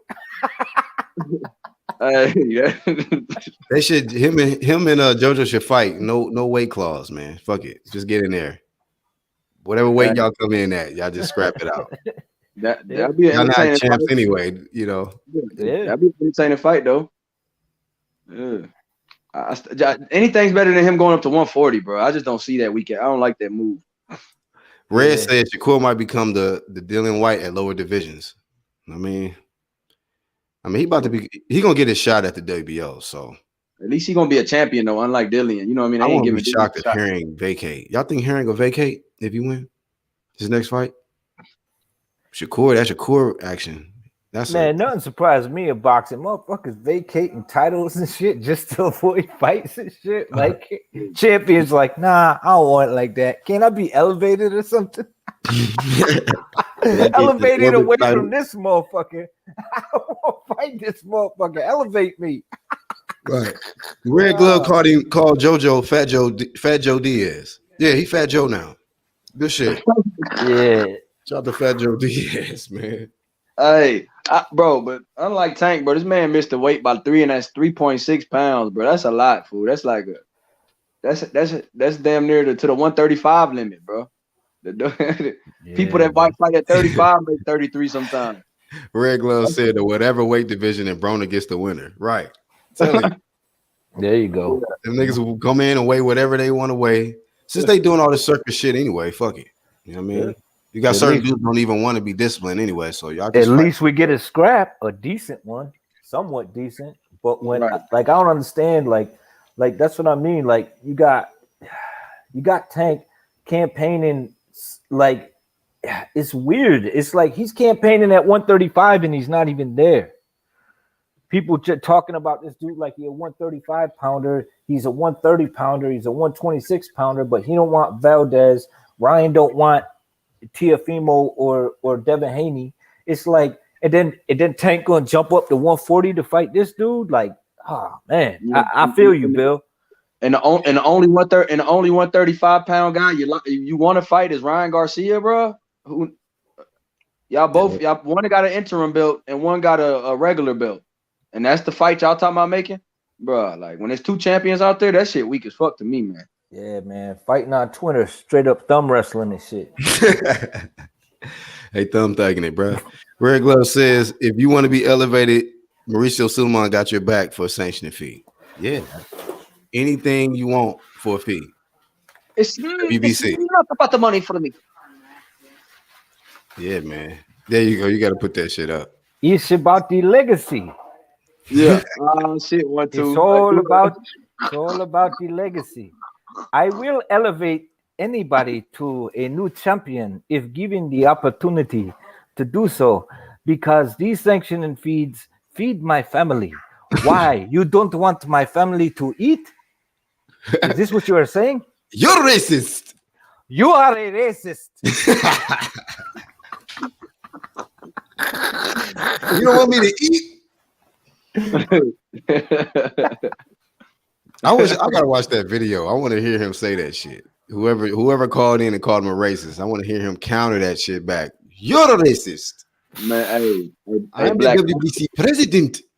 Yeah, I heard that. He was like, I wrote to Nelson Mandela. I fed Ali a pork sandwich. Yeah, he said he was telling about how he was cool with Mandela and all of that. Yeah, right. He got a bag on that one, bro. He really. I stayed the night in the cell with him overnight. Yeah, some shit. Yeah, he was talking about Mandela. I was like, man, he bought the Mandela out. I'm trying to do some Mandela effect on people and shit with these weird ass titles he circulating around here, man. But yeah, man. Long story short, this 35 division is ass now, bro. It's shit. You got all of this talent, but it's so much damn pump faking and all kind of misdirection going on at 135 to where it's crazy. It seemed like whenever there's too much talent in the division, shit goes south, bro. Shit goes south. And these big fights just can't get made. I was like, damn. When would this shit ever stop, man? When would the ducking ever stop? But when you got guys, when you got trillers and people coming through, they paying these guys to keep ducking and ruining and keep the sport where it's at, which is in a low place right now. So, yeah, man, that's really all I got for this one, man. Y'all, in the live chat before we go, y'all got any questions for anybody on the panel? Y'all want us to ask any questions about any upcoming fights, predictions? Let us know before we get up out of here. But thank y'all, man, for coming on, bro. Appreciate y'all. Anytime. Respect. Anytime. Respect, brother. Respect. My brother 1-2 Kid, Young Billy, Red Glove, Actual Facts. Hey, 1-2, did Actual say he made it back home, right? Because he said he was in Georgia for a little bit. Oh, I don't know. I wasn't paying attention to the chat too much. Okay. Shout out to Actual Facts. I think he said he did. Shout out to him in that picture you had with Danny and Andre, his hat. Andre's hat. Right. That shit was oh man. That dude Demetrius Andrade is a weird character, man. Yeah, he always gonna stand out wherever he at. That's a fact. That hat, man. It's me again. Me again. It's weird again. Yeah. It's weird again. That's the realest shit you just said, man. He a weird dude, bro. It's me again, Demetrius Andrade. Right. Oh, bro. Damn, did y'all see his mug shot? Yeah. He looked held out, didn't he? I'm about to fucking download this shit. I'm about to show y'all this, man. Sleepy looking ass nigga. It was like 4 a.m, bro. For real? Yeah, he got arrested, bro. But basically, because he was talking to his friend in the street in the car and he didn't move. Yeah. Right. So I don't have to move. Yeah, so the police searched him. You know, he was talking to, you know how you pull up on somebody and you know them streets in the East Coast are like real small, bro. So he was just in Rhode Island and he was parked on the road talking to somebody. When his homies. This is how they arrested Demetrius Andrade. Yeah, and then they searched him and found a gun in his car, bro. Yeah, that's my strap. Get the strap. So he got arrested for a gun. I don't blame him. You know what I mean? And he said I need a gun because people know I could fight, so they would shoot me. They wouldn't let me fight them. You know what I'm saying? So if I got into a dispute, I need to protect myself. Shit, yeah, we seen what happened to Vernon Forrest, man. Niggas be trying to test you out here, bro. Yeah. Rest in peace. Vernon was chasing him. Chasing them niggas down, yeah. With the strap. Yep. And you see, yeah, like Demetrius said, dudes ain't gonna give him no fair one. Yeah. Police was like, "Who are you?" He was like, "You don't know who I am." There was 14 people at my fight. I fought on a Thursday. Hey, 1-2, bro. That's messed up, bro. You mean, bro. Damn, bro. I want Demetrius to get some of these big fights, bro. Oh, me too, man. I was one of the only. Listen, you know how much flame I got for repping both me and Black. For repping Demetrius Andrade. We had the whole YTBC mad at us. We were just showing up like it's me again. That was the funniest shit we ever done, probably on this motherfucker. Yeah, motherfuckers didn't want to fuck with us no more. That's where most of that beef came from. Hell yeah, bro. Hey, we what you mean? card, bro. All hell broke loose. Yeah, man. Beef with who though? What do you got? What you mean? Who beefing with y'all about the Demetrius Andrade? No, nobody now. But at that point, man, yeah, it was a lot of hassle, man. But it didn't stop us. But you gotta, hey, Young Bill, you gotta remember, man, it's a lot of, especially on YouTube, a lot of Canelo man fans, and they hate Demetrius Andrade with a passion, bro. I used to get on, like, well, not trolling, like I'll just get on a live stream and I would just use the avatar because people react to it and shit. They react to this shit so much, like, what the fuck is wrong with Demetrius Andrade, man? Why y'all always trip out? And I started just catching the heat. Like, this nigga Black Horseman with the Demetrius Andrade pick. And they used to just go in on me.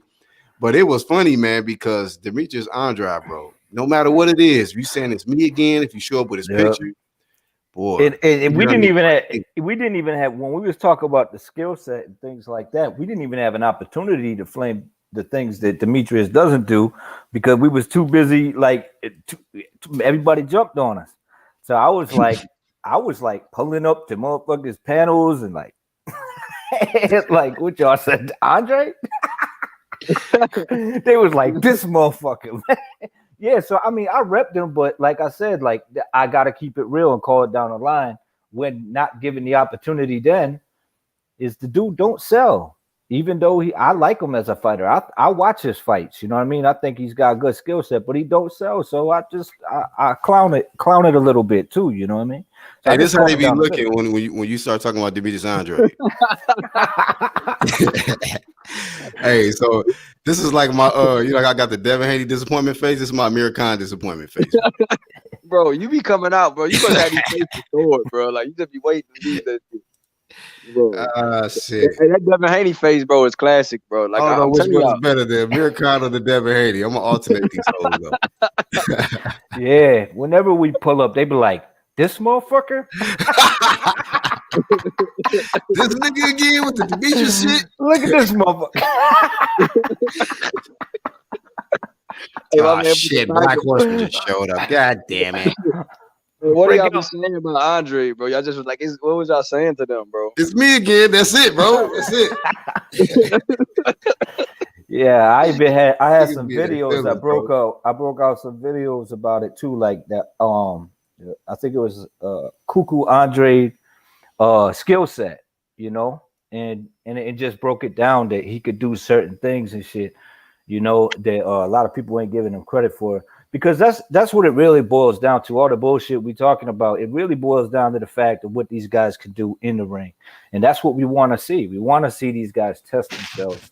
And that seems to be too much to ask because these fat boys don't want to see their favorite fighters get in there and risk it with a guy who's quite possibly has a chance of beating them. You know what I mean? And it's crazy, bro. That's how the fanboys be looking. Yeah.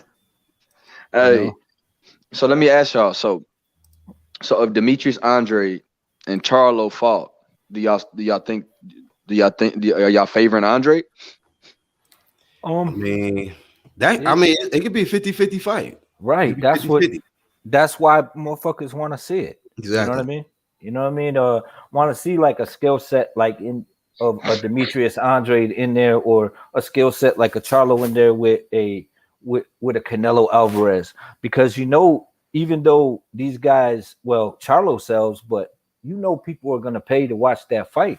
You know what I mean? There's going to be a buzz around those fights, or these guys getting in and mixing in with each other. I think they should have fought each other to better their shot at getting a Canelo fight, because I think it would help them at the bargaining table when they could have unified. You know what I'm saying? But it is what it is. So let me ask y'all. Is anybody gonna flame Triple G for not passing the torch to one of these younger guys, bro? Like he just in the sport collecting checks now, bro. Oh, we've been flaming that lingering ass motherfucker. No, I know y'all flaming him. But I don't feel the pressure from the whole YouTube community to make Triple G fight one of these guys or get the fuck off that belt. You know what I'm saying? Like, bro. Yeah. He needs Like, bro, to fight someone. He needs to fight someone. He needs to fight the young gun. He needs to. Yeah, He's fed he's up. still He's waiting not on that fighting no Canelo. young gun, bro. Yeah, Yeah, but he's it's not waiting gonna on that happen. It's Canelo. not gonna happen. But he turned that It's not fight gonna down. happen. Remember Yeah. 1-2? Yeah. I'll tell you what, I turned it down after I beat him once and drew him twice and then got a loss twice. I mean, bro, what the fuck's a man supposed to do? Because he won that first fight. I do not care what any man on this planet says. He won that first fight. Yeah. Right. But I think he wants a third fight. I just feel like he just lingering around, just like everybody else. They all want to fight Canelo and shit, but there's plenty of room for them to make pave their own way without even fighting this guy. Go out there, get 3 straps, even at 160. He signed up with his own deal. He's on like 20 mil a fight, didn't he? Anyway, do you know what I mean? He's on that. That's probably what it might be. It might be. He's on his own deal. So they signed him up specifically to think you're going to fight Canelo, but they never put it in the contract. You've got to fight Canelo. They just signed you up for so many fights. I mean, dickhead. Right, but that's the thing, though. That's one of the reasons why we flamed him, because he even bought stock into the zone, or is somehow a shareholder, or what have you. All them moves that he made to fight Canelo, and then when offered the fight, he turns it down. Like, so what the fuck are you doing then? Is Triple G gonna end his career at 160? Because this motherfucker been there forever. I think Canelo gonna end that motherfucking career if that fight does go down. Facts. Yeah. Because Triple G is decreasing. No, he's aged. Triple G's right, aged. exactly. That's what I mean. Aged. So why he waiting around for an ass whooping? Yeah, I'm just keeping it 100. I agree with that. Retirement pay. Even if he fight Charlo right now, bro, I don't think it's gonna be good things. Knocked out. Nah, that's crazy. That man went from the boogeyman to 160 to now he food. Yeah, he definitely He's too old. Yeah, he just need to go ahead and get up off that belt, retire, because I don't think the zone gonna keep wanting to pay this dude $20 million for type of the Steve Rose of the world, bro. Yeah, fuck that shit, bro. I say just get in there with a guy that can bang it for your last hurrah, Mexican style. Come on, guys. Just get in there and bang it out with a guy who can't really box. You know what I'm saying? He's not doing that, man. Tell me. He's not doing that, man. He's like he's trying to preserve himself, isn't he? Tell me if he goes there for last or have a young I want to see him fight that one dude that I want to fight him. I want to see him fight the Bully Bektemir, bro. There you go. Never gonna I want to see that fight. Bektemir will probably beat the brakes off him, but that's why I want to see it. And they from the same place too. Dervyachenko was taking that motherfucker food in there, man. Hell yeah. He was in there feeling the funk. As soon as that motherfucker started putting some moves on him, he couldn't keep up with him. Man, you know that's the first time I seen Triple G. Shit. My fault. Go ahead. No, go ahead, Young Bill. I was about to say that was the first time I seen Triple G hunched over from a body shot. Like he was exactly. Like, bro, and shit. Yeah, dog. It was that's the first time I seen Triple G really. The second Canelo fight, I was seeing Triple G get hit with some things that like, oh, he really hurt. Like, he's hurt by this one. But Dervyachenko was folding him over with body shots. It was. That's not what I'm. That's when I started to see, like, if Triple G fight any of these top guys at 160. Bro. Yeah, at this point, he probably get his, concussed. Yeah, I didn't even think that Dervyachenko Charlo fight was close. I thought it was a bit competitive in moments, but that's it. You know what I mean? Cody, man. Yeah, he did. He did with that jab. He kept that motherfucker stationary as shit with that jab. Whenever you try to move, he pumped that jab out, switch up speeds. He was changing levels. Jamal showed me a lot in that fight. I just wish he was that nice outside of the ring to make the big fights. I wish he believed in himself. We would have had better fights if Charlo would have fought Jacobs and Charlo would have fought all these other people. Charlo was stopped. Do you know what I mean? The Jacobs that fought Gary Rosado, Charlo will beat the shit out of him. Yeah, man. Shout out to Gary Rosado. That motherfucker, even with all his losses, man. Shit. He ain't going away. He gonna always be in there. Because Jamel beat Gary Rosado back in the day. Yeah, at 54, right? Yeah. That was a close fight. That was a close it was. that was a tight fight, man. That was a tight ass fight. Like that was around the time he was fighting dudes like Demetrius Hopkins in there. I remember that. Yeah, that was a tight fight. You're right. But I will say though, bro, Jamal Charlo would smash Jacob Set. The one that fought Gabe Rosado, bro. Oh yeah, you know, I totally Listen. agree. I think it was me and Lisa talking about it. I think Jacobs is just going through the motions right now, kind of like that's the Triple fight G. that needed to happen. I think Jamal Charlo's a badass. I think he's a badass, but he's just not fighting the people we want him to fight, and that's the thing, bro. So he can't get his recognition. Do you know what I mean? Whatever, and then we'll realize, is he a badass or is he not a badass? You know what I mean? He living off his brother's achievements right now. Unified champ. Big Charlo. I know. Danny Jacobs had a cool ass line when he was talking about you ain't making M's yet, but like he really used that as a reason not to fight Jamal. Like he was like, yeah, you ain't making M's yet. You know what I'm saying? Yeah. Like, bro, that was cute, but like he never really fought. He never really went back and circled around to make that fight. Yeah, bro. I don't think Danny Jacobs wants to fight Charlo, bro. I really don't. Ask you if you think he wants to fight now, especially Hell no. I think Danny Jacobs, like, you know, Danny's past his best, bro. He's way past his best. Yeah, bro. He left Rozier. He don't want, man, bro. He was the best under Rozier, bro. Right now, I think he get his ass beat. Yeah. That's what I think. I think the hunger ain't there, man. I think he just going through the motions. I think he was in enough shape to handle Rosado in that fight. I think his body was with it. I just don't feel like he felt like he had to put, you know, his foot on the gas. He didn't feel like he had to get him out of there. There wasn't no desire. You know what I'm saying? He didn't even look that good against Chavez. How many M's is Danny worth? No, Danny must have 20, 30 million in the bank. Do you know what I mean? So it's gone. Hunger's gone, bro. Do you know what I mean? It's gone. He's fucking coming up to 40. Hunger's gone, bro. He fought like it was a nice fight with him and Canelo. I think you know, I don't think, like, you know, even his trainer, I think after that fight, that's when he left him because you know, Rozier was criticizing his hunger in that fight. He was his own trainer was saying he was pushing him. Yeah, he was trying to push him and he wasn't listening. Yeah, he was like he ain't go for it. And so he was pissed off about it. Seen him with that Demchenko fight. He aged. Danny aged in that Demchenko fight, mate. He aged like fuck. Do you know what I mean? Danny's like, nah, not anymore, mate. Just chill out, like. Do you know what I mean? Yeah, and then Danny's taking your advice, bro, because he's not gonna fight Charlo. He's chilling out. He gonna fight, like, he fighting Chavez and Rosados right now. So I think. Who y'all think he's gonna get in there with next? Like, he got to step up now, man. Fuck the dumb shit. Danny, Jake, he got to go do something at 68. I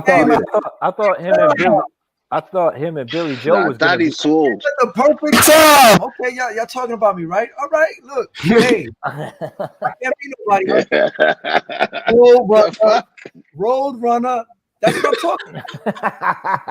Oh man, he sounds just like him too, boy. Look, hey, perfect time.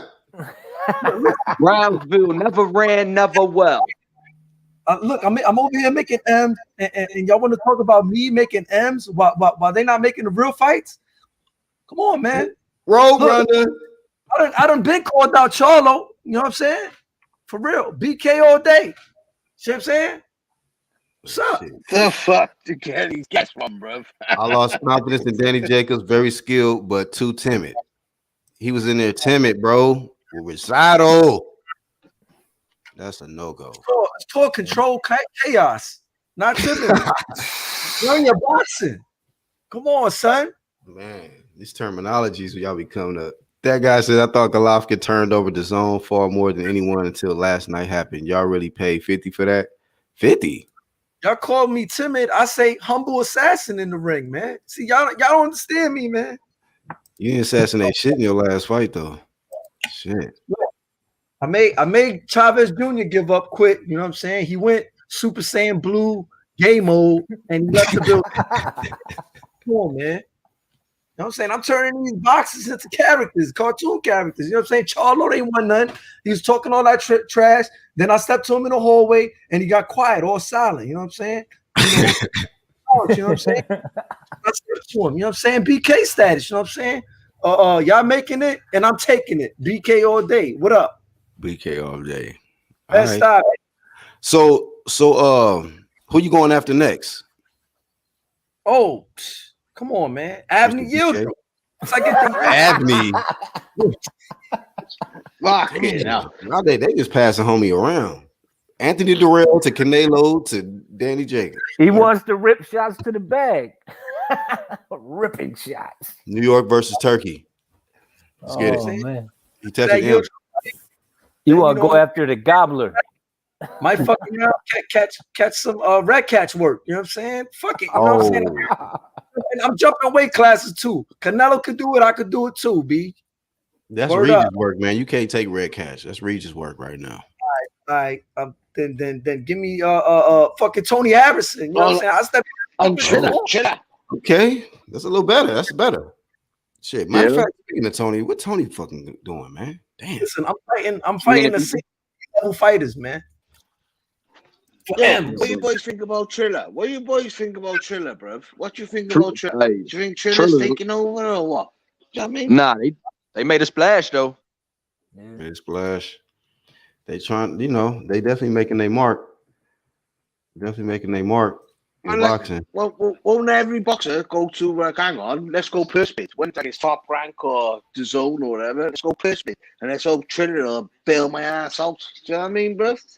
You know Bob gonna be knocking him. It's a fucking circus over there. These guys. Oh man, you know he's gonna be hating. And that's what they came in and basically. I think Tiafimo is showing the door for everyone else. This is what you got to do, bro. You got to go. Let's go purse bid. When you got a mandatory, let's go purse bid. Ta-ra, let's go. Let's see if Triller wants me. Do you know what I mean? We'll see if it works out. It was an innovative move for the time being, but I hope that it does work out with Triller, and I'm really looking forward to it. Like if it does, but if it don't, man, and it goes sour, man, it's gonna be bad for some guys. But I'm hoping that it does. Did you see what Bob said? I don't care. I made 800 grand for nothing. Do you know what I mean? What the fuck? You're just come up there, bro. Yeah. You made 800 grand for nothing, God. Yeah, Do you know what yeah, I mean? he said that and filled out the court papers at the same time. Yeah, that motherfucker is he's a bitter old man. Bro. Do you know what I mean? But that's the way forward. What's Terence Crawford? He's sitting there, 4 million fight, can't fight no one. What all he needs to do is go out, fight my mandatory, purse it. Let's even go find someone else. You know what I mean? Losing money. I'm losing money. Take him, please. Somebody. Take him off my hands. The guy's older than the fucking Sphinx, bro. Do you know what I mean? He's like mate, he's 99 years of age, bro, and he's still pulling the strings. Are you having a laugh? Do you know what I mean? That's man. He's definitely older, but I don't know, man. Oh, spiteful ass too. Yeah. Oh, jerk.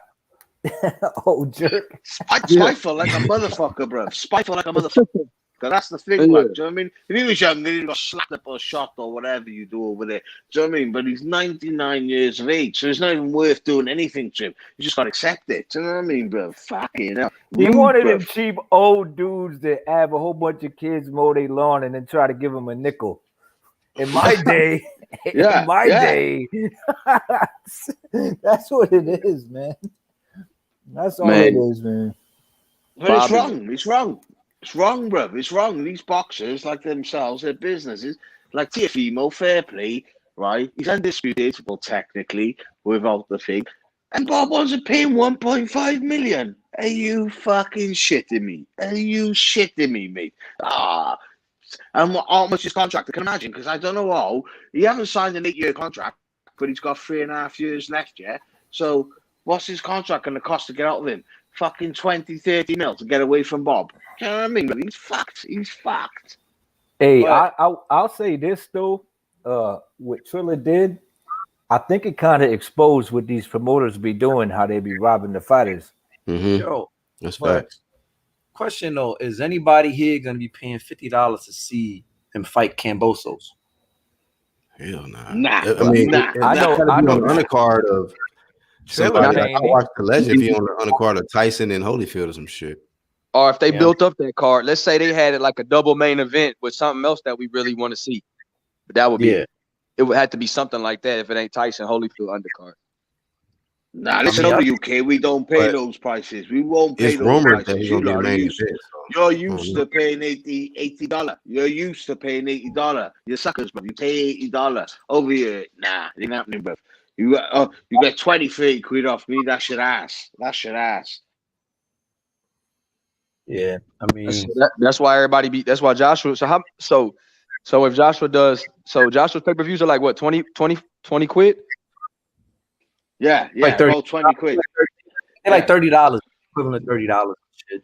Well, I don't see dollars. Like 20 quid. 20 quid to me. 2 tenors. To me, if we got a thing, it's the same. So I'll say dollar for dollar, pound for pound, right? So I'll say like $20 to me. It's 20 quid. That's it. I ain't paying no more than I make. So 24, 25 quid. But you lot to pay 80 fucking quid a fucking fight. Nah, it ain't happening. Never. They rights over here, bro. It'd be funny if Triller paid for, like your boy, that guy said, it'd be Triller paying for Crawford would be funny. What if a platform like Triller put up that money for Pacquiao and Bud? Shit, I'll tell you what, if Triller really wanted to make some money, that I know for a fact will fucking sell would be to fucking go to Mayweather and say, look, we want you to fight. Boom. You know who else need money? Oscar De La Hoya. Let them motherfuckers rematch. And then fucking on the undercard co-main event would be fucking Ryan and fucking Tank. Oh, but that's that what shit you're doing. would You're sell. telling us all the old school. You'll start digging up Muhammad Ali and selling them in next. I mean, bro, what the fuck? You keep going back and back. You can't keep taking these old people, bro. Nah, fuck that. Okay. If you're gonna sell out. Fuck it. If you're gonna go that route, shit, that shit would make hundreds of millions of dollars. That's funny, bro. Peeking through the bushes. What up, Mark? Oh man, hey, you know what's funny, man? Like you know what fight? I know we way off topic about what would make Clarissa Shields a household name, but what would really get Clarissa Shields if they could still lure Layla Ali out of retirement? Yeah, that would have been huge. Yeah, it would have. Been huge. It would have been. It would have been. That would have been big for women's boxing. And they still what would make Clarissa Shields big, right? Is come to the UK, live in the UK, self-promote from the UK, bro. Trust me. That's how you make yourself big if you want to make a name. And then go back to the US. Trust me, brother. It'll work. Yo, who's that girl y'all was talking about that was gonna be that wanted to fight Clarissa Shields? Savannah Marshall. That chick can fight. This is what I'm saying. The UK, right? Over here in the UK, we believe that she's gonna beat the Clarissa Shields. We believe she is. And then when she does, she's going to take all Clarissa's power. She's like the X-Men, bro. She's going to take all the power and she's going to build. We can't have another UK takeover, man. So UK already took over.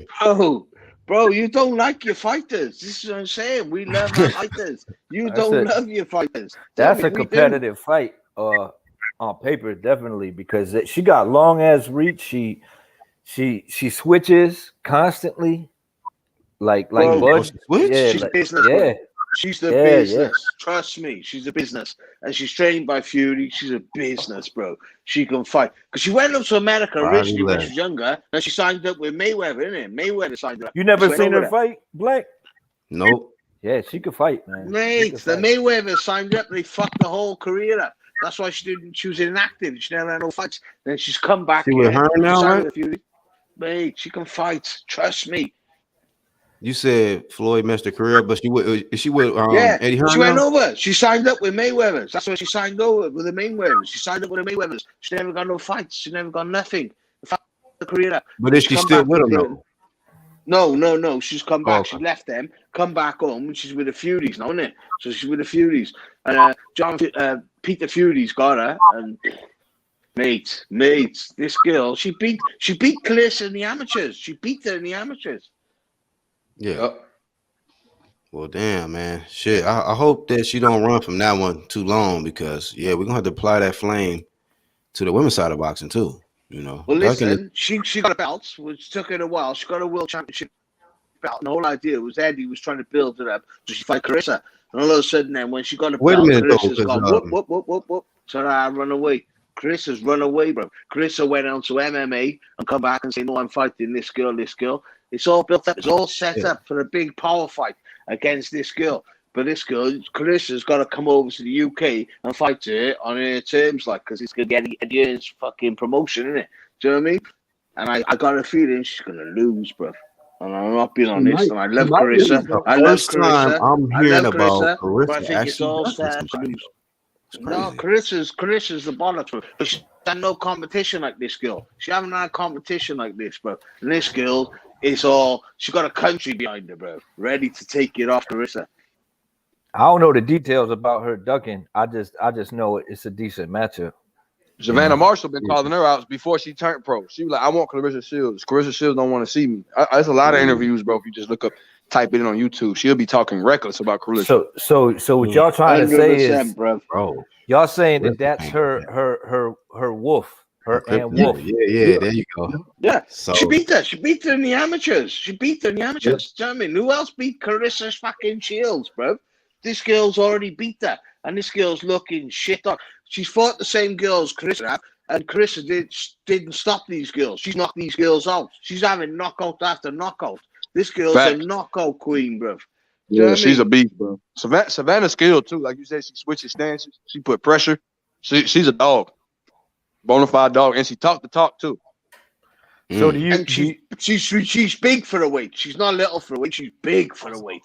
You know what I mean? She's bigger than Carissa. And it's just the same, bro. They don't like, oh, bro, Carissa's in trouble if she comes over here, fights her in a 40,000 stadium here, right? UK people screaming, Carissa's in trouble. I'm telling you that now. And I love Carissa. She's in trouble. She's one of the few people that will call Clarissa out. You know how Cecilia Breakis and all them were like, hell no. Nah. She's one of those that's like that got Carissa Shields' name in her mouth. For real. Yeah. Because she knows if she beats Carissa, right? She beats Carissa, she goes on to the next level. She got to compete against Katie Taylor over here, right? Katie Taylor's the one. But if she beats Clarissa Shields, she's like, I'm on par with Katie Taylor or whatever. Do you know what I mean? You don't understand, bro.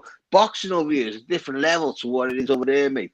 And like, if Katie, I'm not actually right. If Clarissa Shields comes over here and fights her, Clarissa Shields got to stand on her head, beat her twice, 3 times, just get the decision. Do you know what I mean? That's what I'm saying. I think Iron Khan wants you to ask a question, Black.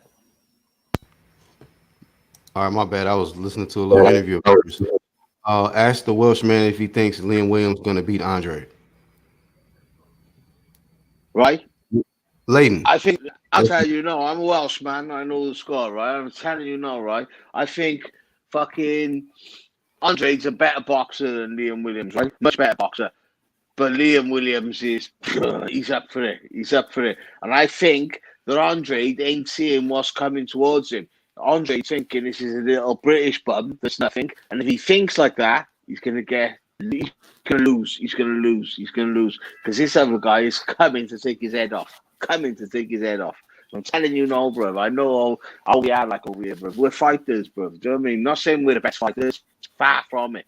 Do you know what I mean? But this guy is coming to fight. But I think Andre, if he underlooks him and thinks he's a soft touch, good night, son. Good night, Irene. That's it. Man. Yeah. Hey, okay, so let me ask you this. I know Usyk has been not looking impressive at heavyweight to a lot of people, right? But let me ask you, do you think Usyk getting paid step aside money to fight for a WBO interim against a guy and rematch? Listen, he never got paid step aside money. He never got paid no step aside money. I don't know where you're getting that step aside money from. It never come. The WBA, right, shit themselves because they want to be involved with the Fury fight and the Joshua fight. They decided we'll call into whatever it is or whatever for him and Jones to fight. But they never made they done it to stop the step aside money coming free. You got to think when it all comes in, they're getting paid $3 million. They're getting paid $3 million off Joshua fight. So that's why they made sure they just stepped aside, mate. They didn't have so that's why Usyk's in his feelings. He's very feel. Because he was getting step aside money, first of all, because he should be fighting next. But because of the money that was being generated from Joshua and Fury, the WBA have just said, "Ta-ra, mate, we're putting them first, you're second." And they just pushed him and said, "Yeah, you and Joyce come fight for this belt, and whoever wins after the first, do you get me?" Yeah. Okay, because a lot of people were saying step aside money, and that was false reporting.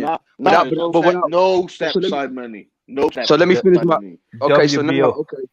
okay. So check this out. What I was trying to say was just, do you guys respect Usyk for fighting a dude that just beat Daniel Dubois, and a big, powerful, strong heavyweight like Joe Joyce taking on that fight right? I mean, next. You know what I mean? What do you guys think of that fight? No, listen. I'll tell you no. Listen. Usyk, right? He went against like our Chisora, our gatekeeper, right? Our gatekeeper. He ain't nothing, Chisora. He's a tough guy. Fair play, right? But he ain't on the levels. He ain't on the levels. And then you got Joe Joyce, who's just stepped up to the level, but he's still not ready for it. But Joe Joyce, everyone sees him as slow as fuck. But bro, he's an athlete. He's a track athlete. He's like, he don't stop. He got an engine. He don't stop. You won't knock him out. His chin's too hard. You will not knock Joe Joyce out. People don't realize this. You will not knock him out. Joe Joyce is so underrated that people don't know. But he ain't the fastest. He ain't whatever. But he won't get stopped. And that's why he's called the Juggernaut, bro. So how do you see that? How do you see that fight with him and Usyk going, man? Him and Usyk going. It's either Usyk runs for 11, 12 rounds, right, and runs away from him, or he comes and trades him and he gets knocked out. And that's a straight up truth. When they fought in the WBA amateur shit, right, it was like a 5-round fight, right? 5-round fight. He beat Usyk because he jobbed and run. But he won't be able to do it for 12 rounds. He won't be able to do it for 12 rounds. So I'm telling you, Joe Joyce will win. Okay. Oh, he got Joyce beating Usyk? Yeah, 100% with 12 rounds. Yeah. Do you know Usyk? You don't understand. People, Joyce, I mean, sorry. Do you know Joyce? People don't understand. He's an Olympian, bro. He's like a 400-meter winner. He's a javeliner. Bro, the guy is fit than anything. He don't stop. Everyone knows in Britain, sparring partner, right? You can't stop him. You cannot stop him. No one drops him. No one drops him, stops him, nothing. The guy is a machine. That's why he's called Juggernaut, bro. You know what I mean? I'm telling you. Trust me. Did the Juggernaut beat Deontay if they ever fought? Yeah, because I don't think Deontay will stop him. And that's what I'm saying. You keep coming forward. But you'll be a bit too slow for Deontay. Deontay will clap him, but he won't stop him. He won't stop him. And if you don't stop him, don't have the power to stop him. No, you won't stop. You don't stop Joe Joyce. You don't stop him. That's what he's called, the Juggernaut. What? Who's the biggest puncher he's been in there with? He's grown up with Joshua, bro. He's grown up with the. I know. I'm just saying, like, he's a pro. Team GB. He's been with Team GB. He's been with Fury. He's been with everyone over here. He's been with everyone. No one can I don't care who you with. I'm just saying who the biggest puncher he's been in there with. No one can stop him. No one can stop him. That's what he's called. No one can stop Joe Joyce. All right. That's what I'm saying. First man that stops him, I'll shake your hand. And I'll say, fair enough, you stop Joe Joyce. I will shake your hand. That's crazy. He's slow. He's slow, but he's repetitive. He's slow, but he's repetitive. He don't stop. And he got a chin of granite, mate. I'm telling you, granite. You know what I mean? I think if water hit him clean, he can go to sleep too. But yeah. Okay. Let's find out then, innit? Let's find out. I don't think nobody is just unstoppable. You know what I'm saying? If he's slow and he constantly getting hit, I think he can get fucking. All right. Let's see. But you got to look at Wilder's fighters, who the people that Wilder's fought, and I guess he fought proper people. Better Compton, Joe Joyce. No, he's been in there with punch. Who's better than Joe Joyce? Who he's fought? Big fat dudes he been in there with. Who's got a better chin? Who's got a better chin than Joe Joyce? The Wilder's fought. I mean, you saying who got a better chin than Joe Joyce? I asked you. I said who the biggest puncher he been in there with. I'm trying to tell you, Joe Joyce got the best chin in the game. Everyone said it. While you got Joshua's team, you got Fury's team, you got That's everyone. Opinion, Joe Joyce got the best chin around. Best chin around, bro. Over here, where I'm from, my knowledge is he has got the best chin around. No one is stopping him. No one is stopping Joe Joyce. And I like, but see, that's what I'm saying. So if Usyk beats the dude, if Usyk beats Joe Joyce next, is he a true contender, man? Does he get respect at heavyweight? Obviously, yeah. The only way he's going to beat him is by jabbing and running. But I don't think he can do it. He done it in 5 rounds. But he won't be doing it in 12 rounds. Do you know what I mean? Yeah. I mean, anything's possible, though, man. What if he pulls it off and outboxes the shooter? If he pulls it off, he pulls it off. But, like, I watched with Chisora when Chisora fought Usyk, innit?